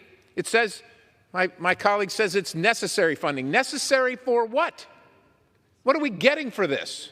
Somebody's getting something, but the people of Pennsylvania, they're getting the shaft. I reserve the balance. The gentleman from Pennsylvania reserves. Gentlewoman from New Jersey is recognized. Thank you very much. Needless to say, I disagree with the premise of my wonderful colleague across the aisle. But I'd like to yield 2 minutes, 3 minutes to my chair, Congresswoman Kaptur. The gentlewoman from Ohio is recognized. Yes, I rise in strong opposition to this amendment, and let's be clear. This amendment reduces funding for the Army Corps of Engineers investigations account by $715,000, with the amendment's description stated intent of eliminating funding for the Delaware River Basin Commission. I'll note that the actual bill language of the amendment only reduces funding for the account. It does not in any way eliminate funding for the Delaware River Basin Commission. However, I vigorously oppose the stated intent behind this amendment, especially since the Delaware River Basin, which flows into the Delaware Bay and then into the Atlantic Ocean, covers over 13,000 square miles in 4 states. As established by law through the Delaware River Basin Compact that went into effect in 1961, the Commission consists of the Army Corps of Engineers and the 4 basin state governors. Those states include Delaware, New Jersey, Pennsylvania, and New York. The Corps of Engineers in these states work as equal partners for planning, development, and regulatory actions for the river basin. And frankly, all across the country, we're facing issues that deal with very large watersheds and basins that in the past centuries and decades didn't face what we face today with water flows. With the Commission's work, while the Commission's work could be further discussed, my strongest reason for opposition to this amendment is that the underlying bill provides $715,000 to the Delaware River Basin Commission as community project funding on behalf of 2 members of this body. The community project funding process allows members of Congress to request funding for their community to meet urgent needs that they identify. There's a rigorous process for vetting and inclusion of community project funding, including strict transparency and accountability rules. And I'm shocked that one member would target another member's community project funding through an amendment on the floor. I strongly urge my colleagues to vote against this amendment, and I yield back the time to the gentlelady and reserve any time I might have on my own. Thank you. Gentlewoman from New Jersey reserves. The gentleman from Pennsylvania is recognized. Well, I thank the chair. And I would say I dispute the claim that they work in collaboration. The Delaware River Basin Commission itself, in contravention of the Pennsylvania legislature, has banned the practice that is practiced all over northern Pennsylvania, hydraulic fracturing. Banned it in contravention of the will and the wishes of the elected members of the Pennsylvania legislature. And I would say this as well. The Corps of Engineers can do this work whether there's a commission or not, or whether this money is here or not. The Corps of Engineers has wide latitude to do that work all across the country.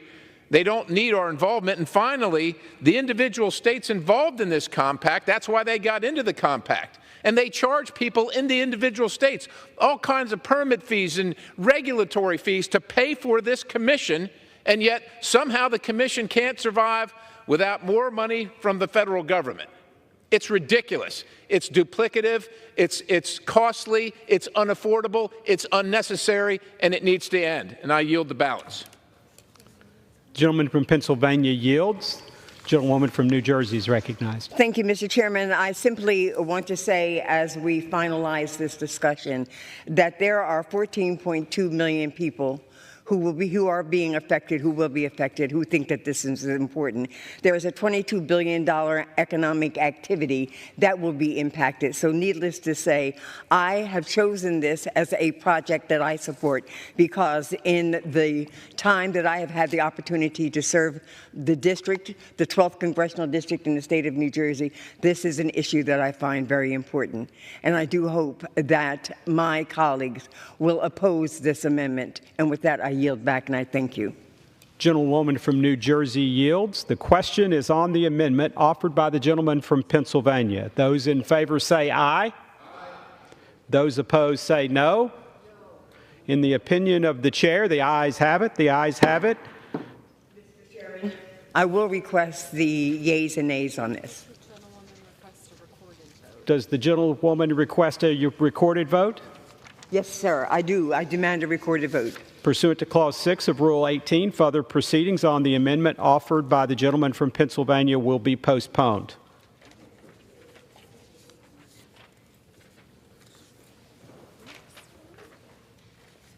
It is now in order to consider Amendment Number 12, printed in Part B of House Report 118-242. For what purpose does the gentleman from Colorado seek recognition? Mr. Speaker, Mr. Chairman, I have an amendment at the desk. The clerk will designate the amendment. Amendment number 12, printed in Part B of House Report number 118-242, offered by Mr. Neguse of Colorado. Pursuant to House Resolution 756, the gentleman from Colorado, Mr. Neguse, and the member opposed, each will control 5 minutes. The chair recognizes the gentleman from Colorado. Thank you, Mr. Chairman. I rise to offer my amendment, which would allocate additional funding to the Bureau of Reclamation for the Colorado River Compliance Account and to support the Upper Colorado and San Juan River Basin endangered fish recovery programs. But first, let me just say, Mr. Speaker, I'd like to, or Mr. Chairman, express my gratitude to the ranking member who has served with such distinction in this body representing northwestern Ohio, and Toledo, and Sandusky, and doing her part to build a better future for the people of Ohio and the people of our country, and in particular her service as ranking member of this particular August subcommittee, and always trying to find a way to bridge the divide and to build a bipartisan path forward. It's unfortunate that my colleagues on the other side of the aisle have regrettably chosen not to do that with respect to this particular bill. However, with respect to this amendment, the Upper Colorado and San Juan River Basin recovery programs provide us with an opportunity to chart a bipartisan path forward. They are a model of successful partnership and collaboration across agencies, states, and with both federal and non-federal partners in my state of Colorado, in addition to Utah, Wyoming, and New Mexico. I have been leading legislation over the past several years to reauthorize these programs, including bipartisan legislation in the previous Congress, which was signed into law, and legislation this year that would extend the programs for an additional 7 years.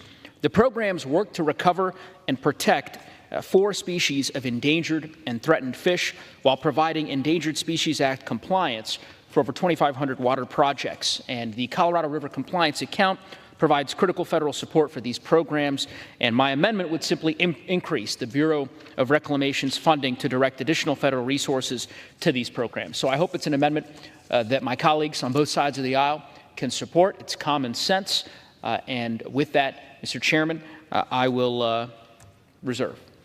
The gentleman from Colorado reserves. For what purposes the gentleman from Tennessee seek recognition?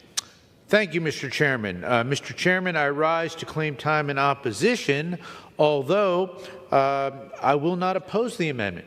The gentleman is recognized without objection. Thank you. The Upper Colorado River and San Juan River Endangered Species Program enjoys bipartisan support in the region. providing for a collaborative approach to species management, avoiding a heavy-handed ESA listing. This program enables robust power production at Glen Canyon Dam, and I support the gentleman's amendment. I yield back. Gentleman from Tennessee reserves, yields. Gentleman from Colorado is recognized. Thank you, Mr. Chairman, and I want to say thank you to the chairman of the subcommittee for his support and his words with respect to this amendment, and would now like to yield 1.5 minutes to the gentlewoman from Ohio, the distinguished ranking member of the Energy and Water Development Subcommittee, Ms. Capter. Gentlewoman from Ohio is recognized. I want to thank Congressman Neguse for yielding and compliment him on his hardworking representation of the people of Colorado. There could not be a more complex water system than the one that your community is a part of, and most of America has no idea about the plumbing of the West. And so I want to really compliment you. We know that funding provided in this bill will help advance or complete projects to protect the humpback chub, the bony tail, the Colorado, pike minnow, and razorback sucker that are feeling the impacts of drought while allowing water development projects to proceed. And we know many reports, including one from the United Nations just a couple years ago, talked about the extinction of natural species across our country and world. So we must combat these efforts to prevent biodiversity loss, and particularly in areas like the Colorado River, which was diverted for the first time in American history recently. And that is a showstopper by anyone's measure. So we need to provide the resources necessary to continue this collaborative work in the upper Colorado and San Juan basins. And I want to thank my colleague for his leadership on this, and I want to thank the chair of the full committee of the subcommittee for his a great effort to try to accommodate as many members as possible. I thank you, and I yield back. Gentlewoman from Ohio reserves. And Mr. Chairman, I yield back the balance of my time. The gentleman from Colorado yields.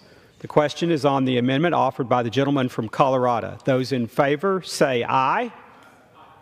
Those opposed say no. In the opinion of the chair, the ayes have it. Mr. Chair, red vote on that amendment.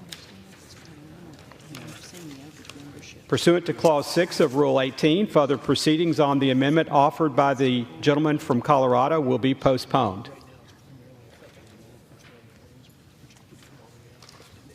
It is now in order to consider Amendment Number 13, printed in Part B of House Report 118-242. For what purpose does the gentleman from Colorado seek recognition? Mr. Chairman, I have an amendment at the desk.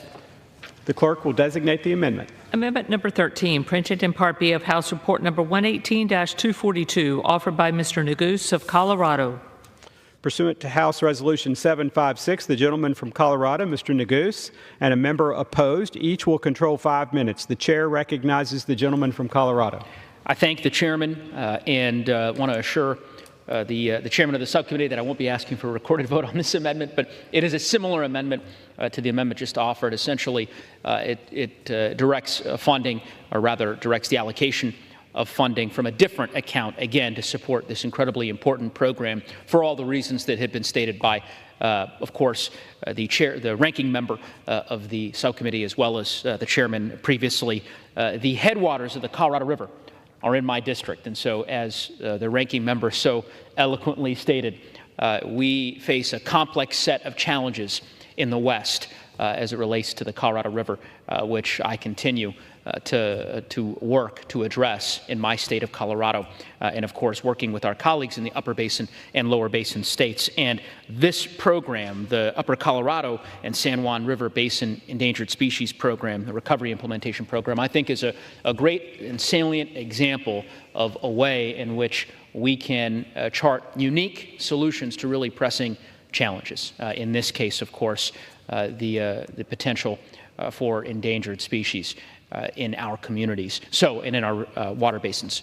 All that being said, Mr. Chairman, without belaboring the point, would simply say it's a program worth investing in, and it's why I'm pursuing this particular amendment, and I hope my colleagues can support it. And with that, I will reserve.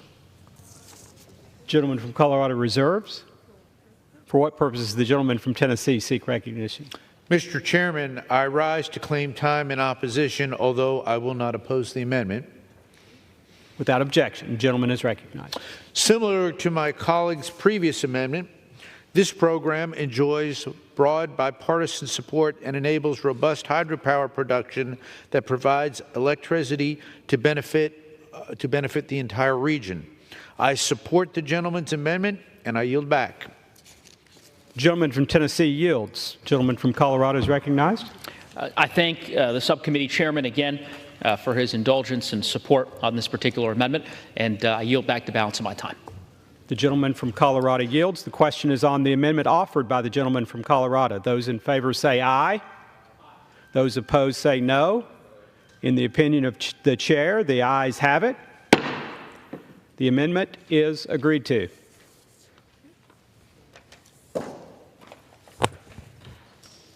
It is now in order to consider amendment number 14, printed in Part B of House Report 118-242.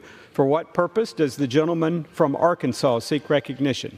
Mr. Chair, I have an amendment at the desk. The clerk will designate the amendment. Amendment number 14, printed in Part B of House Report number 118-242, offered by Mr. Westerman of Arkansas. Pursuant to House Resolution 756, the gentleman from Arkansas, Mr. Westerman, and a member opposed, each will control 5 minutes. The chair recognizes the gentleman from Arkansas.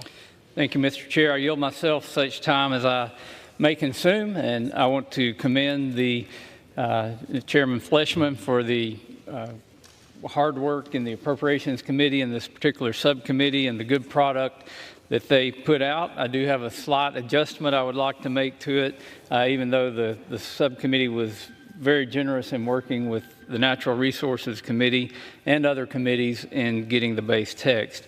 And I rise in support of Westerman Amendment number 14. It's an amendment that I would describe as an intentionally punitive amendment, but with a just cause to protect the integrity of the legislative branch and more specifically the House of Representatives. My amendment reduces funding for the Bureau of Reclamation's policy and administration account to fiscal year 2022 levels. At the Bureau of Reclamation, the policy and administration account finances the agency's centralized management and administrative functions that are not chargeable directly to a specific project or program. This includes the Office of the Commissioner, the administration's political leadership of the agency. Now, you may be asking why the chairman of the Committee on Natural Resources is here asking for an administrative funding cut to an agency under our jurisdiction. One of Congress's most vital responsibilities is oversight of the executive branch, making sure they are accountable to the American people. Congressional hearings are an important tool which we use to engage directly with administration officials and to conduct oversight on policy objectives, openly debate legislation, and spotlight waste, fraud, and abuse occurring in agencies. These officials have an obligation to be responsive to Congress, engage in the oversight process, and be accountable to the American people. However, this administration, like many others from the past on both sides of the aisle, chose to blatantly disregard this responsibility when they specifically refused to participate in a congressional hearing earlier this year. There we considered H.R. 215, Congressman Valadeo's Water for California Act. This legislation addresses the operation of the Central Valley Project, which is a federal water project owned and operated by the Bureau of Reclamation. This legislation is critical not only to the Central Valley, but to our entire country's food supply. The legislation was important enough that it was included in the base text of this bill. However, even with ample notification, with an invitation sent 2 weeks prior to the hearing, the Bureau of Reclamation failed to appear at the hearing. The Bureau of Reclamation employs roughly 5,000 employees, so they clearly had the ability to send a representative. While written testimony was submitted the day before the hearing, this was a poor substitute for engaging with the committee members. Non-federal witnesses who appeared at the hearing repeatedly mentioned the Bureau of Reclamation, which daylighted the missed opportunities for dialogue between the agency and the people they serve. I urge my colleagues to support this amendment, and I reserve the balance of my time. The gentleman from Arkansas reserves. For what purpose does the gentlewoman from Ohio seek recognition? Yes, Mr. Chair. I claim time in opposition. Without objection, the gentlewoman from Ohio is recognized. First of all, I have great respect for the gentleman who offers this amendment, but I do find myself in the position of opposing it. In step with the myriad amendments offered by Republicans to reduce leadership salaries, this amendment seeks to reduce funding for the Bureau of Reclamation's Policy and Administration account by $5 million, ostensibly to fund it at the FY 2022 enacted level. However, in FY 2022, $64.4 million was appropriated for policy and administration, so this amendment reduces this funding by $4.321 million below the FY 2022 enacted level. Reclamation brings water to 31 million people and is the second largest producer of hydroelectric power in the United States, producing enough electricity to serve 3.5 million homes. This account funds the day-to-day reclamation management, administrative, and policy functions that are necessary to ensure effective and efficient implementation of all reclamation programs, and that 31 million people receive water and 3.5 million homes receive electricity. That is a big job. This account also funds the Office of the Commissioner and regional offices. This leadership is critical for ensuring that 1 in 5 Western farmers have irrigation water for 10 million acres of farmland that produce 60% of our nation's vegetables and 25% of fruits and nuts. According to the United States Census Bureau, my colleague comes from a district of approximately 751,000 people, of which approximately 1.5% are in occupations related to farming, fishing, and forestry, and I don't think the gentleman benefits his district in any case from the Bureau of Reclamation. With the West reeling from the historic megadrought, the worst in 1,200 years, where we've just had to divert the Colorado River for the first time in American history, why would any of my colleagues want to hamstring reclamation's management and the direction and guidance necessary to achieve reclamation-wide program and mission accomplishment? This is a moment in American history when we need to help them. I urge my colleagues to reject this amendment, and I yield back. The gentlewoman from Ohio yields. The gentleman from Arkansas is recognized. Mr. Chair, I would like to also, again, point out that this funding is for the administrative part of the Bureau of Reclamation. It has nothing to do with functions that are chargeable directly to a specific project or program. Bureau of Reclamation does oversee many important programs. We want to see those programs function properly, and we also want accountability from the executive branch. And the executive branch clear pattern of disregard for congressional oversight indicates an entitled leadership which lacks accountability to the American taxpayer. It's not my goal to have to come to the floor and cut the budget of an agency because they refuse to respond to Congress, but what tools do we have when they will not even come to a hearing that is directly related to the work that they do, and when they just act like congressional oversight is an annoyance to them and it's nothing serious? My amendment will send a clear message to the executive branch that blatant disregard for congressional oversight is unacceptable. I hope this is a bipartisan sentiment, and I yield back the balance of my time. Gentleman from Arkansas yields. The question is on the amendment offered by the gentleman from Arkansas. Those in favor say aye. Aye. Those opposed say no. In the opinion of the chair, the ayes have it. The amendment is agreed to. For what purpose does the gentlewoman from Ohio seek recognition? Yes, Mr. Chair, I demand a recorded vote on that, please. Pursuant to Clause 6 of Rule 18, further proceedings on the amendment offered by the gentleman from Arkansas will be postponed. It is now in order to consider Amendment Number 15, printed in Part B of House Report 118-242. For what purpose does the gentleman from Virginia seek recognition? Mr. Chairman, I have an amendment at the desk. The clerk will designate the amendment. Amendment number 15, printed in Part B of House Report number 118-242, offered by Mr. Griffith of Virginia. Pursuant to House Resolution 756, the gentleman from Virginia, Mr. Griffith, and a member opposed, each will control 5 minutes. The chair recognizes the gentleman from Virginia. Mr. Chairman, my amendment is just plain common sense. It addresses the importance of all types of research and development, R&D, funding at the Department of Energy, DOE, specifically the energy research conducted at the Office of Fossil Energy and Carbon Management at the Office of Energy Efficiency and Renewable Energy. I believe we need a plan that is closer to parity between renewable energy and fossil fuels and research on ways to reduce the environmental and climate impact of the use of fossil fuels. In the underlying bill, $2.994 billion is appropriated for energy and efficiency renewable energy, while only $857.9 million is appropriated for fossil energy and carbon mitigation.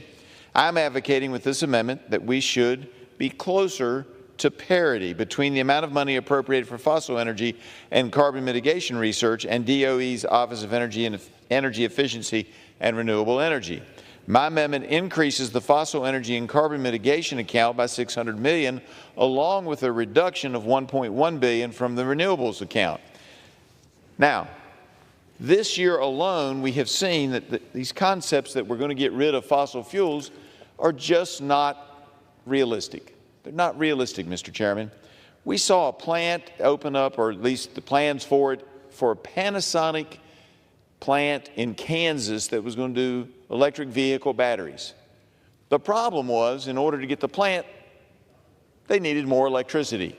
So the electric utility in Kansas, Evergy, decided that they would need to keep one of the coal-fired power plants that they thought they were going to do away with to close down. They needed to keep it open because we couldn't build electric vehicle batteries without the fossil fuel-powered, coal-powered plant.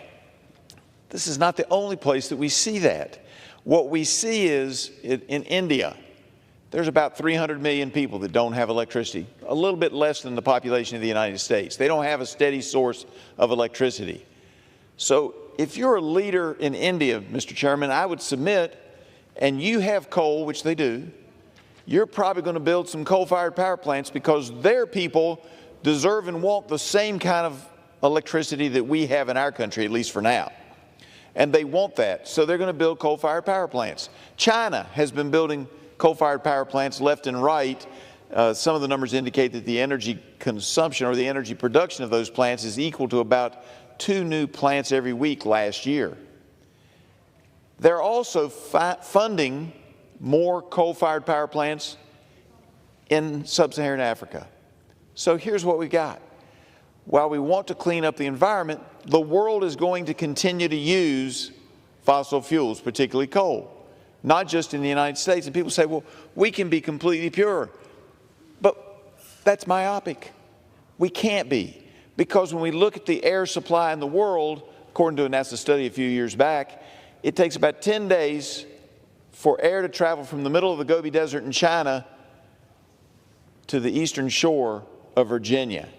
So when all these other places are using fossil fuels, isn't it smart on our part, if we want a clean environment, Mr. Chairman, that we find better ways to use that coal-fired power? We find better ways to use gas power because we're going to continue to use it whether we think we are or not, and the rest of the world is going to continue to use it. We can export that money or export that research. With the money we spend here, we can export it, get some of the money back maybe, but more importantly, we can clean up the air for the entire world instead of thinking that we're living in some kind of a bubble in the United States, and if we get rid of coal-fired power plants and fossil fuel plants, everything's going to be hunky-dory. I reserve. Gentleman from Virginia reserves. For what purpose does the gentleman from Tennessee seek recognition? Mr. Chairman, I rise to oppose my distinguished colleague's amendment, but I thank him for Gentleman following is the same. recognized. Thank you. I share some of my colleagues' concerns about the excess spending at EERE, particularly in light of the billions in increased provided in past appropriations bills, the Inflation Reduction Act, and the Infrastructure Investment and Jobs Act. EERE still has billions in unobligated funds, and that's exactly why this bill, the bill that we have before the House, includes a large reduction to this account. However, in my view, respectfully, my colleague's amendment would go too far to practically eliminate the EERE account. This would impact the important work performed by the national labs and universities to implement the research and development goals of EERE. These goals include advancing energy efficiency solutions for the manufacturing of cement, steel, and iron, creating and improving battery technologies, and developing critical mineral alternatives. While I am a supporter of EERE, I also recognize fossil fuels are going to be an important resource for many years to come. However, I don't believe these two accounts need to be at odds with each other. I favor, personally, an all-of-the-above approach to meet the nation's future energy needs. That approach includes strategic reductions to EERE that prioritize research activities like the goals I mentioned earlier. My distinguished colleague's amendment, in my view, upends that strategy and respectfully goes too far. For these reasons, I must oppose the amendment and urge my colleagues to do the same. I reserve the balance of my time. The gentleman from Virginia is recognized. I thank you, Mr. Chairman, and I would just say to my distinguished colleague and my friend that we disagree. And here's why. We have got to get to a point where we're at parity. And every time we look at it, the money for renewables is huge, and the money for fossil fuel research, where we can make things better for the whole world, is minuscule in comparison. So I'm trying to level it out. And I would hope that that would be the goal long term of our appropriators, to level it out. And so that's why I brought this amendment. I too am for all of the above. That's why I didn't zero out the account. But I think we have to pay attention to what's happening in the world and not be myopic when it comes to recognizing that we're going to continue to use fossil fuels. We ought to do it cleaner, we ought to do it better, and we ought to put more money into U.S. research on fossil fuels, from everything from using fossil fuels to come up with rare earth to making it cleaner when we burn it for electricity to build electric vehicle battery plants. Its time has expired. The gentleman from Tennessee is recognized. Mr. Chairman, I yield to my ranking member, Ms. Capter. I thank the gentleman from Ohio is recognized. I thank the gentleman for yielding, and thank you, Mr. Chair. I rise in opposition to the gentleman's amendment. I hear what you're saying, but I think that we have to work harder together to embrace the future and not just depend on the past. I agree with you on fossil fuels and rare earths. We visited the Fossil Fuel Energy Center in southwest Pennsylvania. I was fascinated by some of the work going on there, and I think we need to fund it, and we are. But this amendment reduces funding for the Department of Energy's energy efficiency renewable energy account by $1.2 billion. And I don't think that that places America in the position I want her to be in, which is #1 in the world. Now, that proposal is also on top of another $466 million in reduction in the underlying bill itself, and the $1 billion reduction incorporated by the manager's amendment. All right? So this funding provides for clean, affordable, and secure energy and ensures American leadership in the transition to a global clean energy economy. I'll tell you, this past year in my region of the United States, and it came here to Washington ultimately, a very strange haze began floating down from Canada into the United States due to the forest fires up there and the changing nature of the environment. I've lived in the same place my whole life, and I never saw anything like that before. It ruined my rhododendron plant.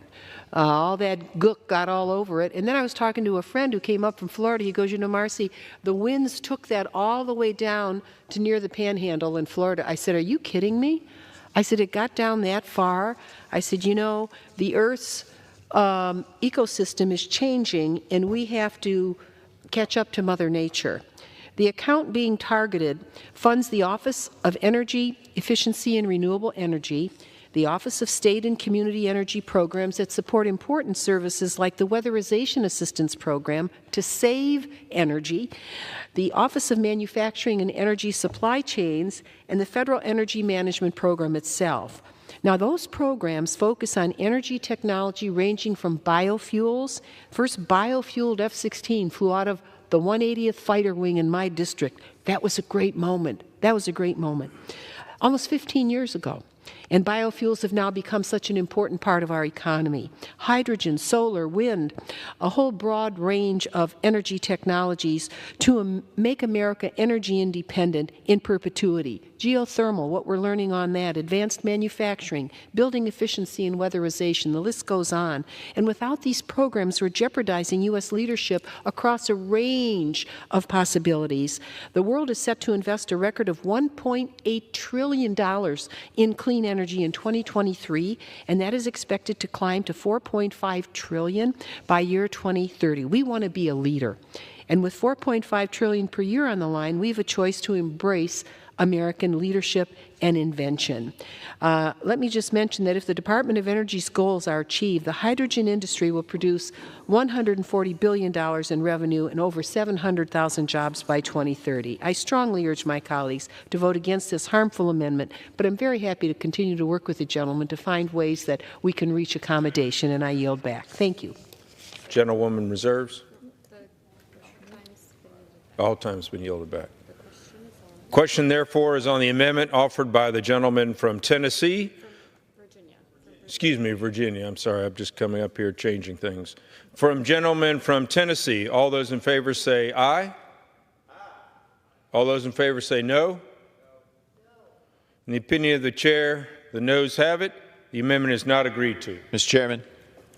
Gentleman from Virginia. Mr. Chairman, I would request a recorded vote on the amendment. Pursuant to Clause 6 of Rule 18, further proceedings on the amendment offered by the gentleman for Virginia will be postponed.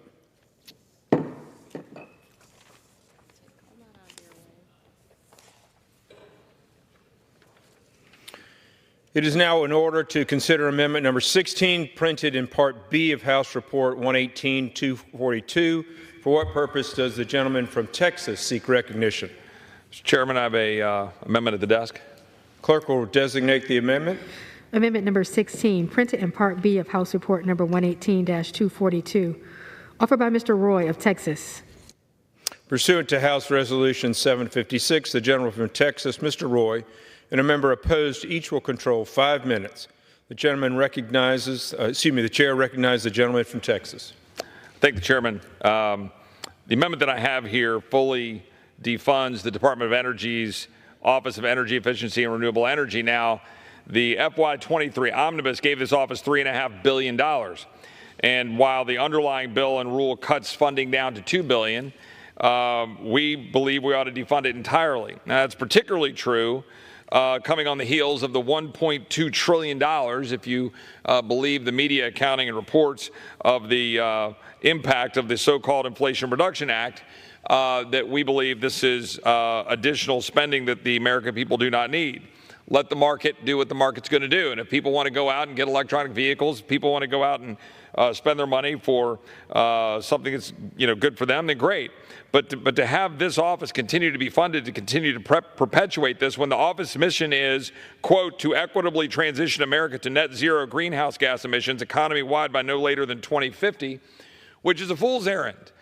And we're undermining our own national security and undermining our own economy in the process, making us beholden to China, undermining our ability to actually have a serious policy in the Middle East, by the way. Right now, we don't even have sanctions in place. We're allowing Iran to make billions of dollars, upwards of 30 to 60 billion, depending on what reports you look at, of dollars they're making on exporting oil to China.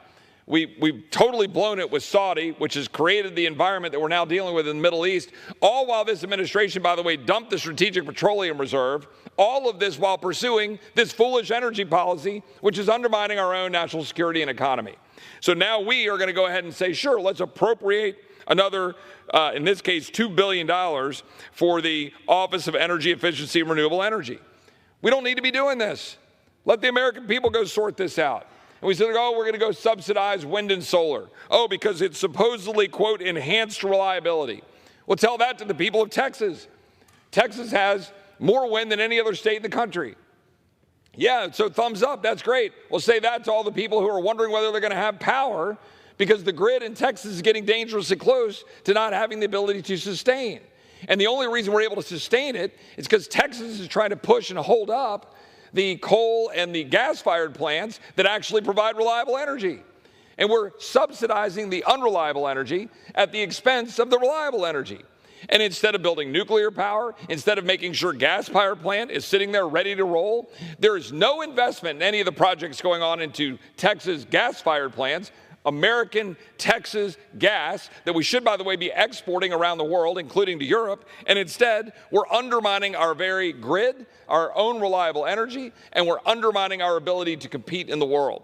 I would suggest that this would be money that would be better spent, especially when, I don't know, last time I checked, $2 trillion of deficits. Like, what are we spending our money on? Like, seriously, it's like, how are we actually going to balance our budget and eliminate deficits when we keep spending money on projects like this? I reserve. Gentleman reserves. Gentleman from, for what purpose does the gentleman from Tennessee rise? Mr. Chairman, I rise to oppose the amendment. Gentleman is recognized. Mr. Chairman, I thank the distinguished gentleman, Mr. Roy from Texas, for filing this amendment. I respectfully oppose the same. I do share some of my colleagues' concerns about the excess spending at EERE. I'd also like to emphasize that EERE received over $16 billion from the Infrastructure Investment and Jobs Act, and many of these dollars are still unobligated. These reasons are exactly why the original bill reduced EERE by $466 million below the fiscal year 2023 level, and why I offered further reductions in this bill of $1 billion. In total, these reductions would bring EERE below the fiscal year 2016 level. However, my colleague's amendment goes too far in eliminating EERE. I am a supporter of the EERE program and the work they do to advance research and development on renewable technologies, advanced manufacturing, and battery improvements. That includes essential work on critical minerals that will help lay the groundwork for technologies that will reduce our reliance on foreign supplies. I think this is an issue that we all can support. I support strategic reduction to ERE, but I am not in favor of eliminating the account and walking away from its ongoing work. For these reasons, I must respectfully oppose the amendment and urge my colleagues to do the same. Gentleman from Tennessee reserves. Gentleman from Texas is recognized. Well, I thank my friend and colleague, and I appreciate the fact that through his work and the work of Republicans, we did reduce it by $1.5 billion, but it still remains another $2 billion of funding. And I'd say to my colleagues on both sides of the aisle, how are we going to ever balance the budget when we continue to fund things like this? That's my question. Why don't we pay for this then? Can we at least pay for this out of something? Why don't we pay for this out of the Inflation Reduction Act? Why don't we pay for it by eliminating some of the IRS agents that got expanded? Like, why don't we specifically, and then tell me, go to the American people and say, what would you like to give up to pay for that? That's what I'd like to know. I'd like to know for the American people, what would you give up in order to pay for $2 billion of more of this kind of subsidy? By the way, in the Inflation Reduction Act, 90% of the subsidies go to corporations making over $1 billion. 78% of electric vehicle tax credits are claimed by Americans making over $100,000. Couples making up to $300,000 are still eligible. These subsidies could make wind and solar account for nearly 60% of U.S. electricity generation by 2050, which might sound fine in unicorn land, but for the people who need reliable energy on a cloudy, windless day, we might actually want to have gas or coal or nuclear. And by the way, all of this subsidizes the heck out of China. We're talking about making us not reliant on foreign energy sources. Well, what about China? China is the one producing most of these solar panels, a lot of the battery elements. Why are we continuing to do that? I suggest that that is a waste of taxpayer money, it's unpaid for, and we shouldn't continue to perpetuate it. And I think that's my time, and I yield back. Gentleman reserves. Gentleman yields back. Gentleman from Tennessee is recognized. Mr. Chairman, I yield to my ranking member, Ms. Kaptur. Gentlewoman from Ohio is recognized. I thank the gentleman for yielding and rise in strong opposition to this amendment.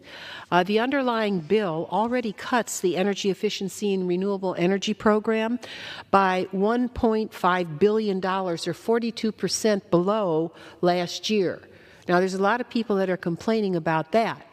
And I would be the first one to say that our country should not cede any new markets or capitulate to global competitors in the field of energy. So I think that we have to keep our foot on the accelerator in many energy sectors. And the gentleman is right. Texas has been a leader in so many ways, certainly in wind energy, but not just that. So I think it's really in terms of the solar industry and how do we pay down the debts that prior Congresses and administrations racked up, we grow our economy. And by growing our economy, more revenues come in. They are. They're coming into the private sector. They're coming into the government. A whole lot more people who aren't paying their fair share of taxes should be, and that would help. But the way we balance budgets is not to kill economic growth. And one of the areas we grow in is energy. And these are jobs that are good jobs, and they create wealth for the nation. So we have to keep up our dominance in this country. And just for the solar industry, which is something I'm terribly interested in, I represent the most important domestic manufacturer of solar in our country. Overall, the whole industry across our nation supports 333,000 jobs now. 20 years ago, they were in a very different position. 40 years ago, they almost didn't exist. America is now creating utility-scale solar, and the invention of the American people is unstoppable. And so we can't give a signal that we're going to capitulate to anybody, but we've got to develop these new energy sectors. And the gentleman's right about grid. Grid is worn out all over this country. And ask anybody in Ohio about that. It's been underinvested. We will find a way by growing the economy, and some of the new bills we've passed for infrastructure have allowed us to modernize grid. Well, let's connect the dots. So we can choose to give up American leadership in these technologies, or we can actually put our foot on the accelerator. And I really think that the gentleman's amendment, though he believes it's well-intentioned, I think does move America backwards, and I cannot support it, and therefore I oppose it. Thank you, and I yield back. Gentlelady yields. Gentleman from Tennessee is recognized. Mr. Chair, I yield back. All right. Gentleman from Texas is recognized. I believe I'm out of time, but okay. All right, the question then is on the amendment offered by the gentleman from Texas. Those in favor say aye. Aye. Those opposed say no. Opinion of the chair, the noes have it. Mr. Chairman.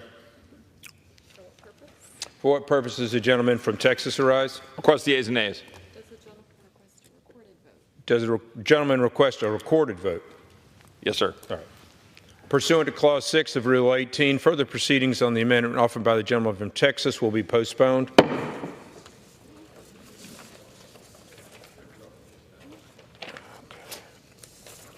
It is now in order to consider amendment number 19, printed in Part B of House Report 118-242. For what purpose does the gentleman from Pennsylvania seek recognition? Thank you, Mr. Chairman. I've got an amendment at the desk. The clerk will designate the amendment. Amendment number 19, printed in Part B of House Report number 118-242, offered by Mr. Perry of Pennsylvania. Pursuant to House Resolution 756, the gentleman from Pennsylvania, Mr. Perry, and an opposed member each will control 5 minutes. The chair recognizes the gentleman from Pennsylvania. Thank you, Mr. Chairman. This amendment strikes $35 million in funding for the Office of Clean Energy Demonstrations. For those unfamiliar with this office, according to its website, it accelerates the market adoption of clean energy technologies and fills a critical innovation gap on the path to 100% clean energy by 2035 and net zero emissions by 2050. I'm going to characterize it a different way. Since the real market, the private market won't do it, you're going to pay for it under force by your taxes so that you can have less reliable energy as soon as possible and we can be less energy independent. That's what it does. courtesy of your federal government. It funds projects like long-duration energy storage and distributed energy system to support the electric grid for electric vehicles, which are also being subsidized by your federal government under force of penalty of you not paying your taxes. It's astounding that Democrats continue to push this technology when the drawbacks of this so-called clean energy technology are clear. The actual grid is being powered by solar and wind energy sources that are inherently unreliable and don't work when the sun's not shining and the wind's not blowing. Battery technology storage is not there, and of course most of that, all that stuff that I just talked about comes from China, and oh, by the way, built with slave labor, whether that's in Turkestan or whether that's in the Congo, your tax dollars are supporting it under penalty of law. Try not paying your taxes and see what happens then. Vehicles powered by this grid are built largely using slave labor, like I just talked about, and our reliance on the Communist Party of China, since they control all the necessary components in the mineral supply chains. Not that we don't have them in America.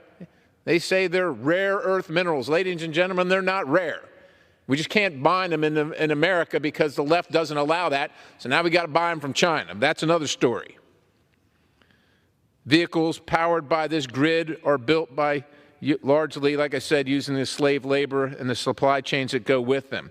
These vehicles have limited range. Their lithium batteries often catch fire, and those fires are more difficult to extinguish than traditional fires.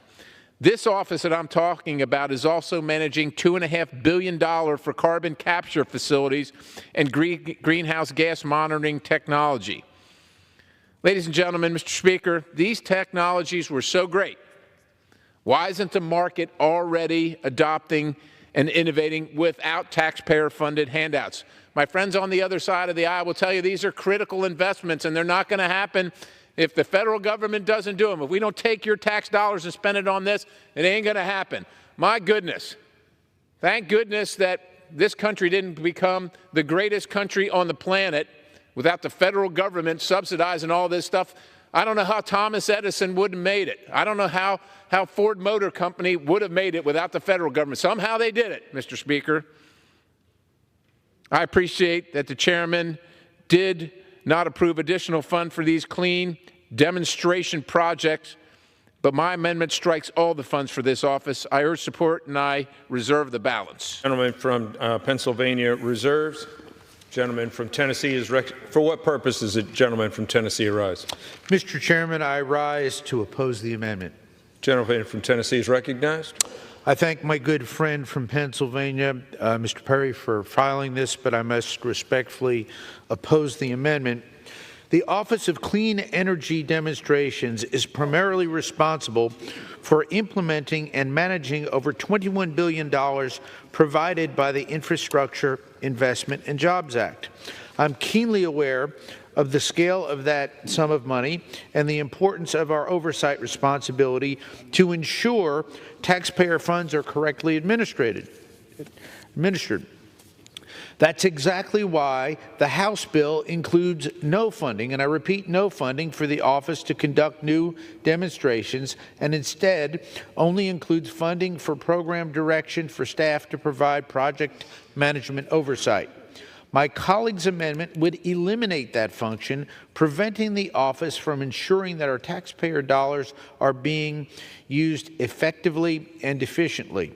That would directly impact the success of important programs within the office's jurisdiction, like the Advanced Reactor Demonstration Program. The Advanced Reactor Demonstration Program enjoys strong bipartisan support. The program is essential to the deployment of advanced reactors, ensuring our nation's energy security and regaining U.S. leadership in nuclear energy. We can't abandon our oversight responsibilities and risk the success of programs like these. For these reasons, I must respectfully oppose the amendment and urge my colleagues to do the same. I reserve the balance of my time. Gentleman reserves. What purpose does the gentlewoman from recognition? I seek no time. I'm sorry. Gentleman from Pennsylvania is recognized. Thank you, Mr. Speaker. Certainly respect the good gentleman from Tennessee, and I thank him for the time. I don't know, it seems like a lot of money still remaining for project management oversight.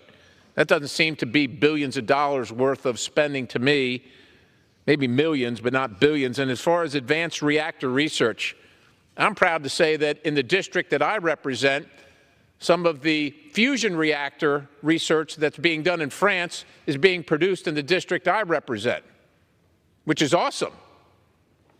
But we don't need to be paying for it. France is paying for it, and we're providing some expertise and some material. And oh, by the way, the good gentleman from Tennessee, much of the home of nuclear fission and nuclear energy in the United States of America, God bless America, I think it's awesome. But when have we built a nuclear reactor in the United States of America? I know the district that I represent just shut one down. Just shut one down. So we're paying for all this research. Tell me where it ends. What does it provide? What does it produce? It hasn't produced anything.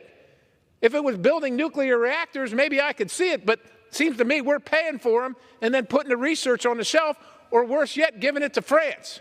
Ladies and gentlemen, I don't care what it costs. It ought to end. I urge adoption, and I yield the balance. Gentleman yields back. Gentleman from Tennessee is recognized. Mr. Chairman, I yield back. Gentleman yields. The question is then on the amendment offered by the gentleman from Pennsylvania. Those in favor say aye. Those in favor, opposed say no. Opinion of the chair, the noes have it. The amendment is not agreed to. Mr. Chairman, I request a recorded vote. Pursuant to Clause 6 of Rule 18, further proceedings on the amendment offered by the gentleman from Pennsylvania will be postponed. Did I screw something up? Okay. Now, in order to consider amendment number 20, printed in part of House Report 118-242, for what purpose does the gentleman from South Carolina seek recognition? Mr. Speaker, I have an amendment at the desk. The clerk will designate the amendment. Amendment number 20, printed in Part B of House Report number 118-242, offered by Mr. Norman of South Carolina. Pursuant to House Resolution 756, the gentleman from South Carolina, Mr. Norman, and a member opposed, each will control 5 minutes. The chair will recognize the gentleman from South Carolina. Thank you, Mr. Speaker. What my amendment does is eliminates funding to the tune of $470 million for ARPA, Advanced Research Projects Agency Energy. $470 million. What this advanced research project entitled Energy is designed to fund high-risk, high-reward projects on which the private sector would never invest in.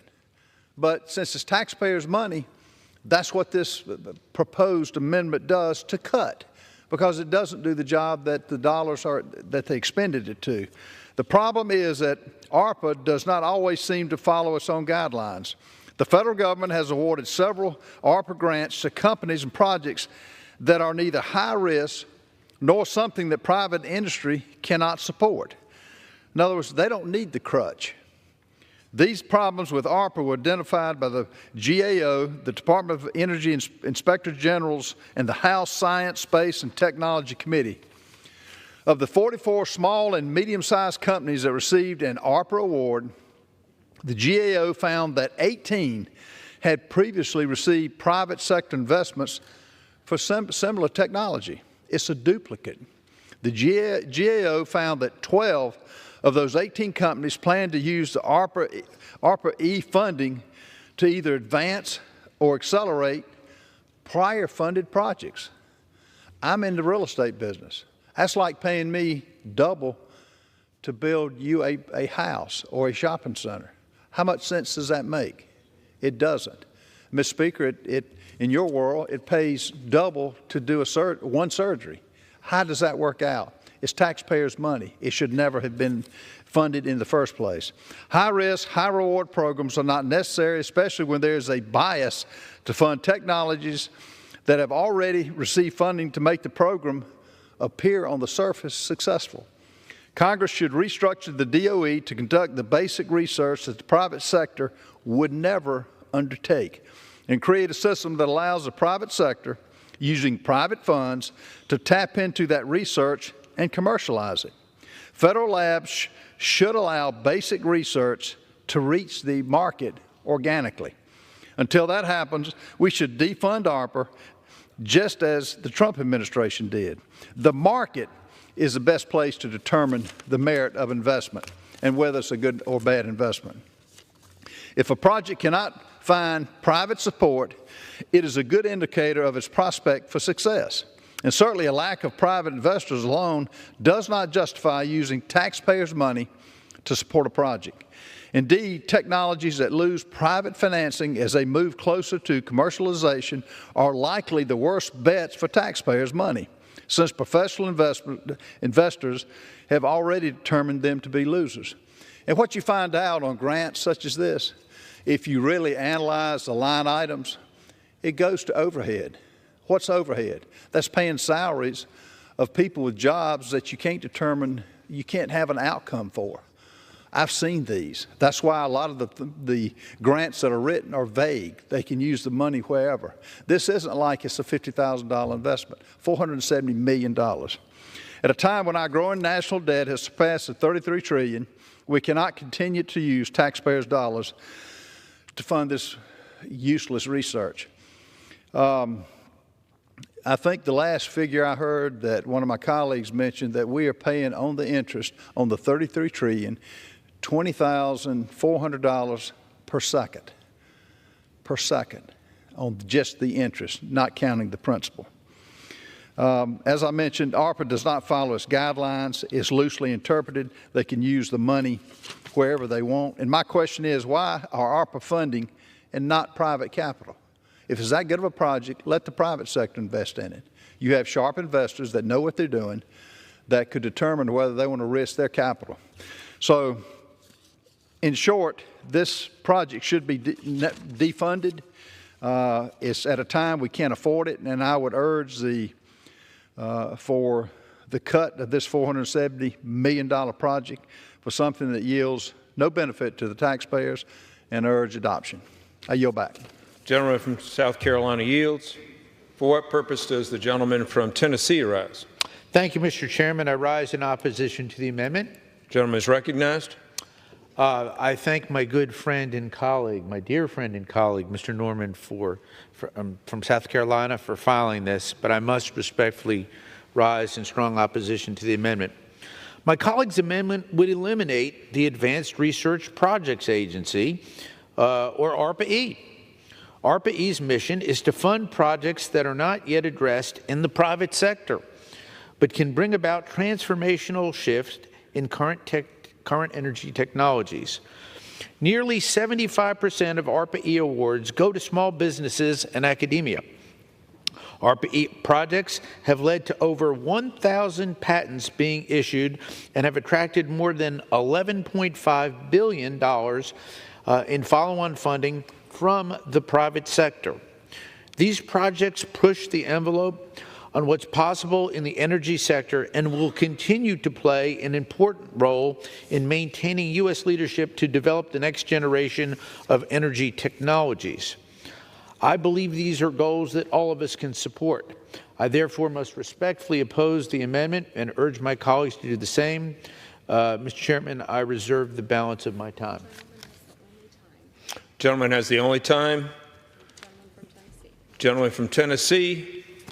Thank you, Mr. Chairman. I yield to my ranking member, Ms. Capter. Gentleman from Ohio is recognized. I thank the gentleman for yielding and rise in opposition to this amendment. I'm sure the gentleman offering it is well-intentioned, but I just want to say in many of the energy technologies that I have observed, unlike the real estate industry, they always say real property. You can tangibly touch it, you can see that it's there, you can measure it. ARPA-E really focuses on that which is not yet measurable. If you see the movie Oppenheimer and you look back at the history of our country and how we began to actually move into atomic energy, it was very experimental and very dangerous. And the government got involved in that. At that point in history, we had to win a war. And we learned a whole lot about nuclear energy at that point, but part of it was uncontrollable.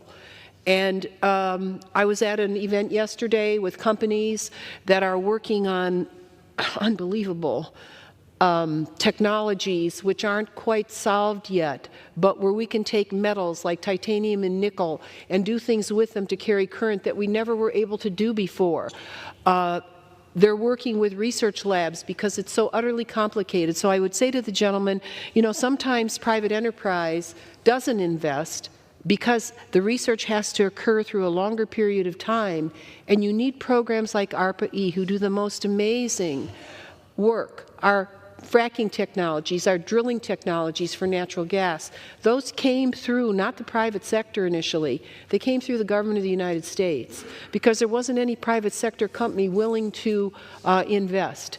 I know my own district where we are known for the glass industry. Some of the research that's been necessary to actually thinly layer different types of material in order to produce more efficient solar panels had to be assisted with government help because there was no, there were no angel investors in my part of the country. And so the Department of Energy, through photovoltaic research, discovered inventors who were doing great things in America and helped them to move their technology forward to now we have the greatest domestic producer of solar in the middle part of the country. Not California, not East Coast, not South, but in the Great Lakes region. So what I've seen out of ARPA-E is high-level basic research that most companies, frankly, aren't dedicated to. It's very different than the real estate industry. It's over a longer time horizon. So I strongly urge my colleagues to vote against this amendment,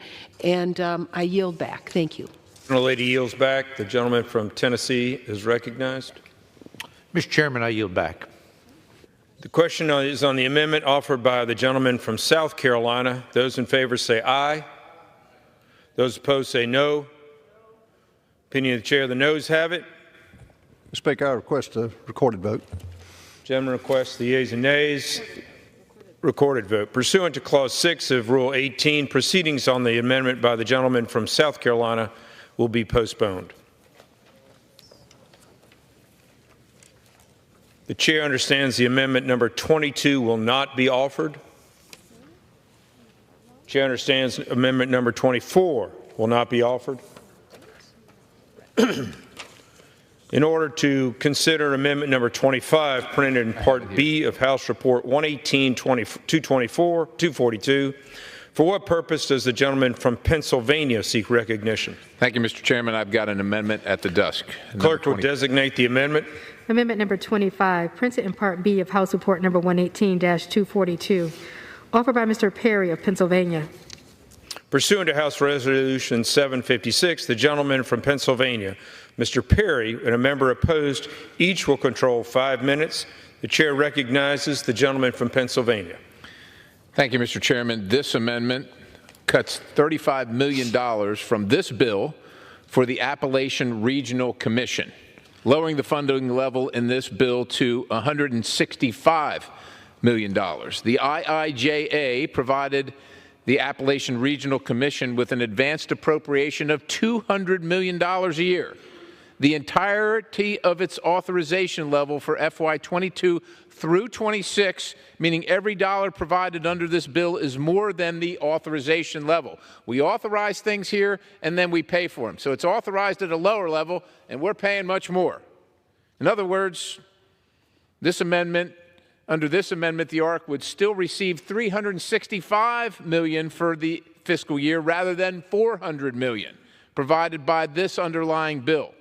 Even with this minimal cut under this amendment, the program's funding is extremely and still extremely bloated, and its effectiveness remains unclear, as do all the regional commissions. Moreover, this commission's programs are duplicative of other federal economic development programs and better addressed by state and local levels. In fact, the FY18 budget justification identified that the Appalachian Regional Commission failed to show a strong link between grants and a positive impact on the communities they serve. Worse, this year, the Commission's Inspector General identified the massive increase in the Commission's funding over recent years as a threat to its very ability to evaluate grant proposals, measure program performance, and conduct appropriate oversight. So we talked about the last one. We needed the money for oversight. This one, we got so much money that they can't oversee it. This is your federal government at work here. The spike in funding threatens to worsen an already tenuous link between funding and success. Simply must bring the funding level for the ARC, the Appalachian Regional Commission, down to ensure that it has the capacity to ensure it meets its mission. And with that, Mr. Chairman, I reserve the balance. Gentleman reserves. What purpose does the gentleman from Tennessee seek recognition? Mr. Chairman, I rise to oppose the amendment. Gentleman is recognized. Thank you, Mr. Chairman, and I thank again my distinguished friend from Pennsylvania for filing the amendment. My great state of Tennessee, which I represent, 3rd District of Tennessee, and our state and other states greatly benefit from the Appalachian Regional Commission. This amendment would eliminate the Appalachian Regional Commission, which provides funding for hundreds of cost-shared projects, partnering with private industry to bring needed jobs to this depressed region. The Energy and Water Bill maintains funding for the ARC at the fiscal year 2023 level of $200 million. These communities, and many of which I represent, cannot afford to lose millions of dollars in private investment this commission leverages. I respectfully urge a no vote on this amendment. Does the gentleman yield back? I yield, Mr. Oh, I'm sorry, I reserve. You reserve. Mr. Chair. Gentleman from Pennsylvania is recognized. I reserve. Gentleman reserves.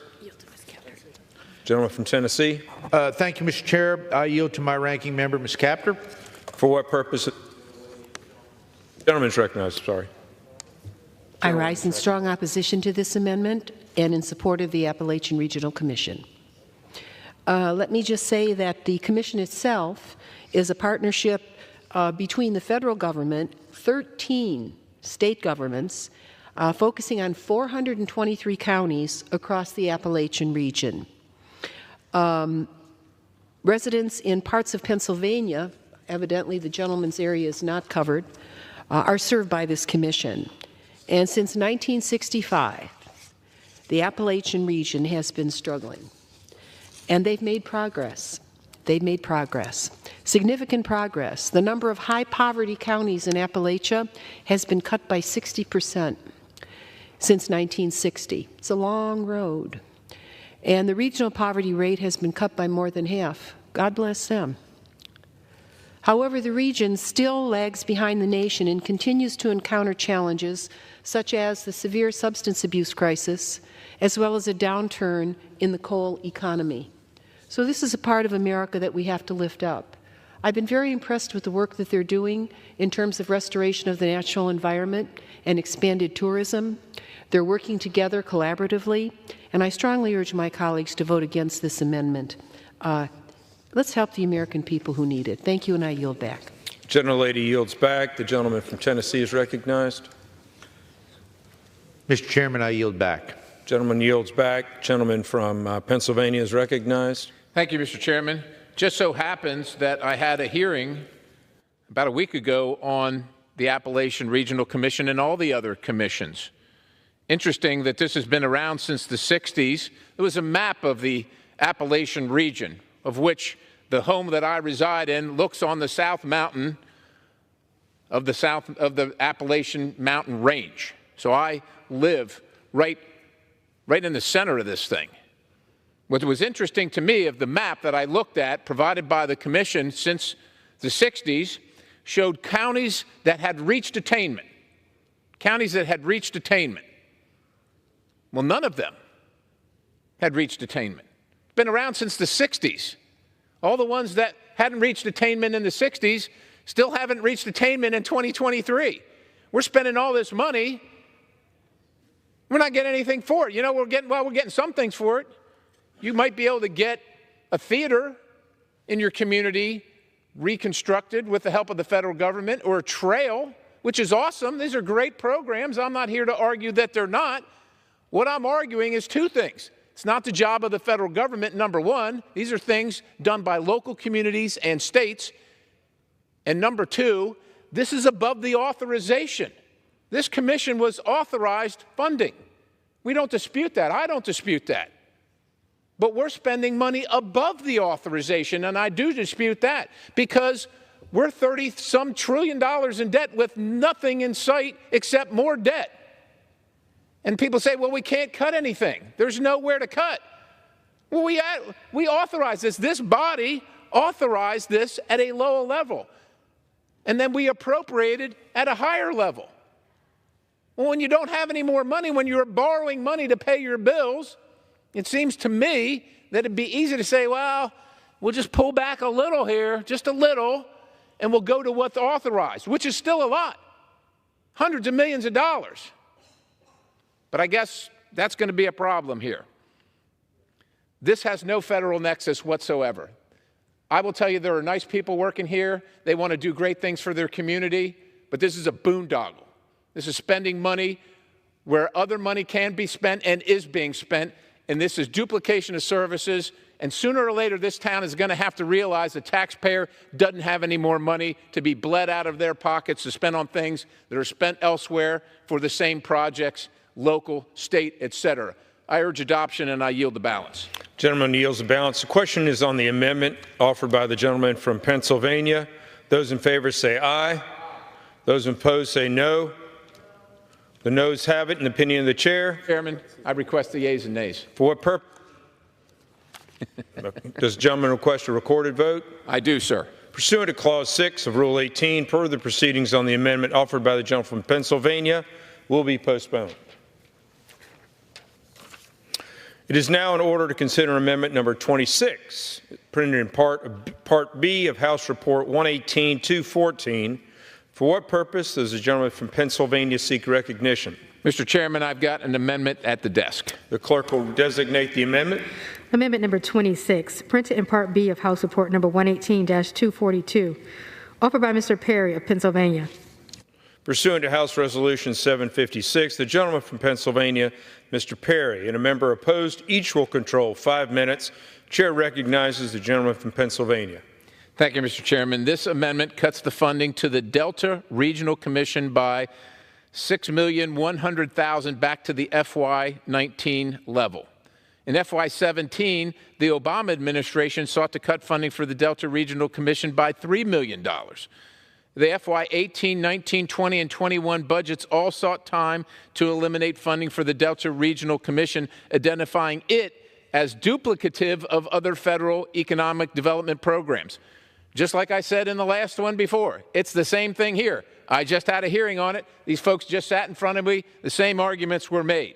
The FY21 budget pointed out that the Delta Regional Commission, like others, is set aside for special geographic designations rather than applied across the country based on objective criteria indicating local areas and levels of distress. Again, that don't seem to ever be addressed even though we spend millions of dollars. We're $33 trillion in the hole, $33 trillion. And I don't know if you looked at the economics and the financials of just the last couple months of how much more we've gone in debt in just the last couple months. Something has got to shock the conscience of this Congress because it is shocking the conscience of the American people who can't afford their groceries, can't afford gasoline, can't afford their car payments, their credit card payments. Heaven forbid you got to buy a new car. Heaven forbid you try and buy a new home. We simply can't continue to allow for the rapid growth of parochial commissions that duplicate. They literally just duplicate other federal programs undeterred. And regardless of the duplication of the federal programs, most of this stuff looks like it's local programs or state programs. Again, worthy things. The question is there a federal nexus here? And there is not. In many, many cases, there's poor oversight, and we don't have the money to do it. And finally, before I reserve, this is not a partisan issue. Democrat presidents and Republican presidents have all called for either the abolishment or the reduction of these commissions. Both have done it. It's not a partisan issue. It's a fiscal issue. It's a responsibility issue. These things need to be dealt with. State and local should do it if that's what they are. And we don't have the money at the federal level anymore for that. With that, I reserve. Reserves. For what purpose does the gentleman from Tennessee rise? Thank you, Mr. Chairman. I rise to oppose the amendment. Gentleman is recognized. Once again, I thank my friend, the gentleman from Pennsylvania, for filing this amendment, but I must strongly oppose it. This bill provides $31.1 million for the Delta Regional Authority. This small investment targets hundreds of depressed communities in the Mississippi Delta region. These communities cannot afford to lose the millions of dollars in private investments this commission leverages. I respectfully urge a no vote on this amendment, and I reserve the balance of my time. Gentleman reserves. For what purposes? Gentleman from Tennessee is recognized. From Pennsylvania is recognized. I reserve. Gentleman is reserved. Gentleman from Tennessee is recognized. Thank you, Mr. Chairman. At this time, I yield to the gentlewoman, my friend from Louisiana. Congratulations to the great state of Louisiana on the election of our Speaker, and you also have our great Majority Leader as well. But Ms. Letlow has been just a wonderful, wonderful member of the Appropriations Committee, and it's been great to have her on the committee representing Louisiana. At this time, I'd like to yield 2 minutes to her. Lady from Louisiana is recognized. Thank you, Mr. Chairman. I rise in opposition to Amendment number 26, which would slash funding for the Delta Regional Authority by $6.1 million. This federal-state partnership is a critical lifeline to my district and state by providing dedicated funding to address vital infrastructure, workforce, and healthcare needs for rural towns. These towns have little to no tax base to be able to raise the funds themselves to replace expensive and aging infrastructure systems. Rural communities do not have the financial resources to hire grant writers to help them through a complex federal grant process. And because of this, these towns miss out on national grant competitions. DRA's funding supports a pilot program that would help these communities identify opportunities, provide assistance to write the applications, and help with implementation.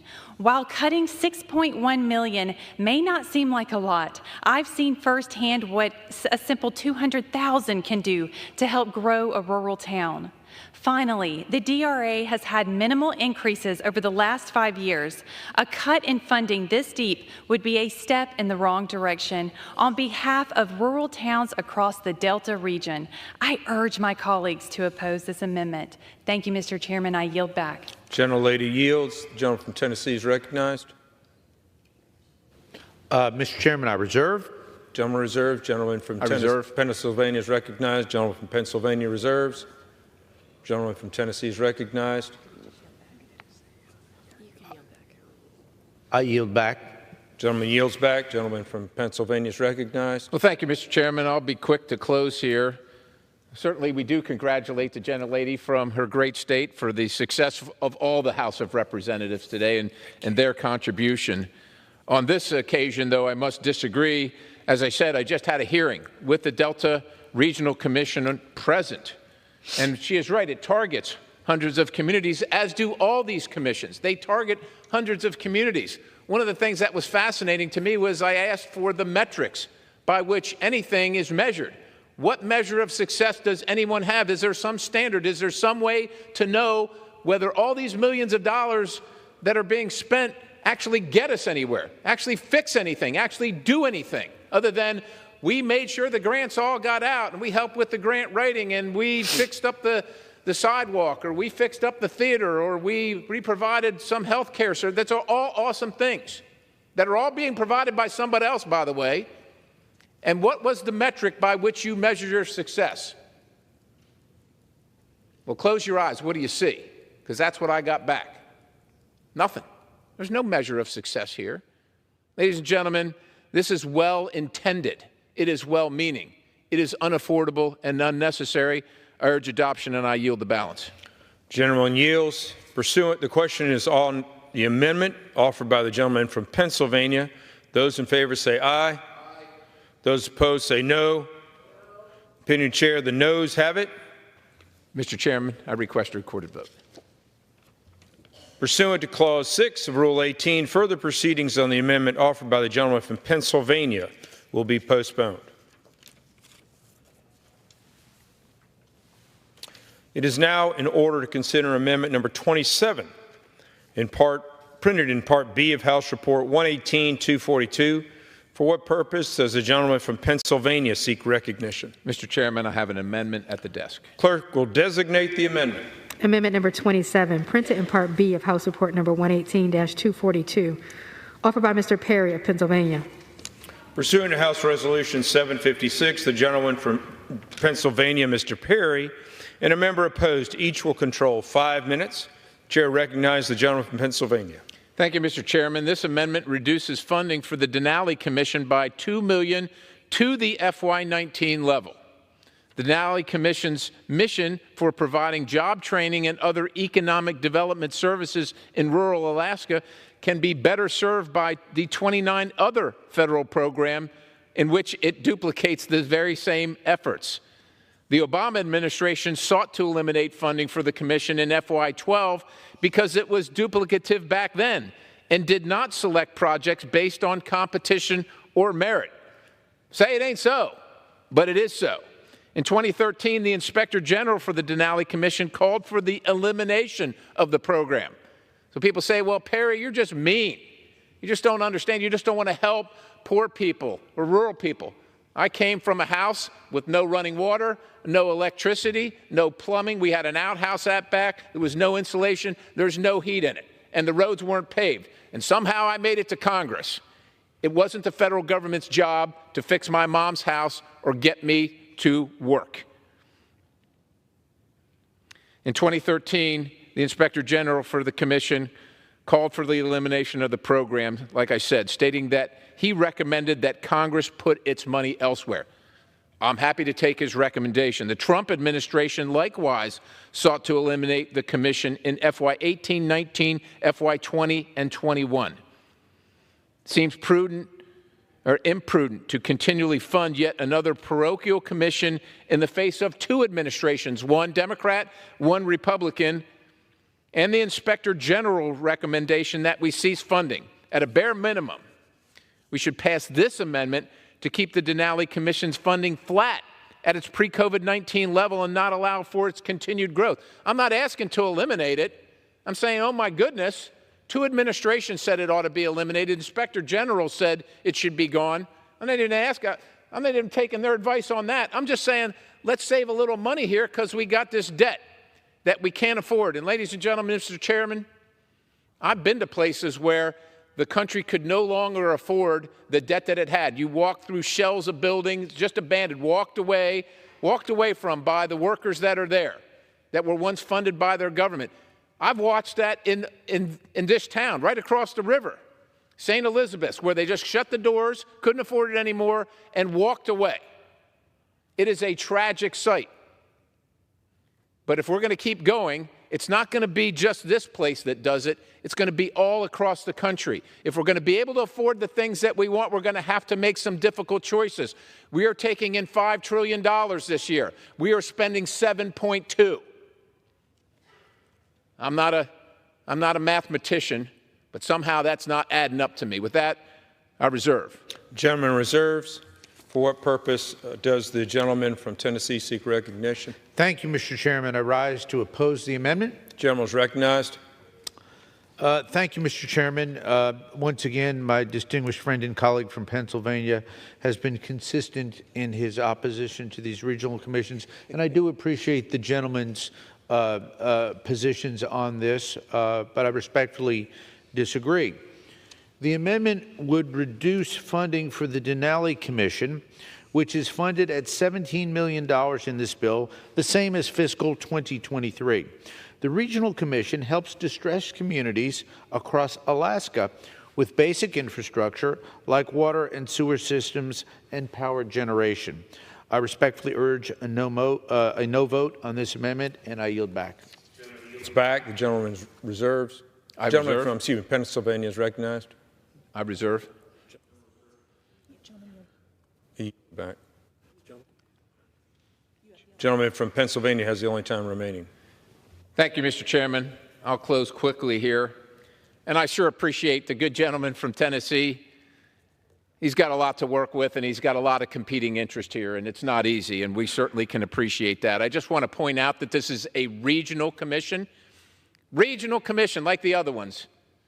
like the Appalachian Regional Commission, like the Delta Regional Commission, only this one exists in only one place, in Alaska. Wonderful place, great place, part of the United States of America. But tax dollars from across the country, including Pennsylvania, Tennessee, or Ohio, shouldn't go to pay for local projects that can be handled by state and local governments, especially when you're borrowing money to do it.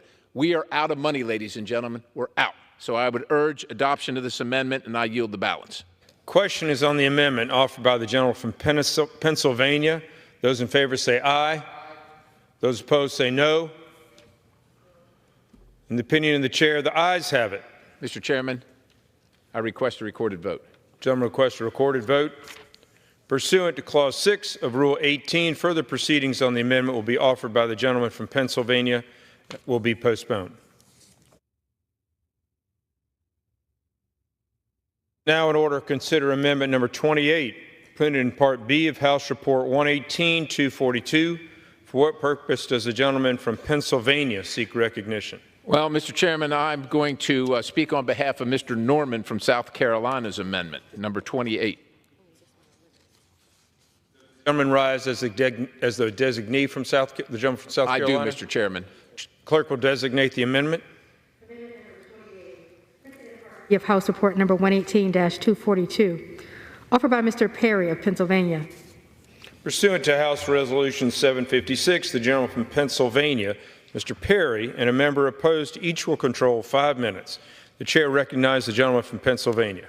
Well, thank you, Mr. Chairman. Apparently, I was the reasonable one in the room, because this amendment offered by Mr. Norman would eliminate funding for the Denali Commission, and I can support that as well.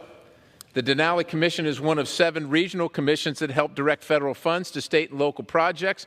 However, unlike other commissions, the Denali Commission serves only one state, as you know, Alaska. This has led some, including the Office of the Inspector General for the Denali Commission, to question the need for the Commission, since the federal funds handled by the Commission could easily be distributed to the state of Alaska and other local entities without going through the step of yet one more bureaucracy. After all, state and local governments are more knowledgeable and better equipped than the federal government to address the needs of local communities.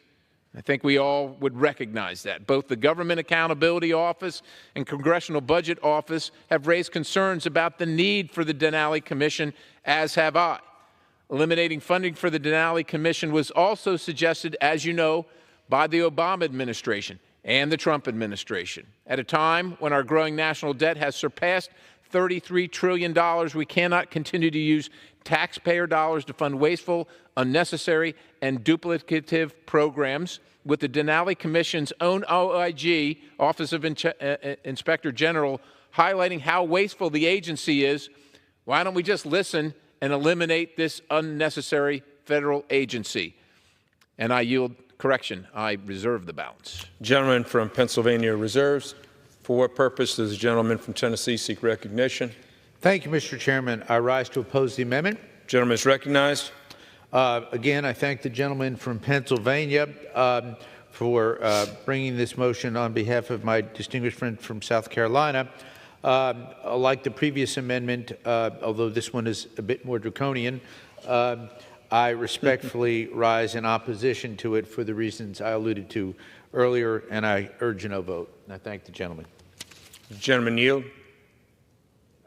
Yes, Mr. Chairman, I yield. Yield. Okay. Gentleman yields.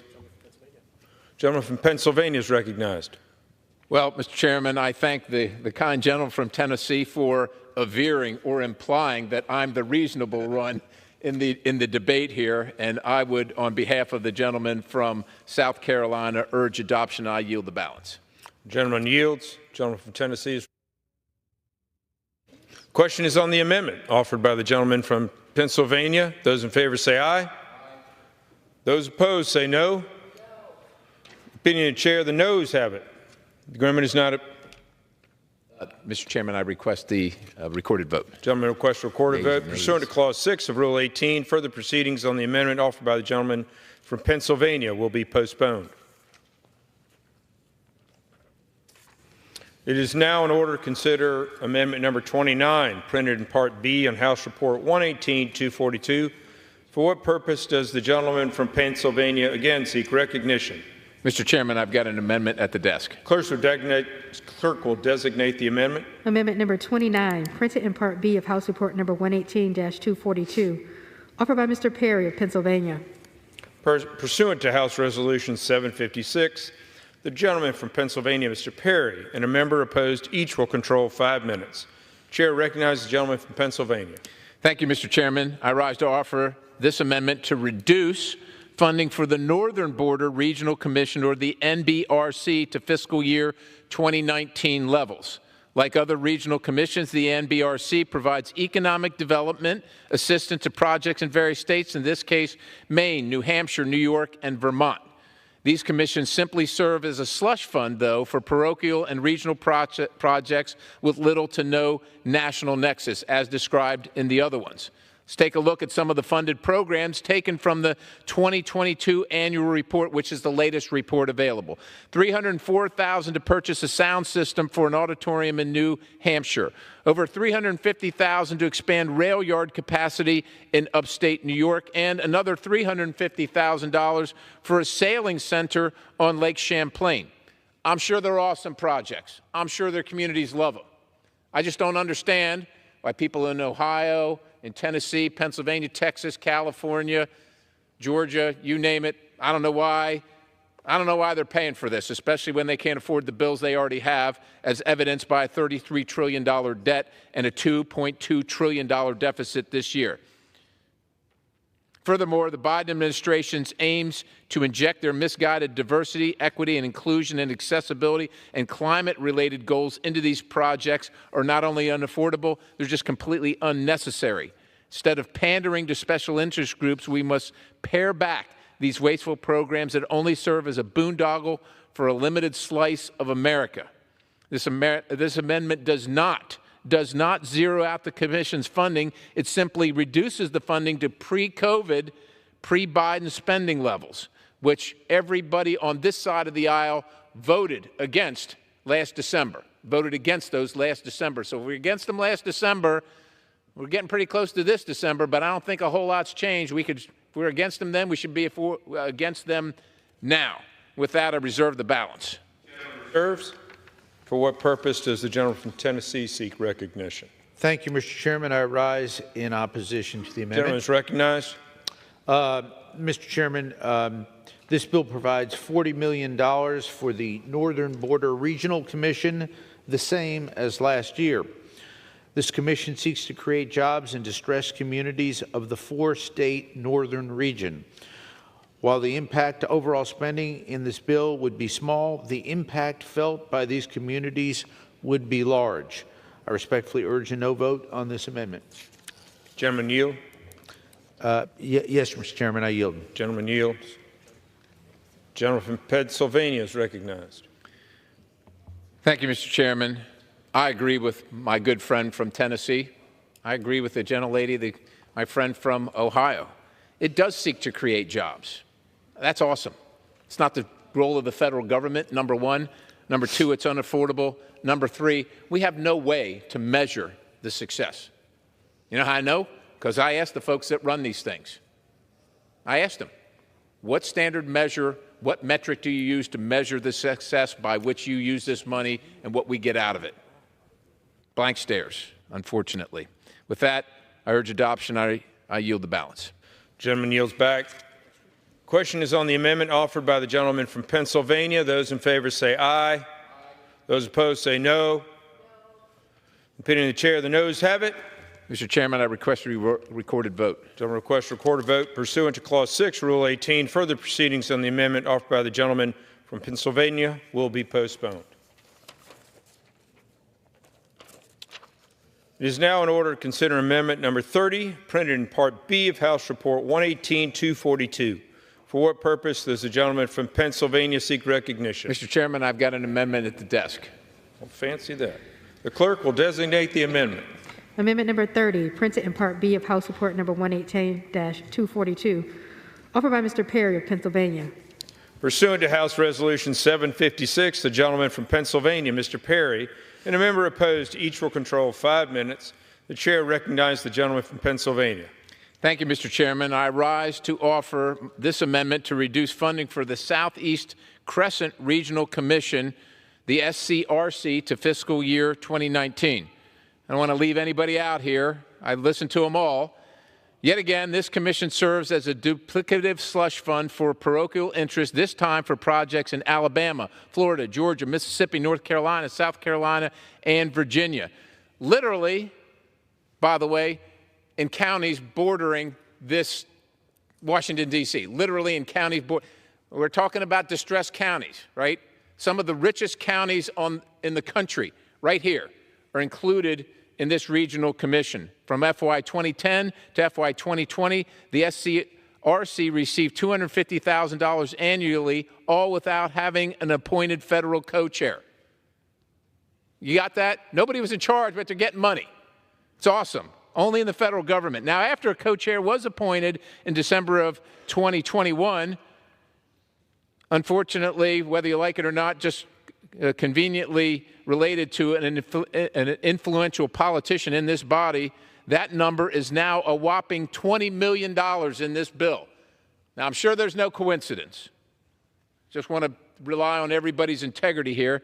But there's absolutely no reason for the dramatic increase in funding, especially when these projects fund both projects with no national nexus, like electric vehicle charging stations. And if you want to have them in your community, God bless you. That's awesome. Go pay for them. It's not the federal government's job to pay for that any more than it's the federal government's job to pay for your local gas station. How about stormwater management? An important issue. I come from Pennsylvania. We've got a lot of stormwater. I'm not asking the federal government to deal with it. We should deal with that at home. And green infrastructure, according to the SCRC's 2023 through 2027 strategic plan. Our constituents do not have money for these projects that have no impact on their lives and in many cases drive up inflationary spending. Oh, sure, they have an impact where you live if you live in one of these places, but if you don't, you get to pay anyhow. This is why we have state governments. This is why we have local governments. Federal government is supposed to be there, obviously, but it's not the job of the federal government. And so, again, I ask my colleagues to consider reducing, not ending, reducing the funding for this regional commission. And with that, I reserve the balance. Gentleman reserves. For what purpose does the gentleman from Tennessee seek recognition? Thank you, Mr. Chairman. I rise to oppose the amendment. The gentleman is recognized. Once again, I thank my distinguished colleague and friend from Pennsylvania. He has been consistent and very thorough in all of his investigations, and I do really appreciate this. This has been insightful, but once again, I must respectfully rise to oppose the amendment. The Energy and Water Bill includes flat funding for the Southeast Crescent Regional Commission. The amendment would reduce this amount by 99%, leaving only $250,000, not even enough to cover all administrative costs. This commission seeks to create jobs in some of the most poverty-stricken areas of our nation, and funding should not be decimated. I respectfully urge a no vote on this amendment. I yield back. Gentleman yields back. Gentleman from Pennsylvania is recognized. Thank you, Mr. Chairman. I again say this commission includes Alabama, Florida, Georgia, Mississippi, North Carolina, South Carolina, and Virginia. Awesome places. I'm looking. I've been to every one of them. Every one of them. Many of the residents of Pennsylvania are moving to those states because they're doing pretty well. We lose population compared to these states every single 10 years, which is why we lose a seat in Congress every 10 years. And we're spending money in Pennsylvania on these states. We're not spending in Pennsylvania, we're spending in these states so that our residents then move to these states for all the great things. And when I asked, just so you know, the regional commissioner, I asked how much money has been spent in the counties surrounding Washington, D.C., because as you recall, Virginia is included.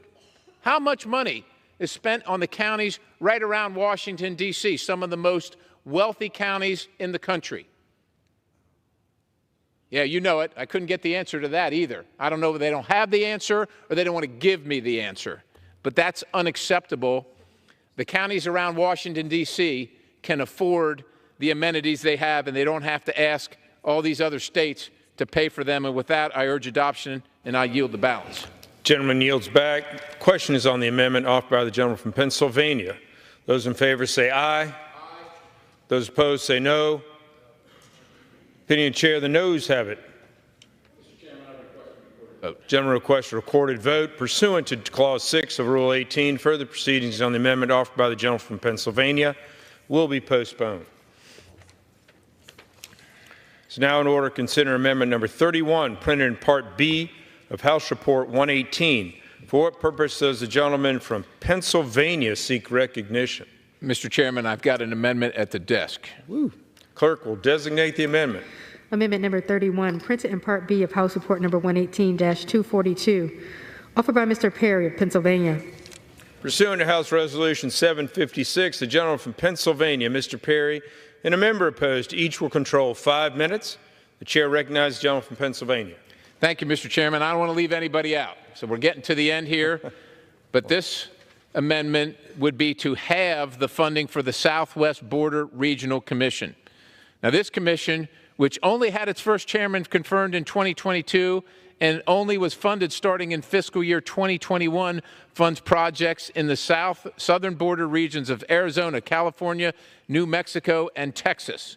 Incidentally, the first chairman was previously the Director of Economic Development and Special Initiatives for Senator Martin Heinrich, who continues a theme of politically connected chairmen of these regional commissions, just to let you know. I know that folks on both sides of the aisle care about the border. I believe that. However, the answer to solving border problems is to actually enforce our nation's immigration laws, not to give $5 million to a commission that has not published a strategic plan, as does not even appear to have a website.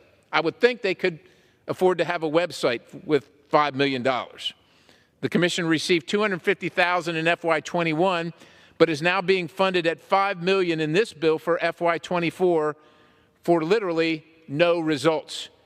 Now, $250,000 is a lot of money where I come from, and $5 million is even more. And okay, I could see inflation. I could see the cost of living going up. The people that I represent, their grocery costs are 20% up. Fuel cost, electricity cost, everything they pay for is up. But not $250,000 to $5 million. That's a little bit more of a jump than everybody's used to. Again, this amendment simply strikes this figure in half to a still exorbitant $2.5 million. I urge support of this amendment, and I reserve the balance. The gentleman reserves. Does the gentleman from Tennessee rise? Mr. Chairman, I rise to oppose the amendment. The gentleman is recognized for 5 minutes. Thank you, Mr. Chairman. Mr. Chairman, my friend and colleague from Pennsylvania, once again, has been consistent in his opposition to these regional commissions. This amendment seeks to cut funding for the Southwest Border Regional Commission in half. This commission seeks to create jobs in some of the most poverty-stricken areas of our nation. This bill provides $5 million equal to fiscal year 2023. This amount ensures this commission can continue its work, and cutting it in half would virtually do nothing compared to the overall spending in the bill. I respectfully urge a no vote on this amendment, and I reserve the balance of my time. Gentleman reserved. The gentleman from Pennsylvania is recognized. Mr. Chairman, I reserve. The gentleman reserved. The gentleman from Tennessee. Thank you, Mr. Chairman. At this time, I would like to yield to my dear friend, the gentleman from Arizona, also a fellow member of the Appropriations Committee, Mr. Siscomani, for as much time as he wishes to consume. Thank you, Mr. Chair. The gentleman is recognized. Thank you, Chairman, for yielding me time. And I rise today in respectful opposition to this amendment by my good friend from Pennsylvania. The Southwest Border Regional Commission encompasses all 5 of the counties that I represent in Arizona's 6th congressional district, in addition to 88 other counties in Arizona, Texas, New Mexico, and California. While I appreciate the sentiment of this amendment to rein in federal funding that I think we can all agree on, cutting funding from the commission is not the way to do so. Of the approximately 35 million people the commission serves, nearly 5 million live in poverty. Additionally, of all the regional commissions, the Southwest Border Regional Commission has the largest population, about 2.4 million people living in the most severely economically distressed counties. These are communities that are dealing with drought, economic downfall, and overstretched resources as we see record high levels of illegal immigration along the southwest border. Many of the people live in designated health professional shortage areas and lack access to clean water and also other necessities. The Southwest Border Regional Commission just finally received its first federal co-chair last December. That means that it just has recently received allowed to begin convening and to begin activities. It would be a shame to reduce funding that is so desperately needed to promote economic development in our counties along the southwest border. I urge my colleagues to vote no on this amendment, and I yield back. The gentleman yields back. The gentleman from Tennessee is recognized. Thank you, Mr. Chairman. I yield back. The gentleman yields. The gentleman from Pennsylvania is recognized. Well, thank you, Mr. Chairman. I certainly appreciate my good friend from Arizona. We're sure happy to have him here, and the gentleman from Tennessee and the work that they have done in collaboration with my friends across the aisle. None of this is easy, but only in Washington can you go from 250,000 to $2.5 million and still call it a cut because you didn't go to $5 million, which is what we're talking about. I'm not saying 250,000 is too much, but I am saying $5 million is too much, and saying we should spend $2.5 million, which, quite honestly, for me, is still too much, but I get it. And to the gentleman from Arizona's point, he's absolutely right. Their states are being ravaged and destroyed by the federal government's refusal and obstinance to follow the law, and allowing people to flow across the border illegally into their communities and destroy their communities. This cannot be afforded. It can't be afforded by them, and it can't be afforded by anybody else. But the solution is not to spend more money there to provide more services and encourage more people to come illegally while this administration refuses to enforce the law. I think the gentleman would probably agree with at least that sentiment at some point. I understand he's trying to do right by his citizens, and he should. The best way to do right by his citizens, and he has no control of this, neither does anybody in this body at this moment, is to actually enforce the law. The president can do that and clear up this whole disagreement on this side of the aisle and on that side of the aisle. But that's not going to happen anytime soon. And you know what else is not going to happen anytime soon, Mr. Chairman? We're not going to quit putting our country in debt and bankrupting it. We are taking in $5 trillion in revenue this year, but we're going to spend 7.2. And while my good friend says it will have no impact on the overall cost of the bill, where I come from, $250,000 is a lot of money, $2.5 million is a huge amount of money, and $5 million is an obscene amount of money that most people don't have. And so while it might have a little impact in this town, it has a huge impact in my town. I urge adoption, and I yield the balance. The gentleman yields back. The question is on the amendment offered by the gentleman from Pennsylvania.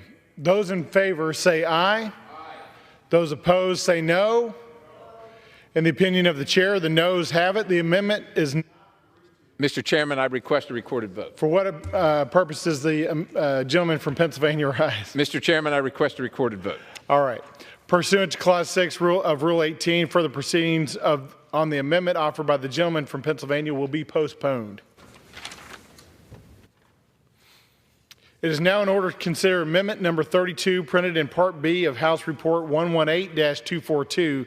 For what purpose does the gentleman from Pennsylvania seek recognition? Mr. Chairman, you'll be happy to know this is the last amendment I have at the desk. The clerk will designate the last amendment at the desk.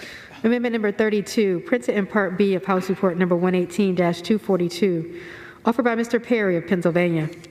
Pursuant to House Resolution 756, the gentleman from Pennsylvania, Mr. Perry, and a member opposed, each will control 5 minutes. The chair recognizes the gentleman from Pennsylvania. Thank you, Mr. Chairman. I don't want to leave anybody out here on the abuse and the waste, so I know I'm going to sound like a broken record, so I'll try and keep it short. First, the Great Lakes Authority has only been authorized since 2022. It still does not have a federal co-chair. It has no website. It has no programs funded. Yet, strangely, it is still receiving federal dollars to the tune of $5 million for projects supposedly in the watershed regions of Illinois, Indiana, Michigan, Minnesota, New York, Ohio, Pennsylvania, and Wisconsin. And yes, I said Pennsylvania, and I'm from Pennsylvania. But when you can't afford things and you're wasting money, I don't care where you're from, you got to say something about it. Folks, we've seen how the other commissions have gone. President Trump urged elimination of 3 of them, and President Obama recommended cuts or elimination for the Denali Commission. With that level of bipartisan criticism of existing commissions, I don't see why we need to dig ourselves even deeper with yet another one. I mean, there's not a lot we agree on in this town, but apparently there's some agreement on this. We ought to try and forge ahead with that agreement. I know people in this building will scoff at the difference between $2.5 million and $5 million. But like I said, where I come from, $2.5 million or $5 million is a lot of money. Might not be to the president, buy beach homes with cash and all that stuff, but where I come from, that's a lot of money. And that $2.5 million isn't going towards a commission that cannot even begin operations without a Senate-confirmed federal co-chair. It shouldn't be going for that. There's nobody there. There's nobody there to administer it.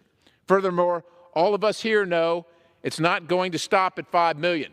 This is just the beginning, ladies and gentlemen. The commission, like the rest, will balloon up to tens of millions of dollars if the Congress, using the power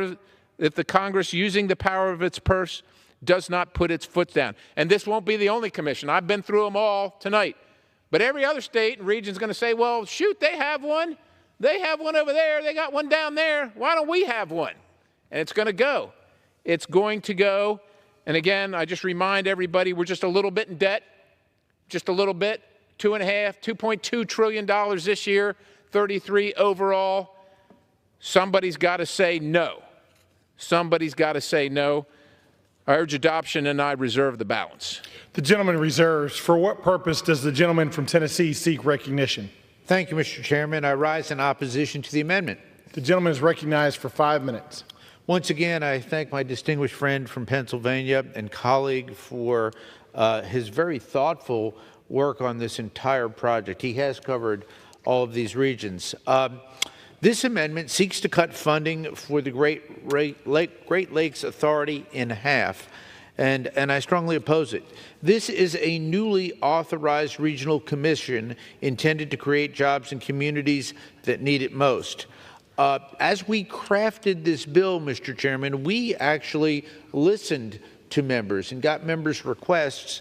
This commission, the Great Lakes Commission, received a tremendous amount of bipartisan support for it. It is newly created, and that is one of the reasons that it has not had its funding. It has not ever had funding because it's brand new.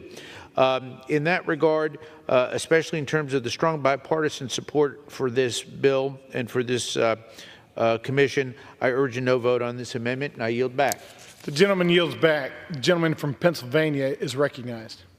Well, thank you, Chairman, and I understand and recognize the good intended efforts, the heartfelt efforts of the people on the committee, on both sides of the aisle, certainly the members representing the states involved. I understand, I recognize that, and I think they mean to do well. There's nobody there to administer this. There's nobody present, but we're going to give them the money anyhow. We don't have any money to give, ladies and gentlemen. We're borrowing money. We're borrowing money to give to a program with nobody there to administer it on projects that we haven't even seen yet. I don't know about you, but that seems like, I don't know, maybe it's, borrowing an old phrase, putting the cart before the horse or something like that. And people are going to say, well, we got to have the money so we can set it up. Okay, fair enough. The problem is we don't have the money. Again, I don't need to be a broken record here. I know I sound like one. We don't have any money. Number one. Number two, these are state and local projects.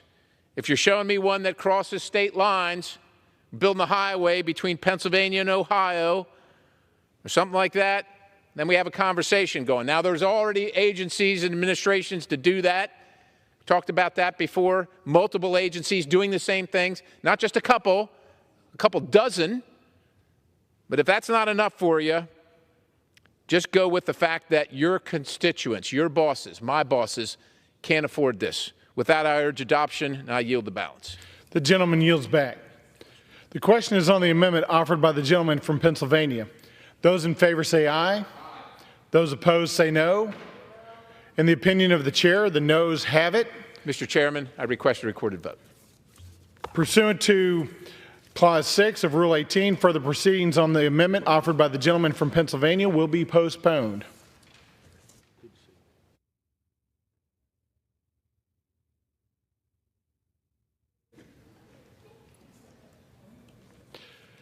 It is now in order to consider amendment number 34, printed in Part B of House Report 118-242. For what purpose does the gentlewoman from Florida seek recognition? I have an amendment at the desk. The clerk will designate the amendment. Amendment number 34, printed in Part B of House Report number 118-242, offered by Mrs. Kamick of Florida. Pursuant to House Resolution 756, the gentlewoman from Florida, Ms. Kamick, and a member opposed, each will control 5 minutes. The chair recognizes the gentlelady from Florida. Well, thank you, Mr. Speaker.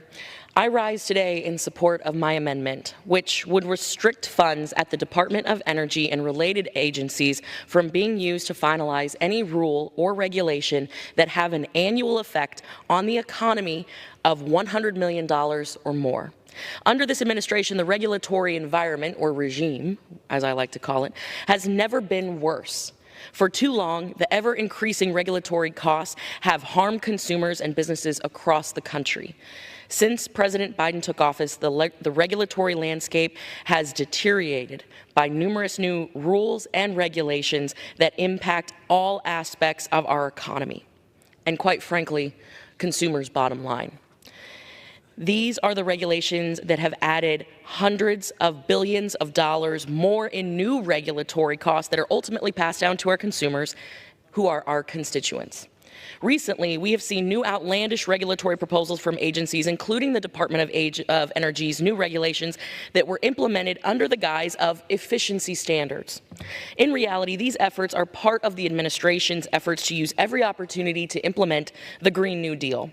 Just look at the efficiency standards that take aim at banning gas stoves and furnaces. These regulations are absurd, unnecessary, and make these appliances unobtainable or simply unaffordable, particularly in this economy, or Biden economics, as we have been told this is. My amendment would rein in the actions of the Department of Energy and related agencies covered by this bill and restore accountability. Congress, not the executive branch, is the sole legislative body in this country. It is time that we restore the accountability and transparency to our constituents by reasserting our Article I authority. Congress makes the law, not the White House. This amendment would limit the overreach of these agencies and prevent costly regulations from going into effect that ultimately impact our constituents negatively. It's time that we stand up for our constituents and rein in this overgrown bureaucratic government. I encourage all of my colleagues to support this amendment, and I reserve. The gentlewoman reserves. Members seek recognition. For what purpose does the gentlelady from Ohio seek recognition? I seek recognition to oppose the amendment.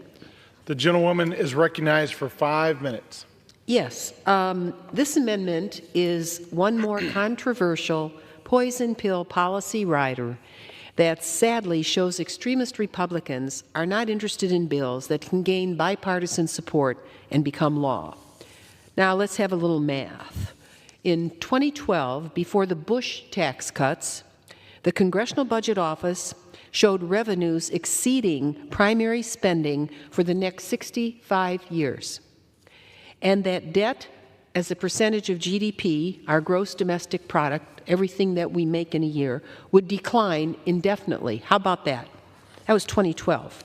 Since then, tax cut extensions and the Trump tax cuts have added $10 trillion to the debt to date. And their cost will increase enough over time to account for the entire long-term growth in debt ratio.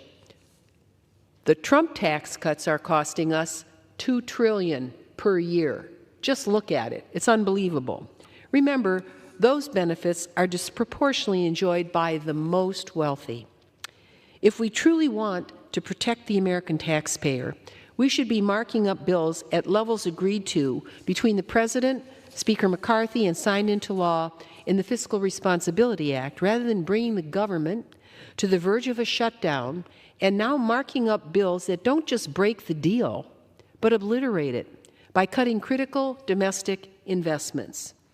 I can't wait for the Debt Commission to actually get the facts out there for the American people, because I've been listening to this all evening. It's very much off the mark. So let's get serious about passing bills that can gain bipartisan support and become law. And I strongly urge my colleagues to vote against this harmful amendment and yield back. The gentlewoman yields. The gentlewoman from Florida is recognized. Thank you, Mr. Speaker. I'm confused. My colleague across the aisle said that this is a controversial poison pill.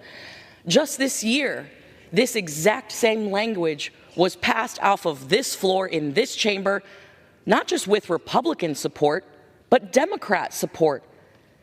This is not a partisan issue. Reasserting the will of the people, empowering the people that hired us to do this job, that is not a controversial issue, nor is it a poison pill. And none of our constituents sent us to Washington to cede power to an unelected, nameless, faceless bureaucrat in a basement somewhere in Washington.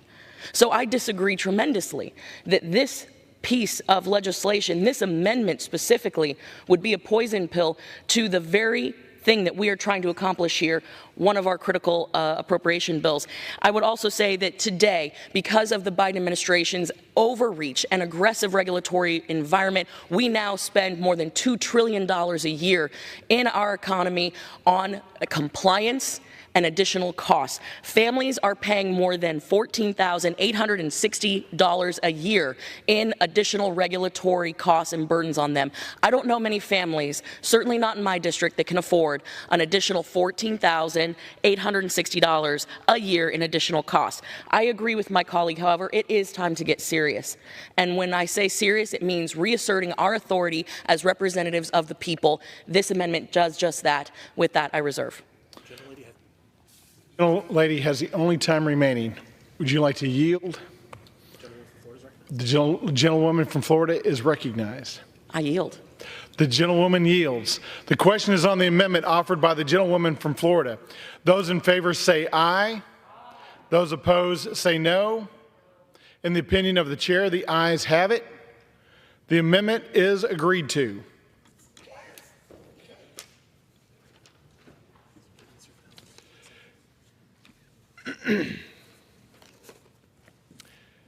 It is now in order to consider amendment number 35, printed in Part B of House Report 118-242.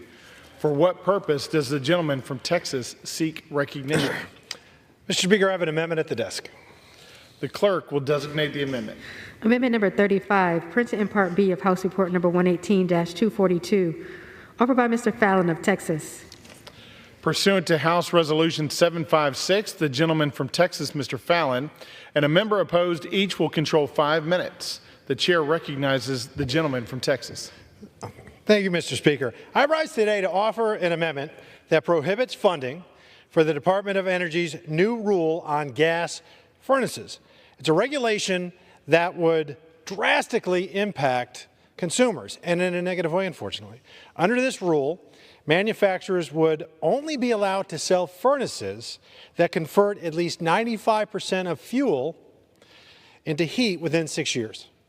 The Department of Energy is forcing consumers to choose between an electric heat pump or expensive home renovations. Once again, unelected bureaucrats are gaslighting, and yes, pun intended, Congress, and the American people about what they can do under the law. Under the guise of improving energy efficiency as prescribed by the Environmental Policy and Conservation Act, or EPCA, this administration has attacked every single affordable appliance on the market. This gas furnace rule is just the latest salvo. We've been having hearings on the Oversight Committee about just this kind of thing. Are we going to have gas stoves? Things like that. EPCA states that any standard must result in significant energy conservation and be, quote-unquote, technologically feasible and, quote-unquote, economically justifiable. We have the authority to question the extent of these proposed standards to determine whether they can be construed as both technologically feasible and economically justifiable. Like many of the home appliance standards rammed through by this administration, this rule falls short of these criteria. The National Propane Gas Association estimates that this rule would impact at least 40% of gas-furnace homes and would remove up to 60% of current residential furnaces off the market. Additionally, the Department of Energy estimates affected homes will have to pay $2,300 for renovations plus thousands of dollars for actual, and additional dollars rather, for actual furnaces. Propane customers in Texas have already faced a 37% increase over the last 3 years, and this administration, quite frankly, should focus on lowering costs and not increasing them.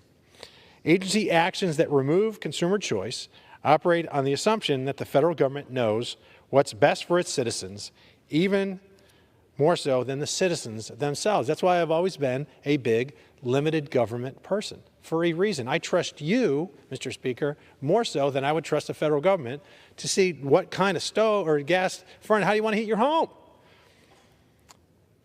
Newsflash, bureaucrats don't.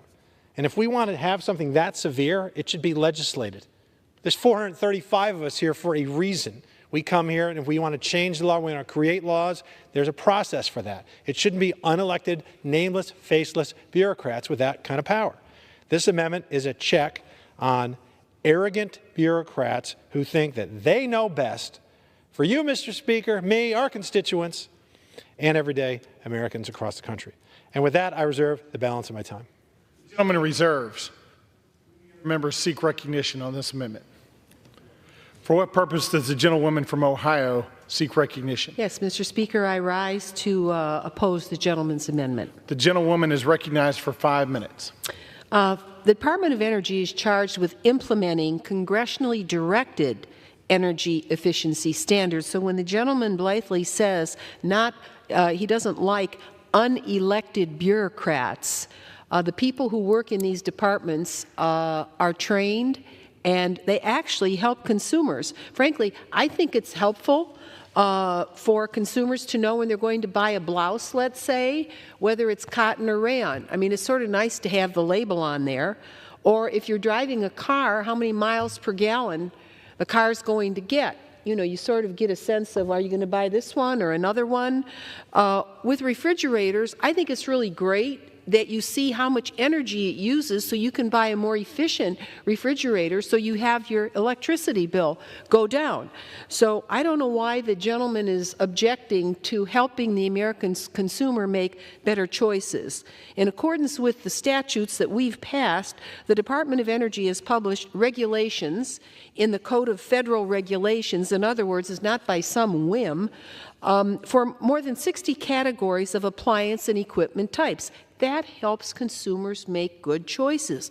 The Department of Energy drafts the energy efficiency regulations with the full participation of equipment manufacturers and the public at large, and the process includes thorough consideration of all comments and concerns.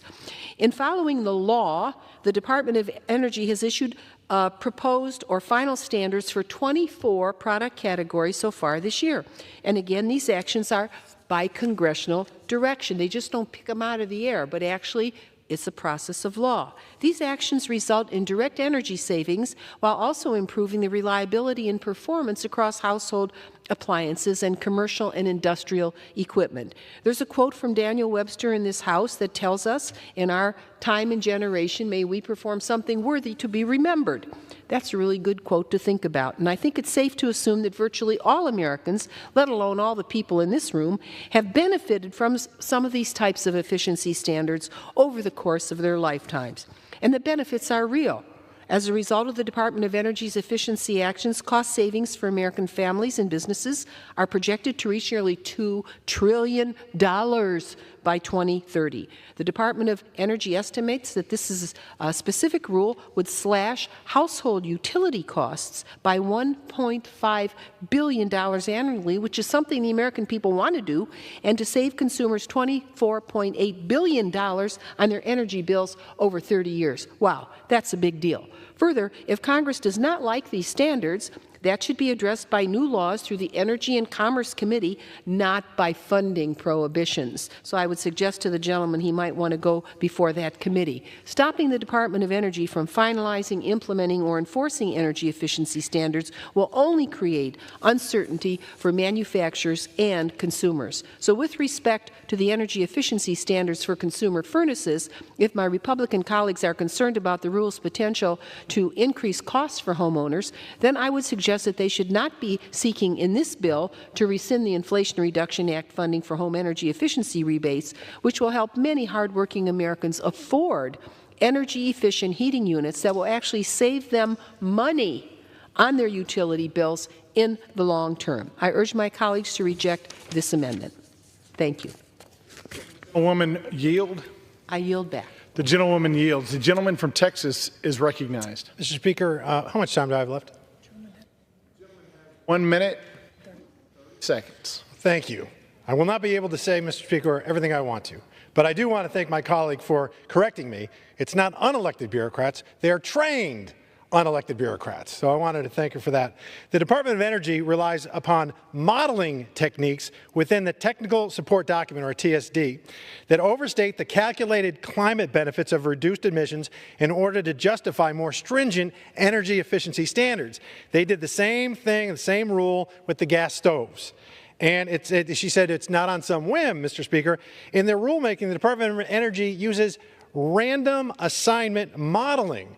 That sounds like close to whim to me, to guess consumer decisions and ignores economic considerations consumers use to make decisions. The rule states that EPCA is not fuel neutral. This isn't the case.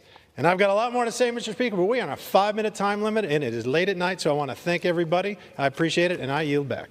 The gentleman yields. The question is on the amendment offered by the gentleman from Texas. Those in favor say aye. Aye. Those opposed say no. In the opinion of the chair, the ayes have it. The amendment is agreed to.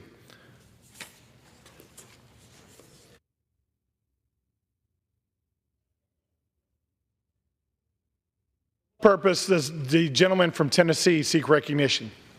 Thank you, Mr. Chairman. I move that the committee do now rise. The question is on the motion that the committee rise. All those in favor say aye. Aye. All those opposed say no.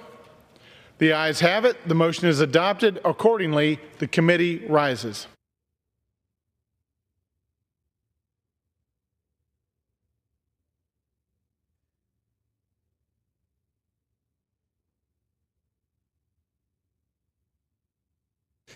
Mr. Chairman. Mr. Speaker, the Committee of the Whole House on the State of the Union, having had under consideration H.R. 4394, directs me to report that it has come to no resolution thereon. Okay, the chair of the Committee of the Whole House on the State of the Union reports that the committee has had under consideration H.R. 4394 and has come to no resolution thereon.